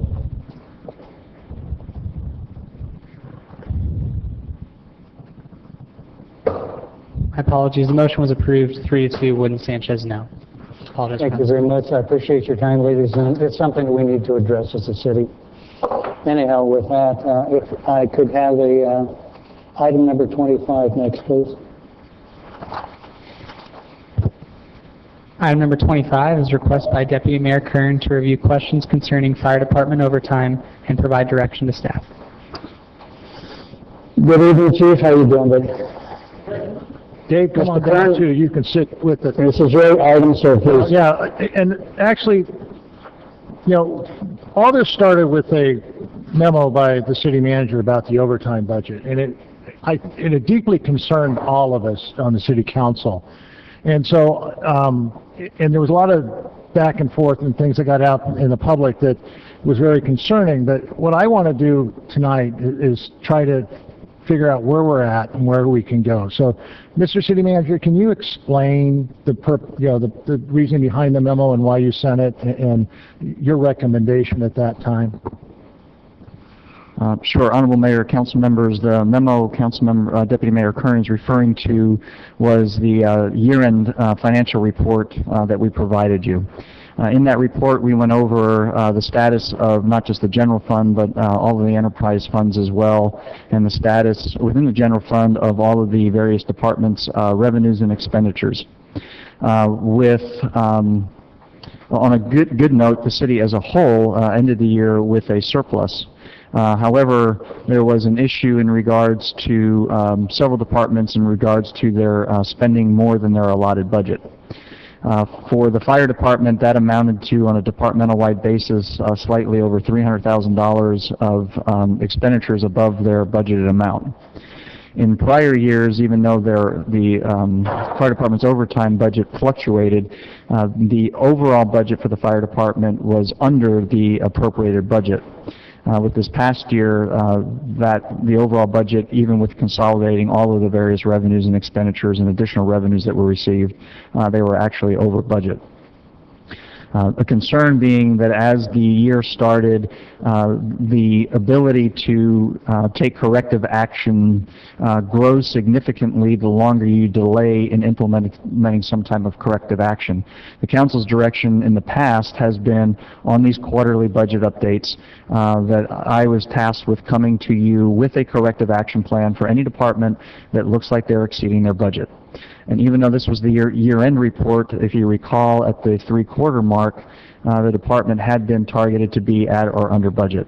And so at that time, the recommendation was based on a need to take corrective action so that you did not get halfway through the year or all the way through this year and see the same action take place.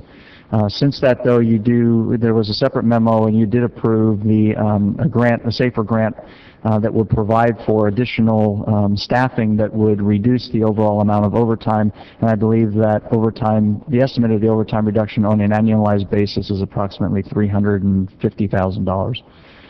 So the basis for the memo was your task to me that whenever we brought you these quarterly updates, that for any areas that there was an issue of concern that you had expected me to provide a recommendation to how to offset that correction, and that's what that was meant to be. Good, thank you, because it is. One of the things that we do here is control the budget. That is probably the most important thing that we do. This year's budget passed 4-0. Everybody was on board with the understanding that everybody's going to meet their budget numbers just like the previous year. So when I see this, and it's so far out of whack right now, that I'm very concerned.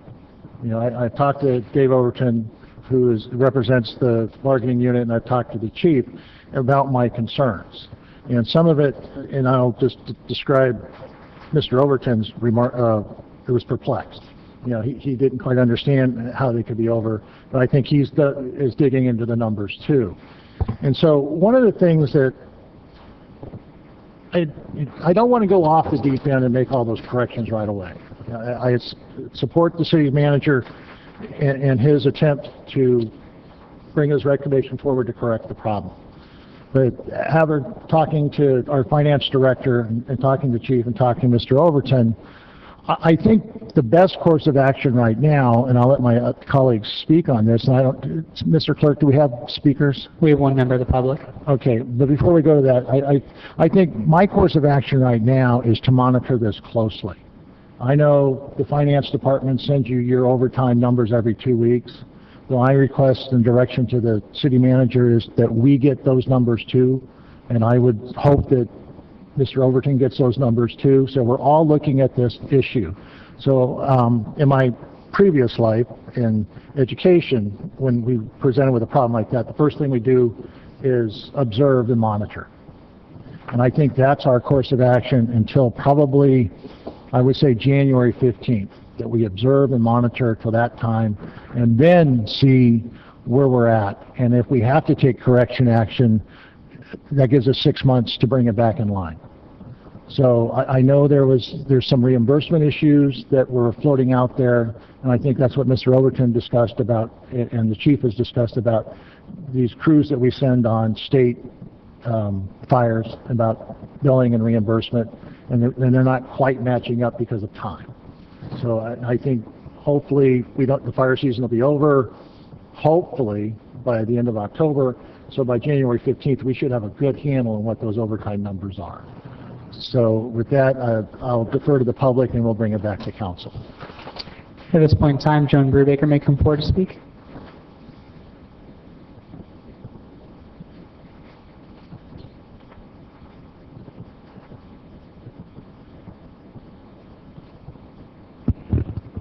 Yes, Joan Brubaker, 1606 Hackamore Road, Oceanside. I appreciate you looking over the budget and being conscious of it, Councilman Kern.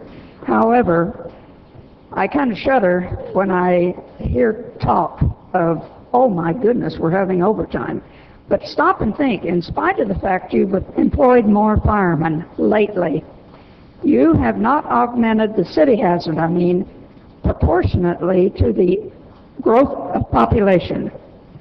You're asking the firemen to service a whole lot more people, and yet with no more cost. If they're, of course, helping in fires that are rampant in the forest, obviously we have no control over that. But I would urge you to consider very carefully how the fire department numbers have grown in personnel in proportion to the population. I know there was talk of brownout of one fire station each night at one point recently. That's not a good idea. You'll be burdening the other cities around in the cooperative agreement, and you're going to cause a problem. Of course, the perfect source or resource for this, in most people's opinion, outsourcing. I can assure you, outsourcing is just nothing but awful in comparison to our fire department. Those are premier people. I urge you to consider very carefully any reduction, browning out, and be patient, because your personnel have not developed as much as the population. Thank you. No further public on this item. I'll go back to the council, hear their comments, and then I'll close. Certainly, Councilmember Sanchez, please. Thank you, Mr. Mayor. Prior to our current very capable fire chief, we had a fire chief who, how many years was it when Terry was here? 2.5 years ago, before he left, we were talking about how to cut public safety. This is something that is very, very difficult to do. It is not like another department where you can say, okay, we're not going to answer the 10th call, or we're going to go ahead and purposely lower the level of service so that residents will have to wait an extra 5, 10, 15 minutes. This is not how we operate as a city. Our citizens have an expectation. They have an expectation that when they call 911, someone's going to answer, and in fact, someone's going to arrive, help. And whether or not it's saving a life, whether or not it's saving a structure, whether or not it's getting to that person before something dreadful happens, and then then they have a stroke or something, that could have been somehow prevented if there had been that kind of response by a paramedic. We were told, and I'm going to go back to the previous fire chief, because about that time is when we started talking about cutting our fire department's budget. Because what we have is a system that's been working. We have not hired more fire personnel than, say, when we were a city of 130,000 people. We're now at about 180,000. And we still have the same number of personnel, and I think we may actually have a few vacancies.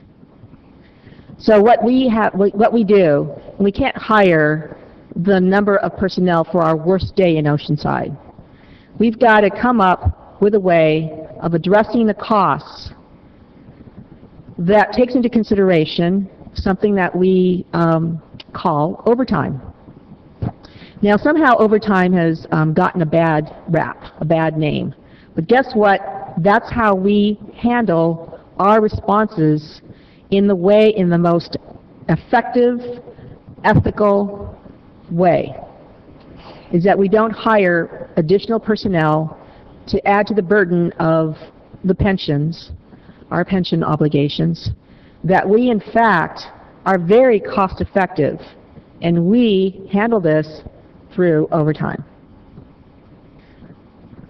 Fire Chief Terry basically said, and this is before Chief Darrell Hebert, basically said, look, you're asking me to cut when we're already cutting to the bone. We're already at the bone. I can't tell you anywhere else to cut. We had studies done, and the studies basically said Oceanside is doing a phenomenal job. and the only place to cut is into the bone. Browning out an ambulance. I don't know which neighborhood, which residential neighborhood that has a fire station, we've got 8 of them, is going to say, I volunteer to have our neighborhood not have an ambulance respond. It's just not going to happen. I don't agree with the statements that were made about how we're all very, very, very concerned about the budget for the fire department. I'm not. I'm not, because there's no way that we're going to ever control who gets sick in Oceanside, what fire starts in Oceanside, what accidents happen within our city borders. We're never going to do that. Browning out an ambulance means that our borders, our dropped borders, go back up. That means our residents will have an impact, and there will be a cost. So I do not agree with what is being, with the presentation that was made. I believe that we are doing the best job that we can, that we, in fact, have unplanned revenues, that we have several departments come in under budget, including the city council, okay? And yet, we still continue to have, calls for service. These are real. This is not made up. We got fires going on. If you still get the paper, you read about them. Our fire personnel respond to state requirements. Do we still have a state apparatus in Oceanside? Yes, we sure do. Okay, so we still have that responsibility to respond. So I actually wanted to compliment our fire department, our fire personnel, for the good job that you guys do in maintaining that level of service. I am tired of hearing that our fire guys are the bad guys, because they're not. They're very passionate about saving lives. They're very passionate about fighting fires. And I, for one, would not be able to do what they do. So I think that that this is a budget that is not within our control in terms of the number of emergency calls that we get. This is not something that we can say, okay, let's, here's a program, here's an after-school program, let's cut it. If we're really talking about trying to increase the well-being, the health of our residents, then let's talk about doing a regional program where we get people out exercising, where we put in those separated bike paths, where we go out and say, okay, let's close the streets and let's do, either riding bicycles or walking. Once a month we're going to get out there and get healthier, including our seniors. I feel that we do have programs for our seniors at 2 senior centers, and I'm always hearing what a great job, what great programs they are. So, yeah, I watch every budget. So that's something that I'm not going to say I'm not going to do. But I know that there's nothing fishy or funny going on in the fire department's budget, because it's very transparent. They respond to calls. I got family here. I've got 5 generations now in Oceanside. There's no way that I want a response. If somebody falls, if my great-nephew falls, something that, and he stops breathing, or my dad stops breathing, that I'm not going to want to be able to feel like that I can pick up that phone and call and have a firefighter there, firefighter paramedic, within 5 minutes or less. So, I don't know, I guess there's no direction here other than watching the budget, but I don't, what is being said by Councilmember Kern is basically just picking on the fire department. Why? Because he's got it in for him. That's all I can say. That's all I can see. It's been, 7 years of picking on the fire department. 7 years. And I think it's time that we stopped hearing about it. Thanks. Thank you. If I may here real quick, I think we can answer a lot of our questions by me jumping in here and saying, Chief, address the issue, and that way maybe I can get a lot of answers from you. I have a concern. I look at the same paperwork. I look at a fire department that's undermanned, and we don't give you the budget to do appropriate jobs. Police and fire use overtime to keep from hiring people at a higher rate with their retirements. It's always worked in every other city. My point here is, if you get about $5 million cut out of your budget from like 2006 to now, and you're going to be like $3 to $5 million short in your budget, and we have a bigger growing population, you can only have so many people, you're going to use overtime. I want the people out there to understand what overtime is. We don't have enough people to hire them. We don't want to hire more people to give them full budgets and a retirement and all their amenities. That's expensive. So we have, as we call police officers and firemen back to fill in on those days where we need them. And that's a lot cheaper than going out and hiring more personnel per se. When I look at the paperwork sent back to me from our other council member, Ben Sullivan, and I read that stuff, and it tells me you've been cut so much over the years down. Gee, no wonder you're using overtime, because like $3 to $5 million from what you used to have to now. So where do you get it from? Overtime. But I know you know the details, and I'd like to give you an opportunity to explain it, if I may. Thank you. I appreciate that, Mr. Mayor and council members, and I do appreciate the opportunity to come before you and talk about my budget. When the questions were asked of why we're over budget, I just had to go to the budget and look historically. And since I've been the fire chief since December of 2009 as the acting chief, I pulled up the budget, and we had a original budget of $26,421,000. Today our original budget is $22,988,000. So historically the budget has gone down. As far as our overtime expenditures, those have stayed consistent and they have not gone up. They run about $3 million per year. The most expensive part of a fire department is personnel. There's no doubt about it. It's expensive. When the policymakers determine that percentages of budgets need to be cut, there's not a lot of money other than personnel that I can go to in the fire department budget. So with the expenditures, the overtime expenditure staying consistent, my budget going down, I'm fortunate that the revenue side has gone up. We've been doing better in our prevention bureau with revenue. The out-of-county responses are all reimbursable. Sometimes we even make additional money on it with the administrative pay and vehicle pay as well. So the bottom line is that the fire department needs more money in their budget. And I was prepared tonight to provide 3 options within, to the council. One of them would be, if you want to eliminate the overtime, then hire a bunch of extra personnel and we'll run it that way, and that's going to cost you money. The second is to fund the budget appropriately, and that would be asking for additional money. And I'm happy to give it some time and do further analysis, but it certainly is underfunded. And the last option would be to brown out a unit or shut down a station or an ambulance, which I would not recommend. With the SAFER grant, the federal government recognized that we're understaffed. We have 3 studies, ESCGI, Citygate, and Tridata, that states that we're understaffed. And we barely meet NFPA 1710 with the current staffing that we have. So I would not recommend browning out any station or ambulance at this time, but that is an option for the policy makers to make. We just had a study that cost how much? Just tell them this. I think what we already knew the answer, but what does the study cost us to tell us? I'd have to refer to the city manager about the Tridata study. I can say that the Citygate study was $78,000 and the ESCGI study was about $38,000. I could be wrong. I thought the last one was about 150. Do you remember? It was approximately 75. So we're getting 3 different groups tell us we're short-handed and we're complaining about overtime.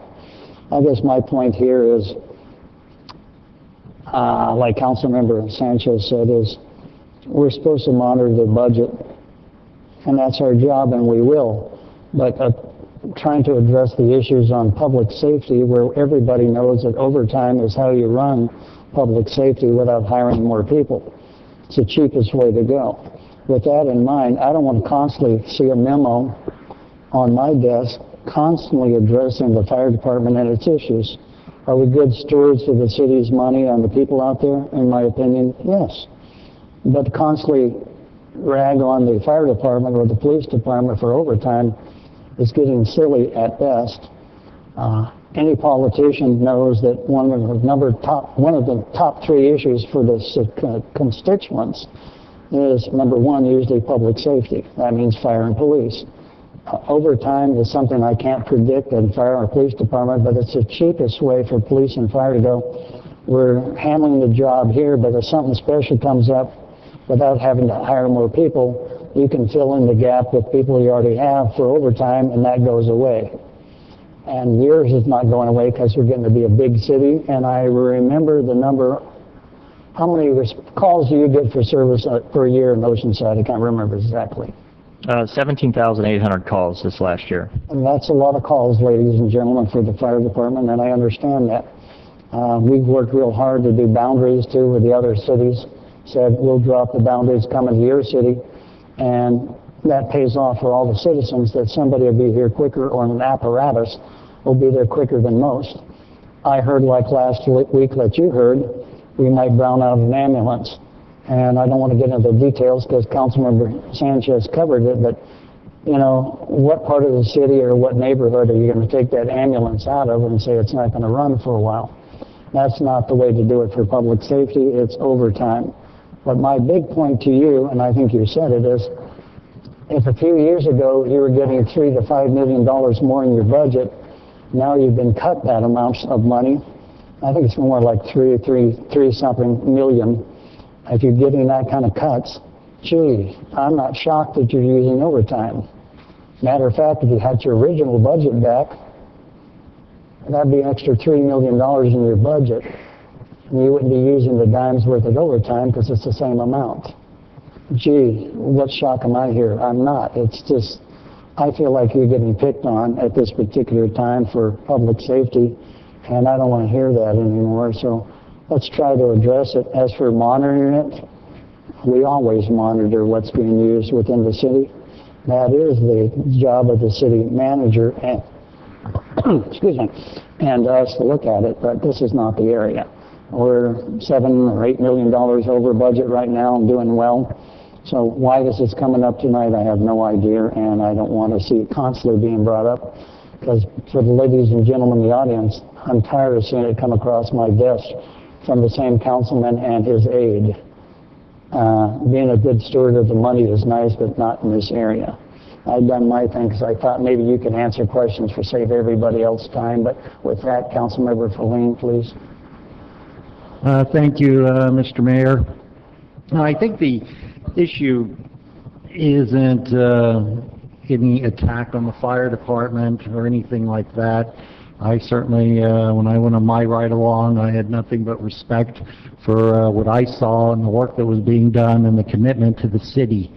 And it's certainly not my desire as a councilman to micromanage the fire department, having never spent a day holding a fire hose, except one time on a Cub Scout trip when we went to the fire boat, and I was able to hit the boat that was next to us.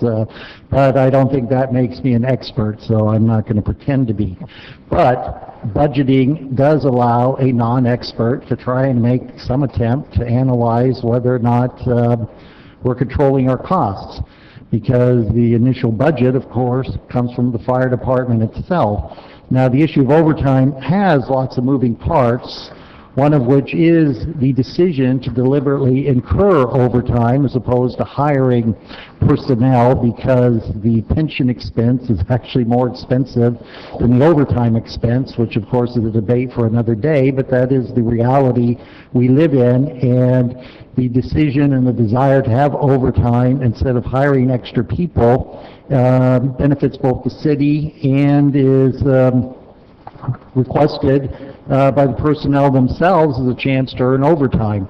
So that's everyone's on board, but you certainly reach a point where if people are incurring too much overtime, that you have basically wearing out your personnel, where then you have to bite the bullet and hire additional people. Now that issue is factored in already when we're looking at the overtime. The issue also of out-of-area service where we expect to be reimbursed. That certainly causes overtime budgets to go up and down. That too is already factored out when we're looking at this budget and trying to get our arms around it. Because while it's true you cannot predict in any given year what your events are going to be by any means, if your budgeting procedure is accurate, you should have some years where you're slightly above and some years where you're slightly below, and it should average out over time. Now, when we see that we're overshooting our budget and the surprises are always on the upside, it's reasonable for the council to raise their hands and say, Mr. City Manager, Mr. Fire Chief, can you please explain this to us? And that's the only process that's going on here. And part of the recommendation is currently to brown in an ambulance during what we believe is a low service time. And it is something that has me very uncomfortable and is not a road that I really want our city to go down. So when I was discussing with the fire chief this issue, I asked him to put together some figures for me, because the issue here is, first, the ambulance is not the first responder, the ambulance is the second responder. The fire truck shows up first with the paramedics who provide the initial service. That is not going to be impacted by any decision related to ambulances. The ambulance then comes up as a follow-up to then provide transport to a medical facility. And so the issue is there any risk in lowering the number of ambulances that are available? And I asked the fire chief to research his records and see if he could tell us how many times during the service time that we're looking at that all 4 ambulances were in use. Yeah, I ran some numbers between July 1st, 2012 through June 30th, 2013. And between the hours of 7 p.m. and 12 a.m., 2 ambulances are busy 10.4 times each night. 3 ambulances are busy about 4 times per night, and all 4 ambulances are busy 1 time per night. And that's just between the hours of 7 p.m. and 12 a.m. Our primary downtime seems to be between the hours of 1 and 5 a.m. where there's nothing going on. During the shift, because we have to either have a full shift or not have a full shift, correct? So then during the time that the shift would take place, you're telling me that all 4 ambulances are in service on a fairly regular basis? Correct.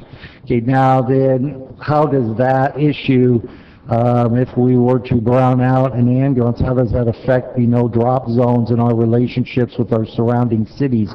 Are we obligated to maintain a certain number of ambulances that are available, or are they happy to come into our city and get the revenue for the transport? Do our surrounding cities care one way or the other in terms of what we decide to do regarding ambulances? The boundary drop is an informal agreement between Vista and Carlsbad and ourselves. Currently, Carlsbad, the boundary drop between Carlsbad, the ambulance boundary drop between Carlsbad and Oceanside is suspended so that we could do some research on revenue, and there's talks about opening up that boundary drop back up. I got a phone call from the Vista chief 2 days ago when he heard word of this, and he wants to meet, in fact, tomorrow and discuss about putting up the, or discontinuing the boundary drop agreement via the ambulance due to the fact that we possibly could brown one out. So it would affect our boundaries in essence. Okay. Yeah, I would certainly want to, I think in thinking this, well, actually one answer I need to get from you first. In terms of any delay that would be involved from the ambulance having 3 in service and waiting for the 4th to come from another location, is there any medical risk in terms of the average delay? Are we talking a minute, 2 minutes, with it being basically a transport issue and not a first response issue? It certainly could be a delay, and we talk about the medical side, and certainly the majority of our calls are medical related. More of a concern that I have as a fire chief is the fire response side, our sheer numbers of how many firefighters we have on duty a day. NFPA 1710 requires 14 to 15 firefighters on a first alarm assignment. We run anywhere from 300 to 400 fires a year in our city, and it's important that we get the correct amount of firefighters on that fire. The other night we had a second alarm fire at North Coast Village, and we also simultaneously had a fire at the tomato packing plant off of North River Road. The first responding unit to that tomato packing plant was one of our ambulances with 2 firefighter paramedics on it that could start flowing water with a Vista engine at the same time. So that's my concern. It's the sheer numbers. To answer your question about the medical response, there certainly could be a problem. Based on the fact between 7 p.m. and midnight, all 4 ambulances could be tied up. So it could be a delay in response in getting that patient to the hospital. Transport is a key part of treatment. We need to get those patients to the hospital. There's only a limited amount of things that a paramedic can do. Transport is key, so those ambulances do become a factor when we're talking about that. Okay, and we certainly had some comments regarding our budget vis-a-vis our population, and I'm hoping as part of a new city manager coming on board and taking a fresh look at this is through the budget process of next year, that you and the city manager will, do a thorough analysis of how our, basically our fire budget compares to equivalent communities based on the number of calls that we have. Like I said, I believe it was January when we addressed this issue. I want real numbers. I'm willing to make hard decisions up here as far as how we allocate our budget. If we're basically short on a realistic basis compared to how other fire services are provided in other communities, I'm willing to bite that bullet. But I think we're going to want to see a real thorough review in that regard before we go that direction. Because I think, whatever budget we come up with that we vote on in June, I think the council body has a reasonable expectation that we'll come real close to that budget. Obviously, some years, like I said, will be slightly up, some will be slightly down, but we should be closer to the mark, than we've been in the past.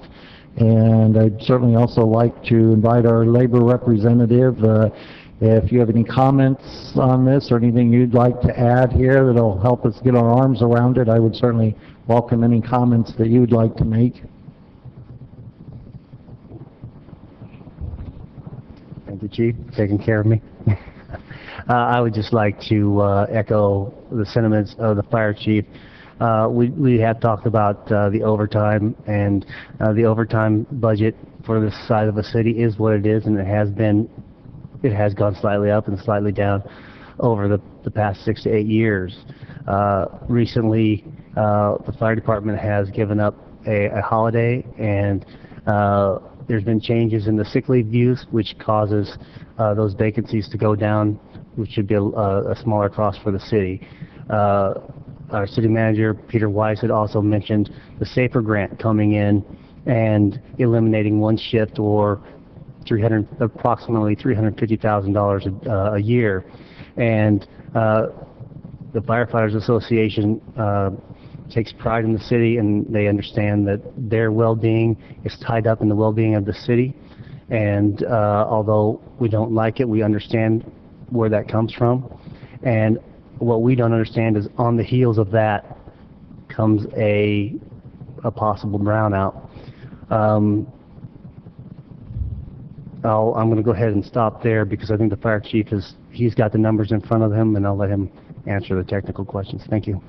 Okay. Well, thank you. I just wanted to give you a chance to add any comments that will help us get our arms around it. 'Cause certainly, as was also previously mentioned, public safety is the primary service we need to provide as a city to our residents, and I want Oceanside to be second to none in having those services that are available. So I look forward to working with the chief and the city manager to make that happen, and I certainly support Councilman Kern's effort to have us get more information so that we can monitor this issue. And, it's a long-term process. It's not something that's going to be instantaneously decided in one night. But, as our part of our job of looking at our budget, we need to look at the areas where it's popping up and seeing if there's a way to push it down. And there's nothing sinister as part of that process of representing an attack on city employees or any other hysteria that might be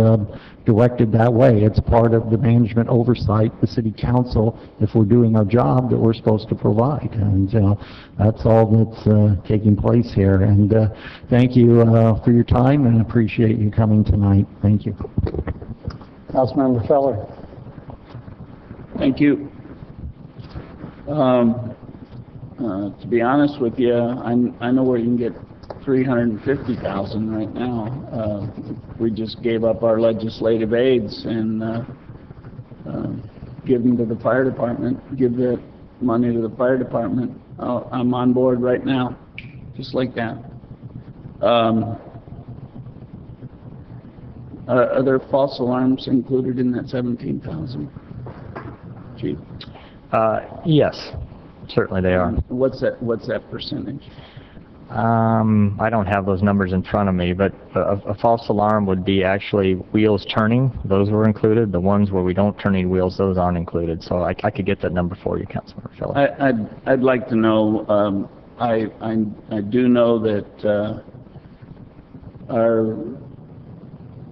the city manager that's coming is.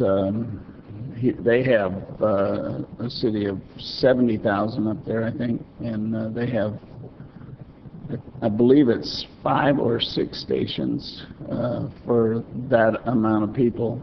Now they don't have their own ambulance service, but he's made the statement that he believes we're underserved by the fire department. So I'm looking forward to,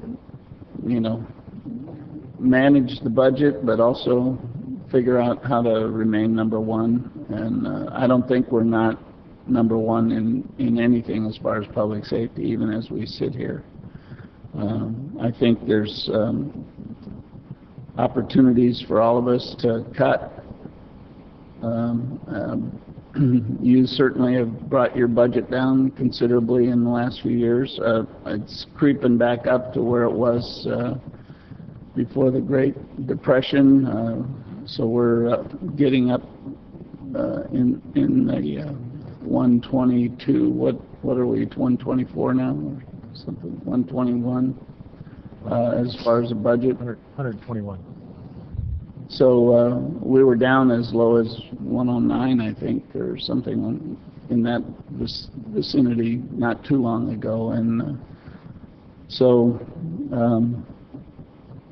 I think we just need to keep our eyes on these things all the time. And again, if you could get that answer to me, I'd appreciate it. I sure will. Thank you. Chief, will you do me a favor? I was going to put that here. We were sent a list that started like 2006 and the cost, how much money you got all the way to the late date. Do you have that in your folder or somebody? You mean the memo that I sent out? Yeah, or you got like a $27 million budget now. The date is like 22. Oh, do you have that? I'm not sure if I do have that. I don't think I do have that. I know what you're referring to. Is there a question you had from that, or? No problem. What I'm getting to for everybody here, and sometimes it's nice to see it on the wall or writing. When I see, just use the word $27 million budget for you about 206. You look at today, you're about 22, or so you're looking at almost a $5 million separation in what you used to get. There's a document that was provided from finance, which I'd rather use their numbers. I actually provided the council with some numbers off the website and from the studies that were incorrect, and I think I apologize to the ones that I presented them to. But this was directly from the finance manager that describes the budget, if you wanted to. What I'm getting to is over a few years, you've taken about a $5 million hit in your budget, and that certainly will impact over time. I think what it is, and you're trying to say, and I understand through the budget crisis the whole world's been in, I understand that, and we need to make cuts where we do, but you're managing the fire department and getting the job done for a lot of the activity. We're one of the busiest cities there. I, like you, sit on the Joint Powers Authority for all fire dispatch in North County, and we are the big boy in the room for all the calls and our activity. But I'd say those kind of drastic cuts over the years have hit everybody, including you. What I don't like to see here is when you have a $3 million overtime budget, that if you had the same amount of money coming to you as you did 2 years ago, you wouldn't have an overtime budget, I guess, because it's about $3 million. What I'm getting to is just the numbers with the economy and what's been going on. And I get worried when I hear things about browning out, because you gave us 3 options just then. Number 1, we have 3 options on this. What's the 3 again? The first option would be to fund the budget appropriately to cover that cost. We haven't. The second option would be to hire additional personnel and eliminate overtime, which would be at a cost to the city. Even more cost. And then the third option would be browning out. Well, when I see people that sit up here like us, like the best option there would have been browning out. I don't want to hear about it and I don't want to see about it, and it's unbelievable. We will watch the budget, and overtimes are the situations that come up in tight economy times. With that, I just want to make sure everybody understands some of that is our problem. We've cut your budget. We haven't managed well as a person, a council, or the city manager when we make cuts. I think everybody out there understands the cuts, but that's part of the problem. With that, this item is Deputy Mayor Kearns. I give it back to you. Okay, well, let's final comments. I'll let the city manager comment, and then final 2 comments, and I'll close, because I think... Mayor, didn't we just approved the SAFER grant? Isn't that 11 new officers? Yeah, well, you can't use all of them for backfill. Well, you can... And Chief can explain that. Let the city manager say something, and the Chief can explain how the SAFER grant works. Honorable Mayor, council members, I just wanted to remind you, your direction to me is when we do the quarterly updates to come with an action plan. Our first quarter update is scheduled for the first meeting in November. Based on the input that tonight, any corrective actions we need to take for all the other departments, we will present to you, with the exception of the fire department, since what I'm hearing is we're delaying this till January. So that will be off. I will also need to remind you that you adopted a budget this year with about $160,000 surplus. So if the goal is to add additional resources, whether it's personnel or funding to the fire department for overtime that's beyond the $160,000, you're going to have to take it from somewhere. Your financial policies do not permit you to take one-time monies, like from the sale of a mobile home park, to apply it to operating budgets. So if you want to look at adding, then I need to know that so we can look at presenting you with some other options that would save money in other departments to offset that increase.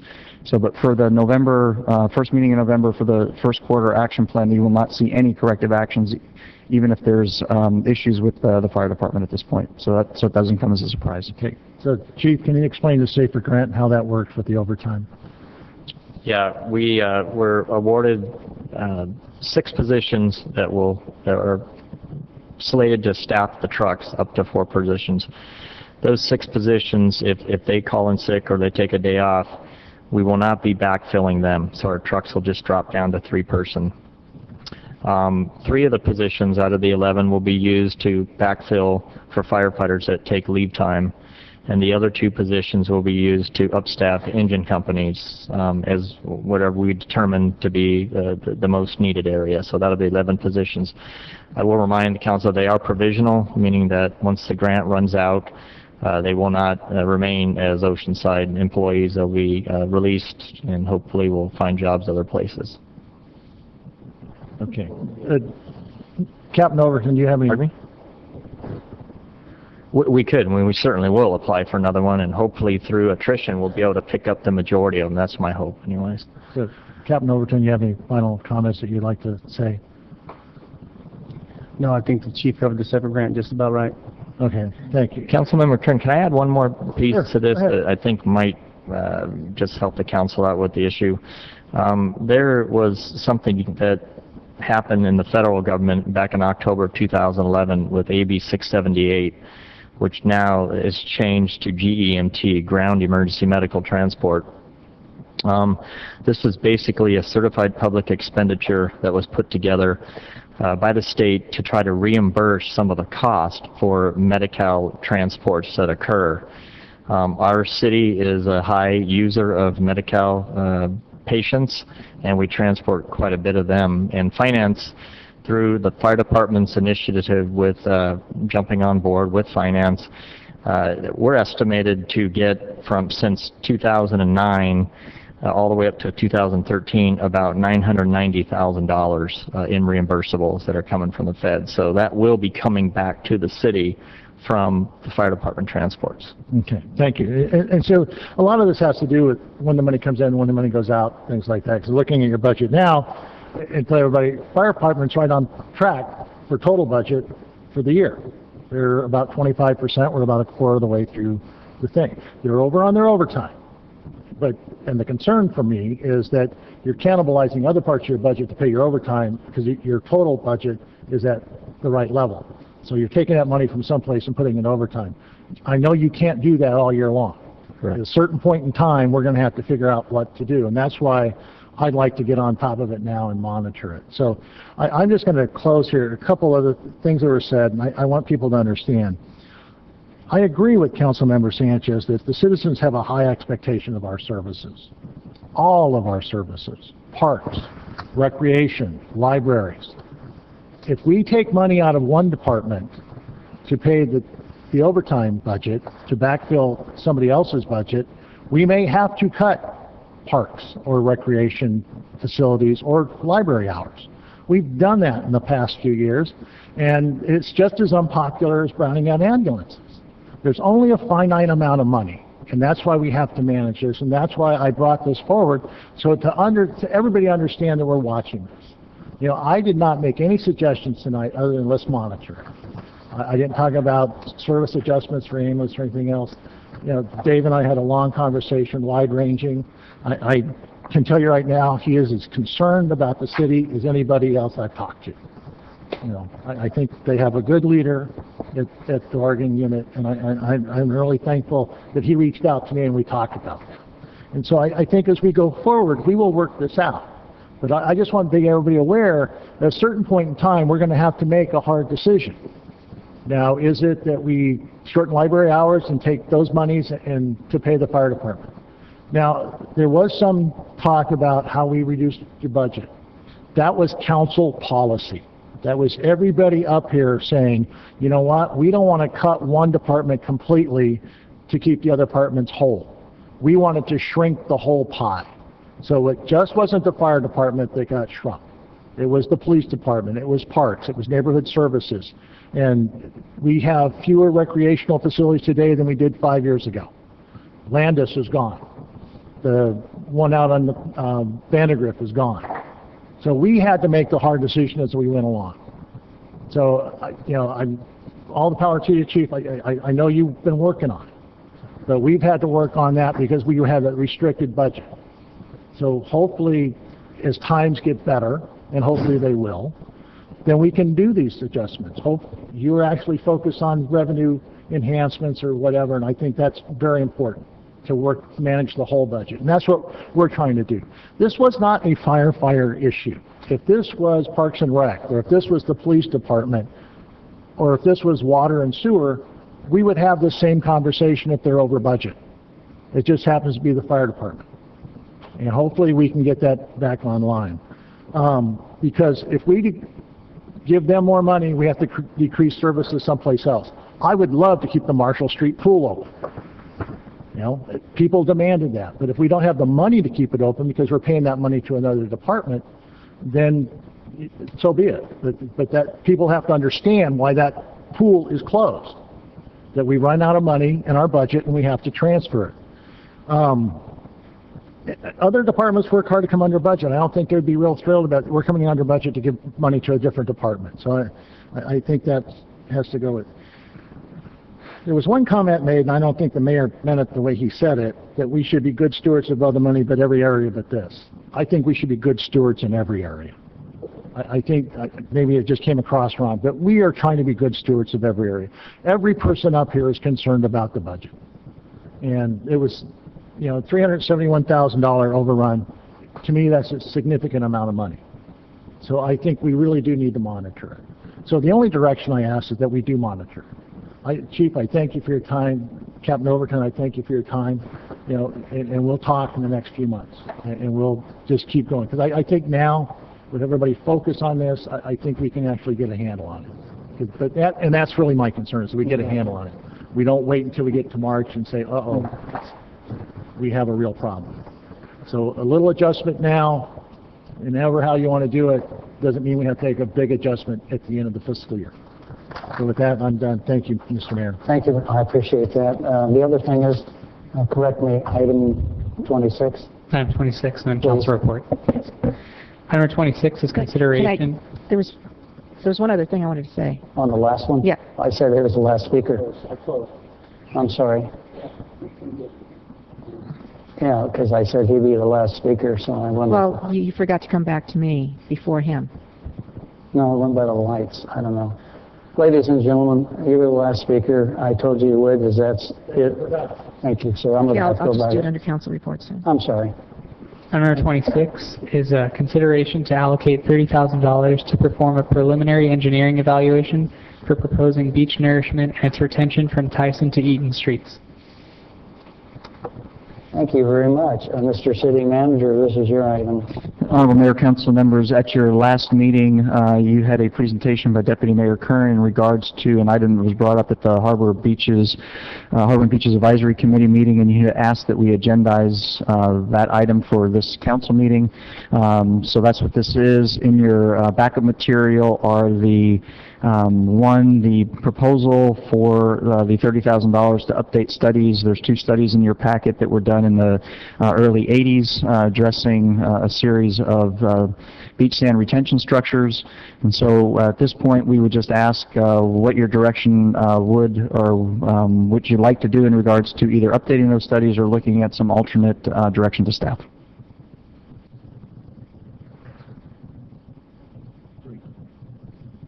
Zach, we have somebody to speak.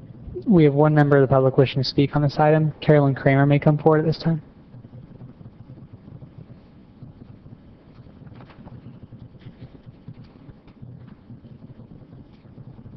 Good evening, Council.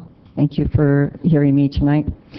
Carolyn Kramer, Citizens for the Preservation of Parks and Beaches, 904 Leonard Avenue, Oceanside. The CPPB wishes to voice their objections to consider a study for sand retention and place their objections on the record. The CPPB is adamantly opposed to the placement of any sand retention devices such as groins, jetties, or other hard structures in Oceanside. That mistake was already made when the Oceanside Harbor was constructed and blocked the natural flow of sand between our rivers and lagoons. Our coastline from Camp Pendleton to San Diego has been impacted with the loss of sand and its natural flow due to the construction of the harbor jetties. You have already received letters from Coast Law Group, representing Coastal Environmental Rights Foundation, and today you received one from the Surfrider Foundation stating their opposition to such structures. In the surfing world, Oceanside is considered among the best and most consistent surfing breaks on the Southern California coastline. Surfing is an integral part of Oceanside's culture and tourism. Oceanside waves play host to some of the best surfers in the world and some of the most prestigious surfing events. Placing hard structures on our beaches to the south from Tyson Street to Eaton Street, which means the lagoon, would obliterate our sandbars that create our awesome waves. Say goodbye to our surfing events, including the World Body Surfing Competition, the Oceanside Longboard Surfing Contest, and the ASP Super G Women's Pro event, which is a 6-star, which is one of the highest rated in professional surfing events, as well as a multitude of amateur surfing events. These events bring competitors from around the world and up and down the California coast. These competitors and spectators help our local merchants fill their coffers at restaurants and hotels. Watching the best surfers in the world is an awesome spectator draw. Hard structures on beaches do exactly what they are supposed to do, trap sand while destroying sandbars and waves. I have been a surfer in this community since 1975 when I first visited Oceanside competing in the Women's International Surfing Association. Me and my family fell in love with the waves of Oceanside and made this our home. Our harbor ways have already seen changes when the extension was placed on the end of the southerly North Jetty, and once again when the groin jetty was placed for the sand bypass system. These two hard structures changed the way the waves broke and created a very forceful riptides that changed the sandbars and the shape of the way the waves broke.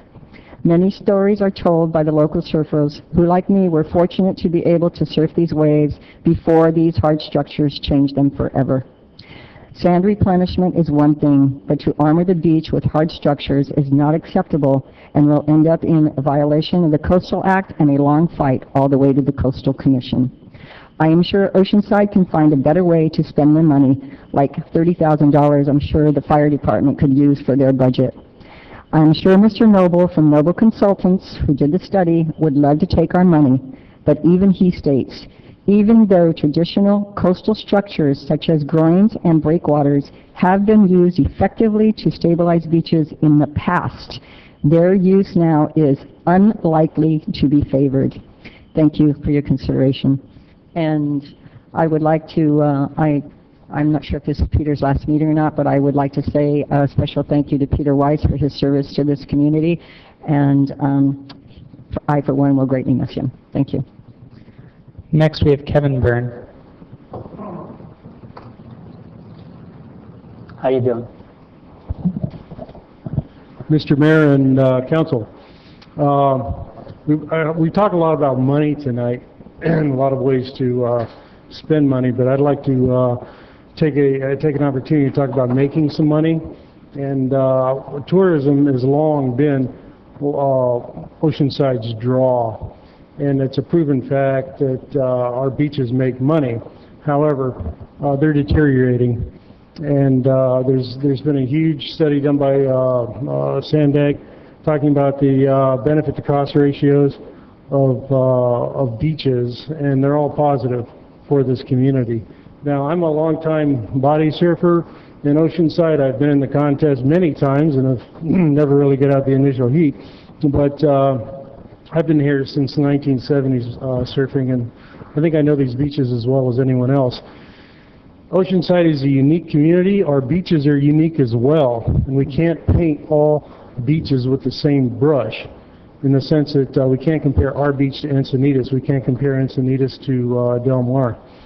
We are unique in this. Oceanside and North Carlsbad is pretty much the same beach structure, but the point of the matter is we need to look at our economy and to make money and for this community. And the return on the investment is there, and but it takes initiative to do it. It takes planning to do it. We have to step forward and say, well, we have to make an investment in this process to get a return on the value of tourism. It's that simple. There are other factors in having a solid sound beach system as well, and that's the hundreds of millions of dollars in homes and infrastructure that right along their 2.5, 3 miles of beach. They have to be protected, and engineering is really going to be one method of doing it. Not the only answer, but we have to plan, and you need experts to do that. And $30,000 is a good start against future projects that are being planned now.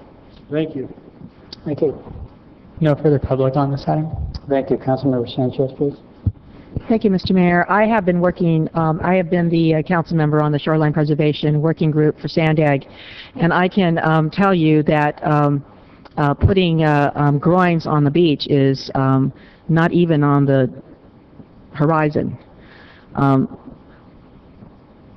First, I want to say that how this got to the council was via a member of the public who happens to be a chair of the committee, of the advisory committee for the harbor and beaches, speaking on items not on the agenda, having received a letter from a consultant and then bringing this and then having it somehow calendared. It's really, really unusual to have this. Usually there's a discussion, there's staff involvement, there's a staff recommendation. We do not even have a staff report for today, and we're being asked to spend money. on something that even within Mr. Noble, who I don't even know how he was reached out to, because as I understand it, and I did ask someone who's been working with this, if he is one of the consultants that has been used in San Diego County for the beaches, and no, he hasn't. So while he may be qualified, he may have qualifications, he has not been working with us on the sand replenishment projects that we've had for the last, 15 years. So I'm really, really concerned about how, number one, how this got here. Having gotten here, I really strongly suggest that we, stop this and then go back, because we do have studies that we've paid for. I believe it's over $100,000 of studies that we've paid for, even just recently with the sand replenishment project number 2, and then I don't know how much for number 1. We did also have a groin study, so there's like a whole lot of studies that, but they're gathering dust and dirt on shelves. This is very old technology. In fact, at the Shoreline Preservation Working Group committees, we've been looking at Solana Beach as a test, as a pilot city for doing some kind of artificial turf. And it's something that is highly technical. You can't just say, okay, let's just go ahead and put them out there and then do it. It will destroy, and if we're talking about tourism, it will destroy tourism in Oceanside to have groins. Now, we do have an existing sand replenishment program partnership with the Army Corps of Engineers, the annual dredging of the harbor, and that has worked very well for us in terms of getting sand north and south of the pier. We are talking more in terms of down farther than the strand. This past year, highly unusual year, because grunion tend to run at a certain time of the year, and that's when we anticipate they're going to run, so we avoid putting sand on the beach during that time period. Unfortunately, this past time period, or these past few months, or the last time that sand was placed on the sand was placed on the beach from the harbor dredging, these little grunions somehow got out of sync with time, and that's why you don't see sand out there now. That's what happened. I asked staff, when was the last time this was a problem? Nobody remembers when that happened before. A grunion tend to have a certain time of the year that they run. So we already have a council item that was approved to move dirt that we have at Lake Whalen, and it's being studied. Sand. Hopefully, the grain is actually acceptable and of quality to be placed on our beach, on our beach. But that's something, because there are so many studies for that. That's waiting for the second round. When will that start, Mr. Weiss? It was scheduled to start in the spring, but with the government shutdown, it's now being delayed. Okay. Well, see, everything's somehow connected. We earlier in this evening approved an extraordinary thing, and that is to refinance a debt in the harbor, and we're saving, I think it was $117,000. Now we're talking about spending $30,000 of it. I will tell you, we know that this study's going to go nowhere. What we need to do, and I've asked people who were involved in, a couple of people that have been involved, that have much more expertise than I do. I probably can talk about this for like a couple of hours, but I won't bore you. Bottom line, what they said is, yeah, sea level rise will have impacts, and I think this is how the dialogue started, or at least the presentation, the 3-minute presentation that we had at the last city council meeting. Sea rise will have impacts on our coastlines, and therefore we should be evaluating where, as a city, we may be vulnerable to potential damages. Oceanside should conduct a vulnerability impact study resulting from sea level rise, identify the level and location of potential damages and impacts, propose and analyze potential solutions to those areas, and then prioritize those projects. You may find other areas along the coast or even inland that may need more immediate solutions. to minimize future impacts. So what we thought was going to be a study on sea level rise, and that's what I thought we were going to do, which I think is appropriate to go forward on, turned into, okay, let's do groins in Oceanside. That is not going to be approved by the Army Corps of Engineers. It's not going to be approved by the Coastal Commission. It's old, outdated method of even addressing this kind of situation. What Solana Beach, and I keep talking about Solana Beach because they're, it's a smaller council, smaller city, and they embrace their surfing, as do we. I mean, we've got the California Surf Museum. We're really hot on surfing. What they've said, Carolyn, what they've done is they passed a TOT tax, increase their TOT to be able to pay for periodic sand replenishment project. They have teamed up with the feds to do this study, and they're very worried that something could happen to their surfing, this notion of an artificial reef. So I haven't seen you, sir, at the Shoreline Preservation Working Group, because, you're a new chair this year, right? Or was it last year?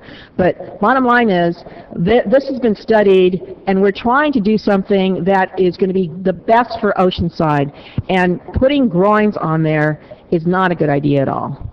So I don't like this, number one, how this got to us without a staff recommendation, with, just one consultant saying, hey, I'd like to do this for you for $30,000. By the way, you won't get very much out of this, but hey, I'm still willing to do this for you. That's how the report reads.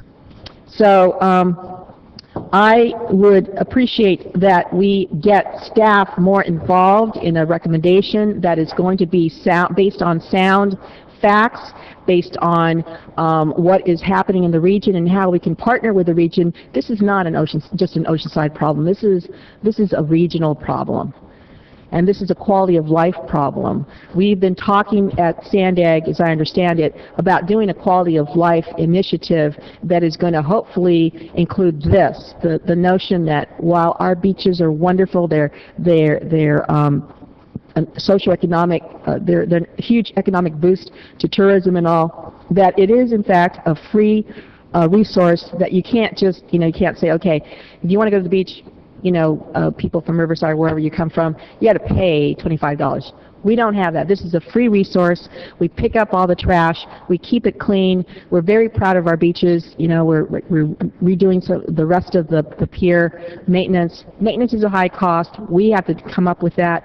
But in terms of coming up with a sound plan going forward, this is not it. So what I would recommend is, in fact, that we look at the sea level rise study, that we actually do this, and that's something that we haven't done. We have not done that in Oceanside.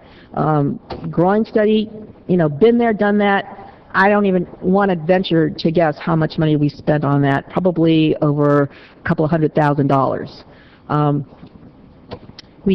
And just to revisit an item earlier, we have money in the budget, and then it gets put to different accounts, like the reserves. We come up with new policies, maybe once every 3 or 4 years, and then we say, okay, we're going to put money there, and then we say, okay, now that we've made this pot smaller, we're going to take money, anything that comes, anything that gets spent is going to hit one other program. Well, for this, at the very least, this $30,000, I don't think the boaters would be really happy about seeing their money go down the drain. The boaters are paying for the harbor to be what it is, and this is just not fair to them. So I would prefer to do a study having to do with our climate change. Thank you. Thank you, Deputy Mayor. I caught myself. Thank you. First of all, let me refresh Councilmember Sanchez's memory. This was not an item that was not on the agenda. It was actually came to us because I'm the Harbor and Beaches liaison. And the Harbor and Beaches had a meeting, and this was brought up, but it wasn't in time to agendize for last meeting. So I asked Mr. Byrne to come down and present it during my council member items as liaison to the Harbor and Beaches Committee. That's how the committee system works. That they come up with an idea and they advise the council and they come and present it to us. So this worked the way it's supposed to work. And I would wish our other liaisons to other committees would be more in tune. Are you playing with that? What is that? Are you watching the Dodger game? The Dodgers already won. So the idea that, can you just turn that on? Okay. So that's rude. So here's my thought, you know, because I got the letter from the Surfrider, and I read it as permanent hard structures. And so I don't know if a temporary structure in the wintertime when we lose our sand, if we put something there. I'm very cognizant of the fact that $30,000 to spend on this is something that may go down the drain. So I don't mind allocating the money. I just don't think we should spend the money until we get a read from all the groups. You know, to run something by Surfrider and Coastal and say, okay, can we do a pilot project for winter sand preservation? Because we spend a ton of money trying to replenish sand. If we can spend a little money on preserving the sand, I think we'll be money ahead in the long run. But the idea of going forward blindly on a full study about permanent groins, I don't think it's going to fly. And I agree with Councilmember Sanchez on that. That's not going to fly. But is there some way, after spending all this money for sand replenishment, that we can do something for sand preservation? So I'm trying to figure out a way how we do this and how we approach this. I would like to do something, some type of study on it for temporary sand retention, because it is a tourism for us. It is a total, you know, people come to Oceanside because, first of all, the name, and they come for the sand. And actually, if you're talking about preservation of sand, you know, the best beaches in Oceanside is between two jetties at Harbor Beach. And if you go out there, you will see surfing at both ends of those beach, at the north and the south, close to the jetties. So, you know, I'm not an expert on surf and how it changes the bottom and things like that. But the idea, to me, it's almost makes sense to put in more jetties for better surf. And I see Carolyn's shaking her head no, I'm going to defer to your expertise on that. But the idea of just seeing it as an observer, that somebody that goes down to the beach on Sunday mornings and smokes cigars, he walks on the hard surface, not on the sand, that, you know, I just observe what's going on. And the other part, you know, the surfing around the pier, which is also kind of the jetty, how it blocks, how it changes that surf. So that's an attraction. So it seems odd to me that the places that attract a lot of the surfers are those places that have something out in the surf line that creates the waves. So I would like to make the motion to allocate the money, but not to spend the money until we get a clear read from the agencies and the communities to see if we can go forward and not, or if there's another suggestion from my colleagues, I'm open to it, of doing the questioning first or directing staff to contact everybody first before we start spending money. I'm not going to throw money away. Let me interrupt you by saying I think the city manager wanted to say something. Okay. I don't know what it is. Honorable Mayor, council members, just to clarify, the staff has not solicited a proposal from Noble Consultants. It's interesting, it was addressed to Mr. Byrne. The studies that were attached from the 80s dealt with the growing fields, and those were included in the information we did receive from the Harbor and Beaches Advisory Committee. However, in the proposal itself, they recognize that some form of structured sand retention, including groins, is going to be a very difficult one to get approved and permitted. And pretty much the $30,000 is not to do a groin study, it's to look at other alternatives that would be beneficial to the Oceanside coast and that would be successful in receiving some type of regulatory permits. I don't know what that means. other than they're going to look at options that would work and possibly be able to be approved through the various stakeholders in the permitting process. So there must be some other options out there that certainly I'm not aware of. And that's what the proposal itself is, not necessarily to look at other alternatives that would be able to provide some type of sand retention, but also be able to be permitted through some regulatory process. Okay, and I think I'll agree with Councilmember Sanchez to send this back to Beaches and Harbor and to have a full presentation by Mr. Noble of what he's really proposing and to see if that's something that we can get behind. Because the idea that I don't want to get out and spend money unnecessarily, but I am very concerned because of the things that Mr. Byrne brought up about this is our driver, our economic driver is tourism in Oceanside. And it's becoming more and more so. We have a hotel that's going to come online in February. We have another 2 hotels down there that are going to come online within the next 2.5 years. And those people are coming to the beach. They're coming to lay on the sand. And there's been years in the past, there's been no sand. So I think we really need to address this problem in a long-term issue. And I'm willing to listen to anybody how we can actually keep sand on the beach instead of keep spending money to drop sand on the beach. So I'm going to draw the motion right now and just I'll listen to my colleagues and see what they have to say. Thank you. Councilmember Fowler. Thank you. Councilmember Sanchez brought up the dredging, and you know, we were supposed to go further south with the dredging that we had, but the grunion stopped us. So there's, you know, I'm not sure how many grunion we saved, 6, 7, maybe, and you're talking about we lost, you know, another 300 to 400 feet down the beach, maybe, of sand just because of that.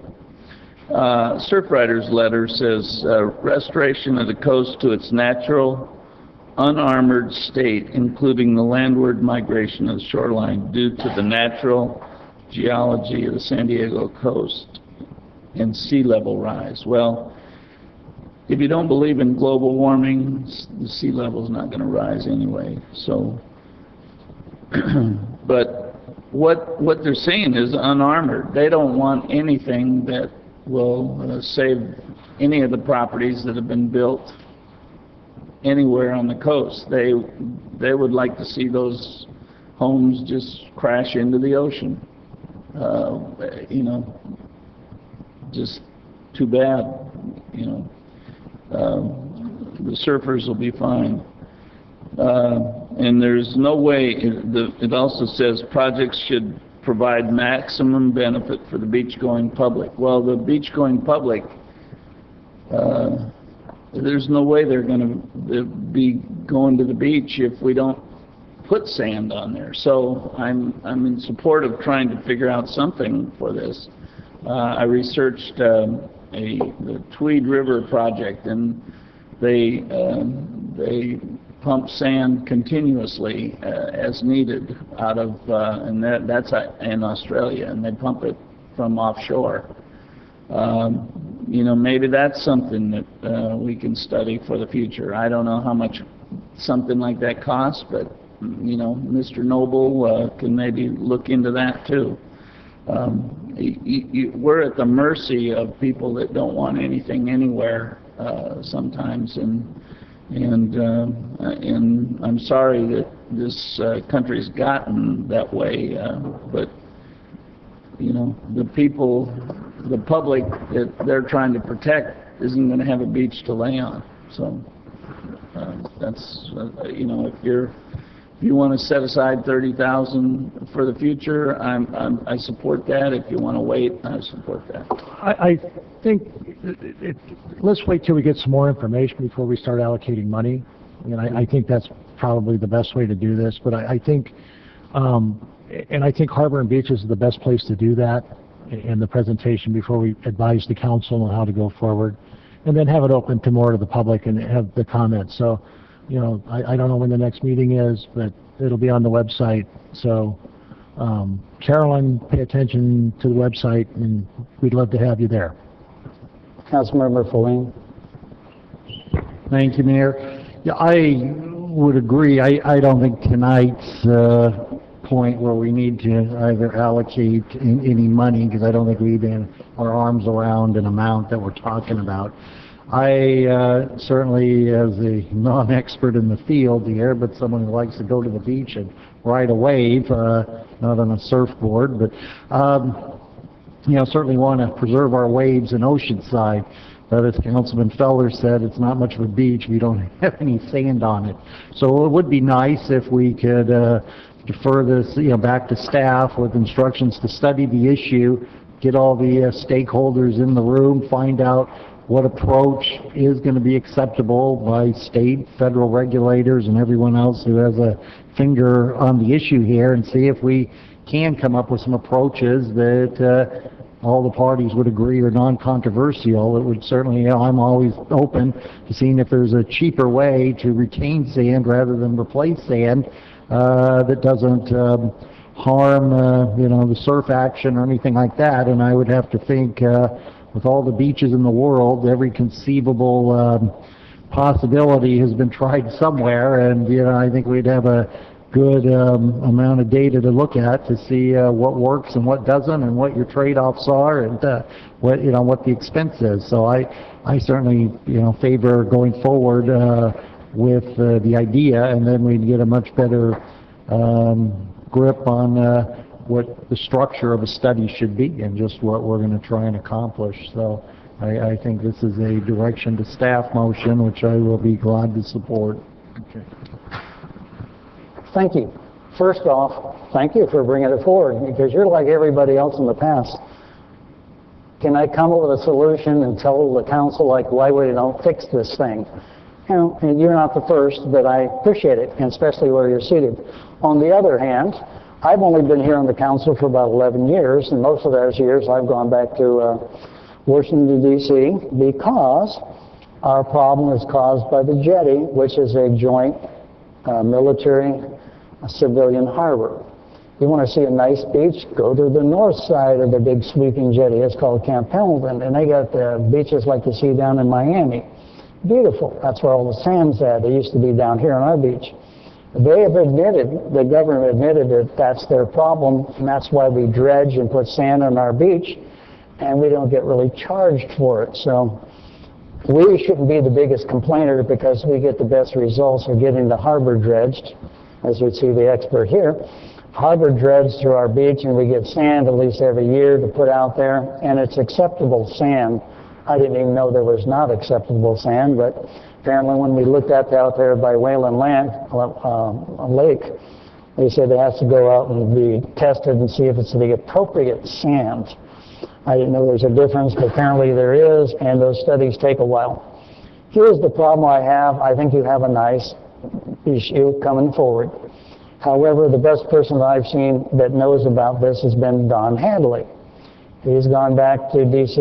every year before he retired. He was up on this more than anybody else. The problem is when we go back every year to tell the Army Corps of Engineers and everybody else that they have a problem they need to fix, they never have money to fund the study that they promised us. And that's been at least 11 years for me, and it still hasn't been done. And I just want to tell you that no matter what that is, that study is as slow as they've always continued to delay it. My point to you is spending $30,000 is going to be a waste. I got to tell you that, and the only reason I say that is there's no way, no matter what the study says, that you're going to get it past the Coastal Commission, SANDAG, or the federal government, or whatever, without studies that you and I probably won't be around when they finally finish them. So $30,000 I don't think is going to go forward for a cause that SANDAG's aware of, everybody else is aware of. There's agencies out there, Carolyn's and other ones, that would block anything you try to do without some sort of long study. All we're going to get for $30,000 is maybe they're going to go online and web and find out around the world what other people did to save the sand. And we're going to pay $30,000 for that. I remember back when Melba Bishop and Mayor, God, I'm sorry, I can't remember. Radley. It was that they had the big dissolutions in Florida where they put the underground big buoy rubber things off the surf and then covered it, and that made the sand stay on the beach. But that didn't work either. So what I'm getting to, whatever we come up and you get a right idea, the solution would cost so much money that we won't be able to touch it unless the state or the federal government wants to do it. We brought up a while back that $700,000 had been set aside by Councilman Feller. What was it again? I'm sorry. $600,000 put aside in case we wanted to move that sand from Wayland Lake down here, because that's the cost, not the sand, is bringing it down to the beach. As you remember, the last time we put all the sand on the beach from Sandag, it didn't last very long. And first reason they put it on the beach at the wrong time of the year. They put it in with the storm surf. So we paid for sand on the beach from Sandag, and it was gone and nothing flat. We are going to get another dredging. They'll put sand on this area, but it doesn't tend to go all the way from down to Eaton, down by the end of the end. I guess what I'm saying is I beat my head against the wall like everybody else prior to me and everybody else in the future how to fix the problem, which is probably cheaper than constantly putting sand on it. But no one will give us an answer, give us a study. But if tomorrow they handed me this study and said, this is how you fix it, you can be assured two things will come up. It will cost millions, number one, and there will be several groups filing litigation against it and tie it up for the next 3 to 5 years. That's not a bad thing, but I'm just telling you, I don't have a solution. If you want to spend $30,000, I think we could do more by having our staff. He said, our staff get out and say, call whoever you want, get on the website, get on whoever, call other agencies, other countries, and find out how they fixed it, and what it cost, and is it feasible? I don't know if we'll get anything from that. I just sent $30,000 right now, and to a city like us, that's not a whole lot. But I'm trying to think, you don't get a whole lot from $30,000 either, so I'm a little worried that I'm giving somebody $30,000 to get on the website and look up what people have done, and I think our staff can do that right now. And if they come back and say, you know, we found something, I'll be happy to look into spending money. And that's what you said, Mr. Kern. Well, and I think, but I don't want to spend Harbor and money. Beaches is the way to do that. So the only thing I have to say, Frank, you got anything to say? I mean, you just have to. Anyhow, this is city manager's item. City manager, would you like to finish up and decide? Sure. What I've heard is that we're going to invite Noble Consultants to make a presentation to the Harbor and Beaches Advisory Committee, which we will do. I do need to remind you, Mayor and Council, you do have a consultant selection policy that if this is something that you would like to pursue, we generally would do an RFP to qualify consultants. We certainly can include Noble, but generally we don't just pick somebody, so we would have to define the scope of work and do an RFP. But following that presentation, if that's something that you're interested in, we certainly could pursue it at that time. And I thank you for that, sir. I think the staff understands that that's the thing. I don't think we need to vote on anything. We can give our own feedback to staff. With that, if everybody's satisfied, thank you for being here late. And the next thing is, what have I missed? All that's remaining on the agenda are council reports. What was the last one? Council reports. Okay, we'll take that and make it quick because we're all leaving soon, I guess. Mayor Wood, you're first. Thank you. I'll make mine quick too. Elks National Foundation fundraiser youth scholarship this Friday, October 18th, 6 p.m. at the Oceanside Elks Lodge. And if you want information, 433-1561. That's for raising youth scholarships. The 17th Annual Gentlemen's Gourmet hosted by the North County African American Women's Association. That's a good event, but if you like food, let me tell you about it. Saturday evening, October 19th, St. Margaret's Parish Hall. Tickets are available, 978-654. The correction is 6534. I'm speeding it up and missing words. Oceanside Museum of Art honoring Carolyn Mickelson this Saturday, the 19th, thanking her for all of her dedicated work in our community. Tickets are available, 435-3720. And that's basically all I have because we'll move it on. Thank you. Deputy Mayor Kern. Well, thank you. I guess the real big news is last Monday I had my second grandchild, a 9.5-pound girl, so she actually started pretty big, but she's not as big as her brother. Her brother started 10'10", so the idea that pretty good-sized kids. The mayor and Councilmember Feller, Councilmember Flynn, and myself attended a court of honor for Vida Morell's son out at Eagle Scout. And so that was a week ago Saturday. That was a great presentation for them and to do that. Then Councilmember Feller and I attended a mosquito control meeting in South Oceanside. What kind? I didn't hear. Mosquito control. Oh, thank you. It was a neighborhood issue that we went down there and we had some people from vector control, people from Supervisor Horn's office, and to hear the neighborhood concerns about the mosquitoes in the lagoon. They sprayed last weekend. It's been a tough summer. I mean, I've had more complaints this last few months about mosquitoes in South Oceanside than I had in previous years. So part of it is how maybe it'll be corrected, but they're actually going to spray longer this year. They're going to try to change what they spray because the pellets haven't been able to penetrate all the reeds and weeds down at the lagoon. That they're going to actually have the bacteria on a pellet of sand, so it's sand week punishment, I guess, on a little pellet of sand and drop it in the lagoon to control the mosquitoes. Saturday I went to the Pride on the Beach, which is their last one there, right? So next year it's going to be here because they've kind of outgrown the venue down at Betty's Lot, and they're going to be around the fountain next year. So it was good. I think they had 5 or 6 more vendors than last year? I'm looking at Jessica's Esther's aide because I know she was there as a volunteer. Yeah, 10 extra vendor booths. So the event is growing. So it was a pretty good event. I went to the Boys and Girls Club Circus Under the Stars, their big fundraiser, and it was amazing.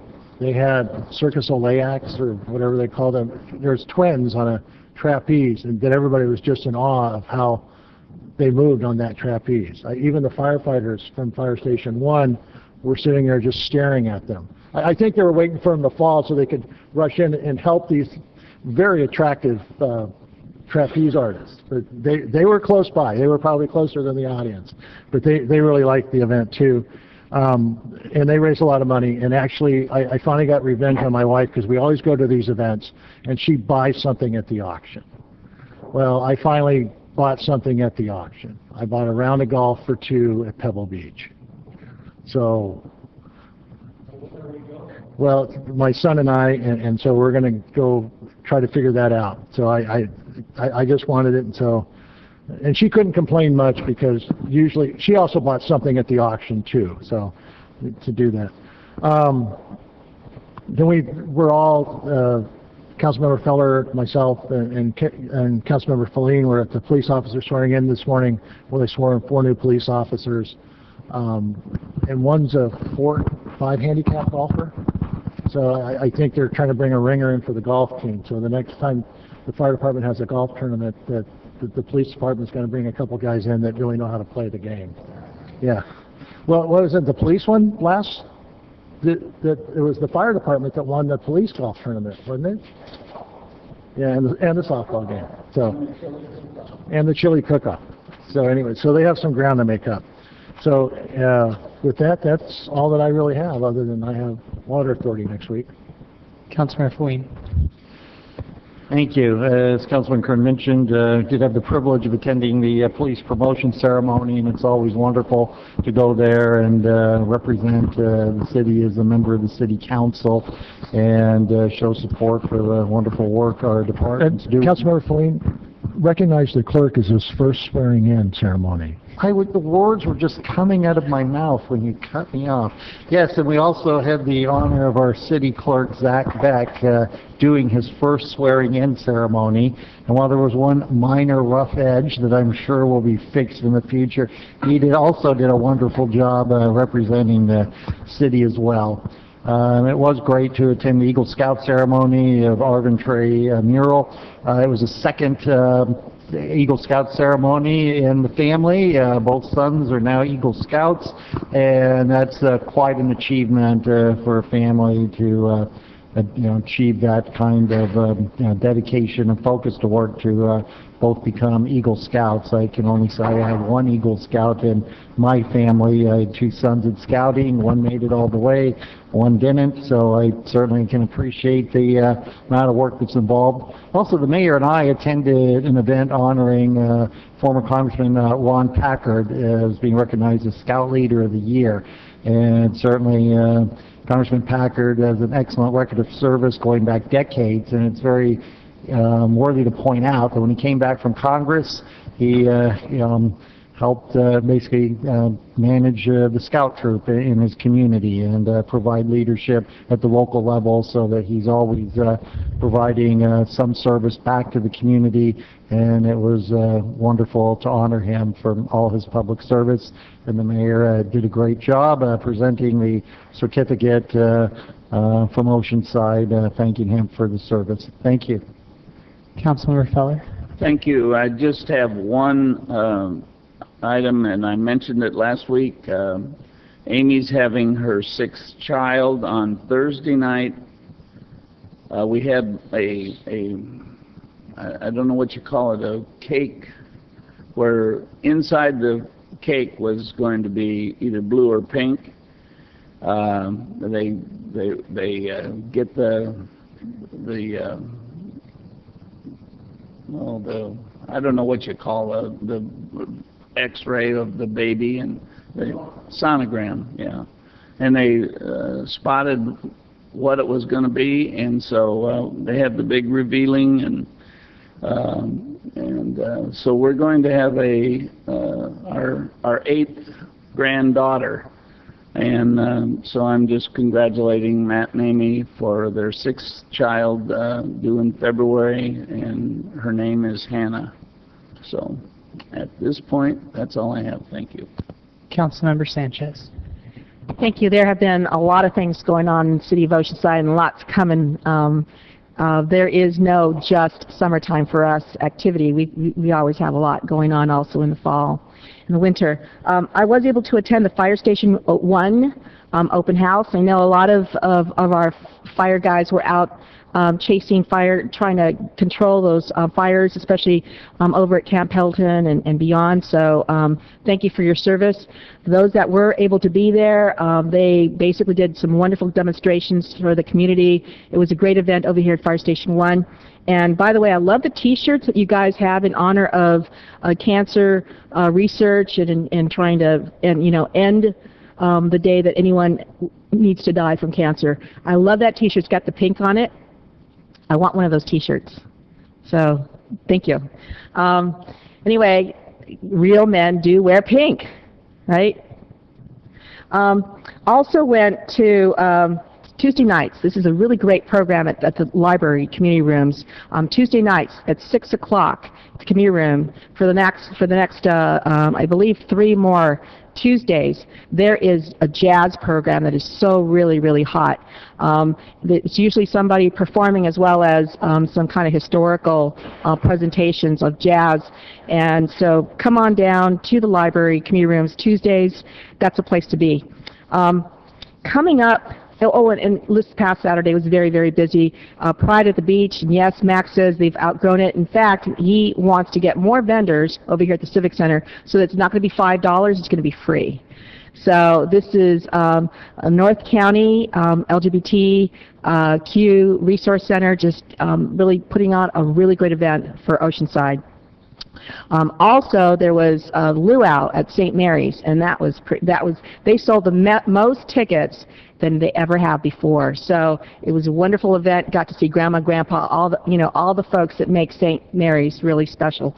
And now that I've got my great nephew going in preschool, I'm going to be going to all of their wonderful events. After that was the North County NAACP Freedom Dinner, and that was really a really wonderful event.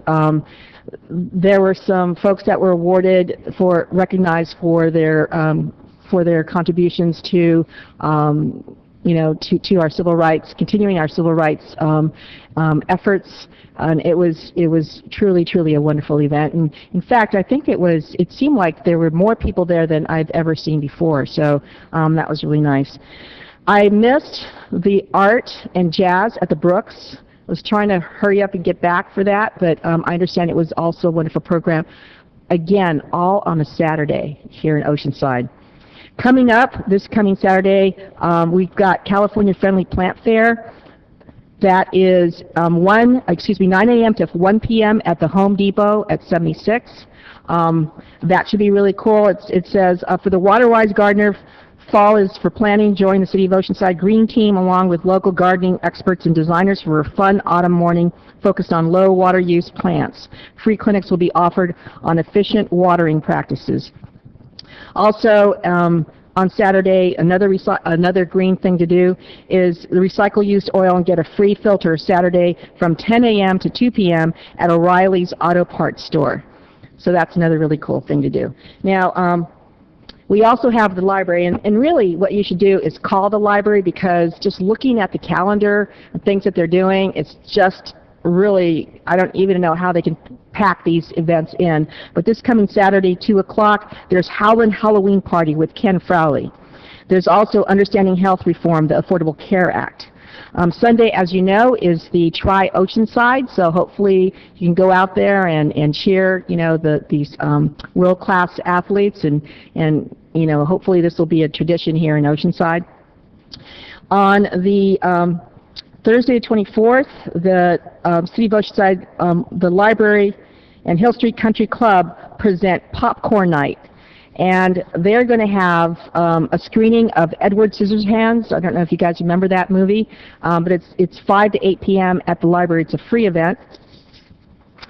Then on October 26th through November 3rd, there is a world premiere of Light Falling Down. That is a play by Amy Greenberg, and it is at the Brooks Theater. Lots of things going on at the Brooks Theater. I think this group that's running the Brooks Theater really has it just really happening. There's also at the library, Once Upon a Time, The Art of Storytelling with illustrator Carla Roque, and that is on October 26th, 5 to 7 p.m. There are exhibits out there right now at the library, but this is a really special reception with someone who has done some phenomenal illustrations. Then, Dia de los Muertos, Sunday, October 27th, 10 a.m. to 5 p.m. Always really great at the Mission. Haunted Market at the Sunset Market, October 31st. And I'm running through October because the next time we'll be here will be beginning of November. And it's ages 12 and under, trick or treat, 5 p.m. to 7 p.m. Costume parade, meet at the main stage at 6 p.m. So you got Evil Laugh and blood curdling scream contests. I don't know, Evil Laugh and blood curdling scream. So that should be interesting. I don't remember them doing it last year. And then finally, Day of the Dead, Art After Dark, Day of the Dead, at the Oceanside Museum of Art. That's Friday, 7 to 10 p.m., November 1st.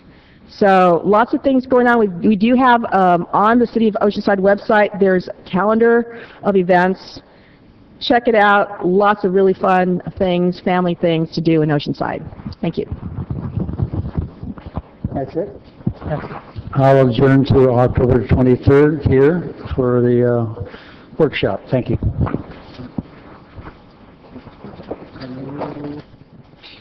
Are you going to try Oceanside?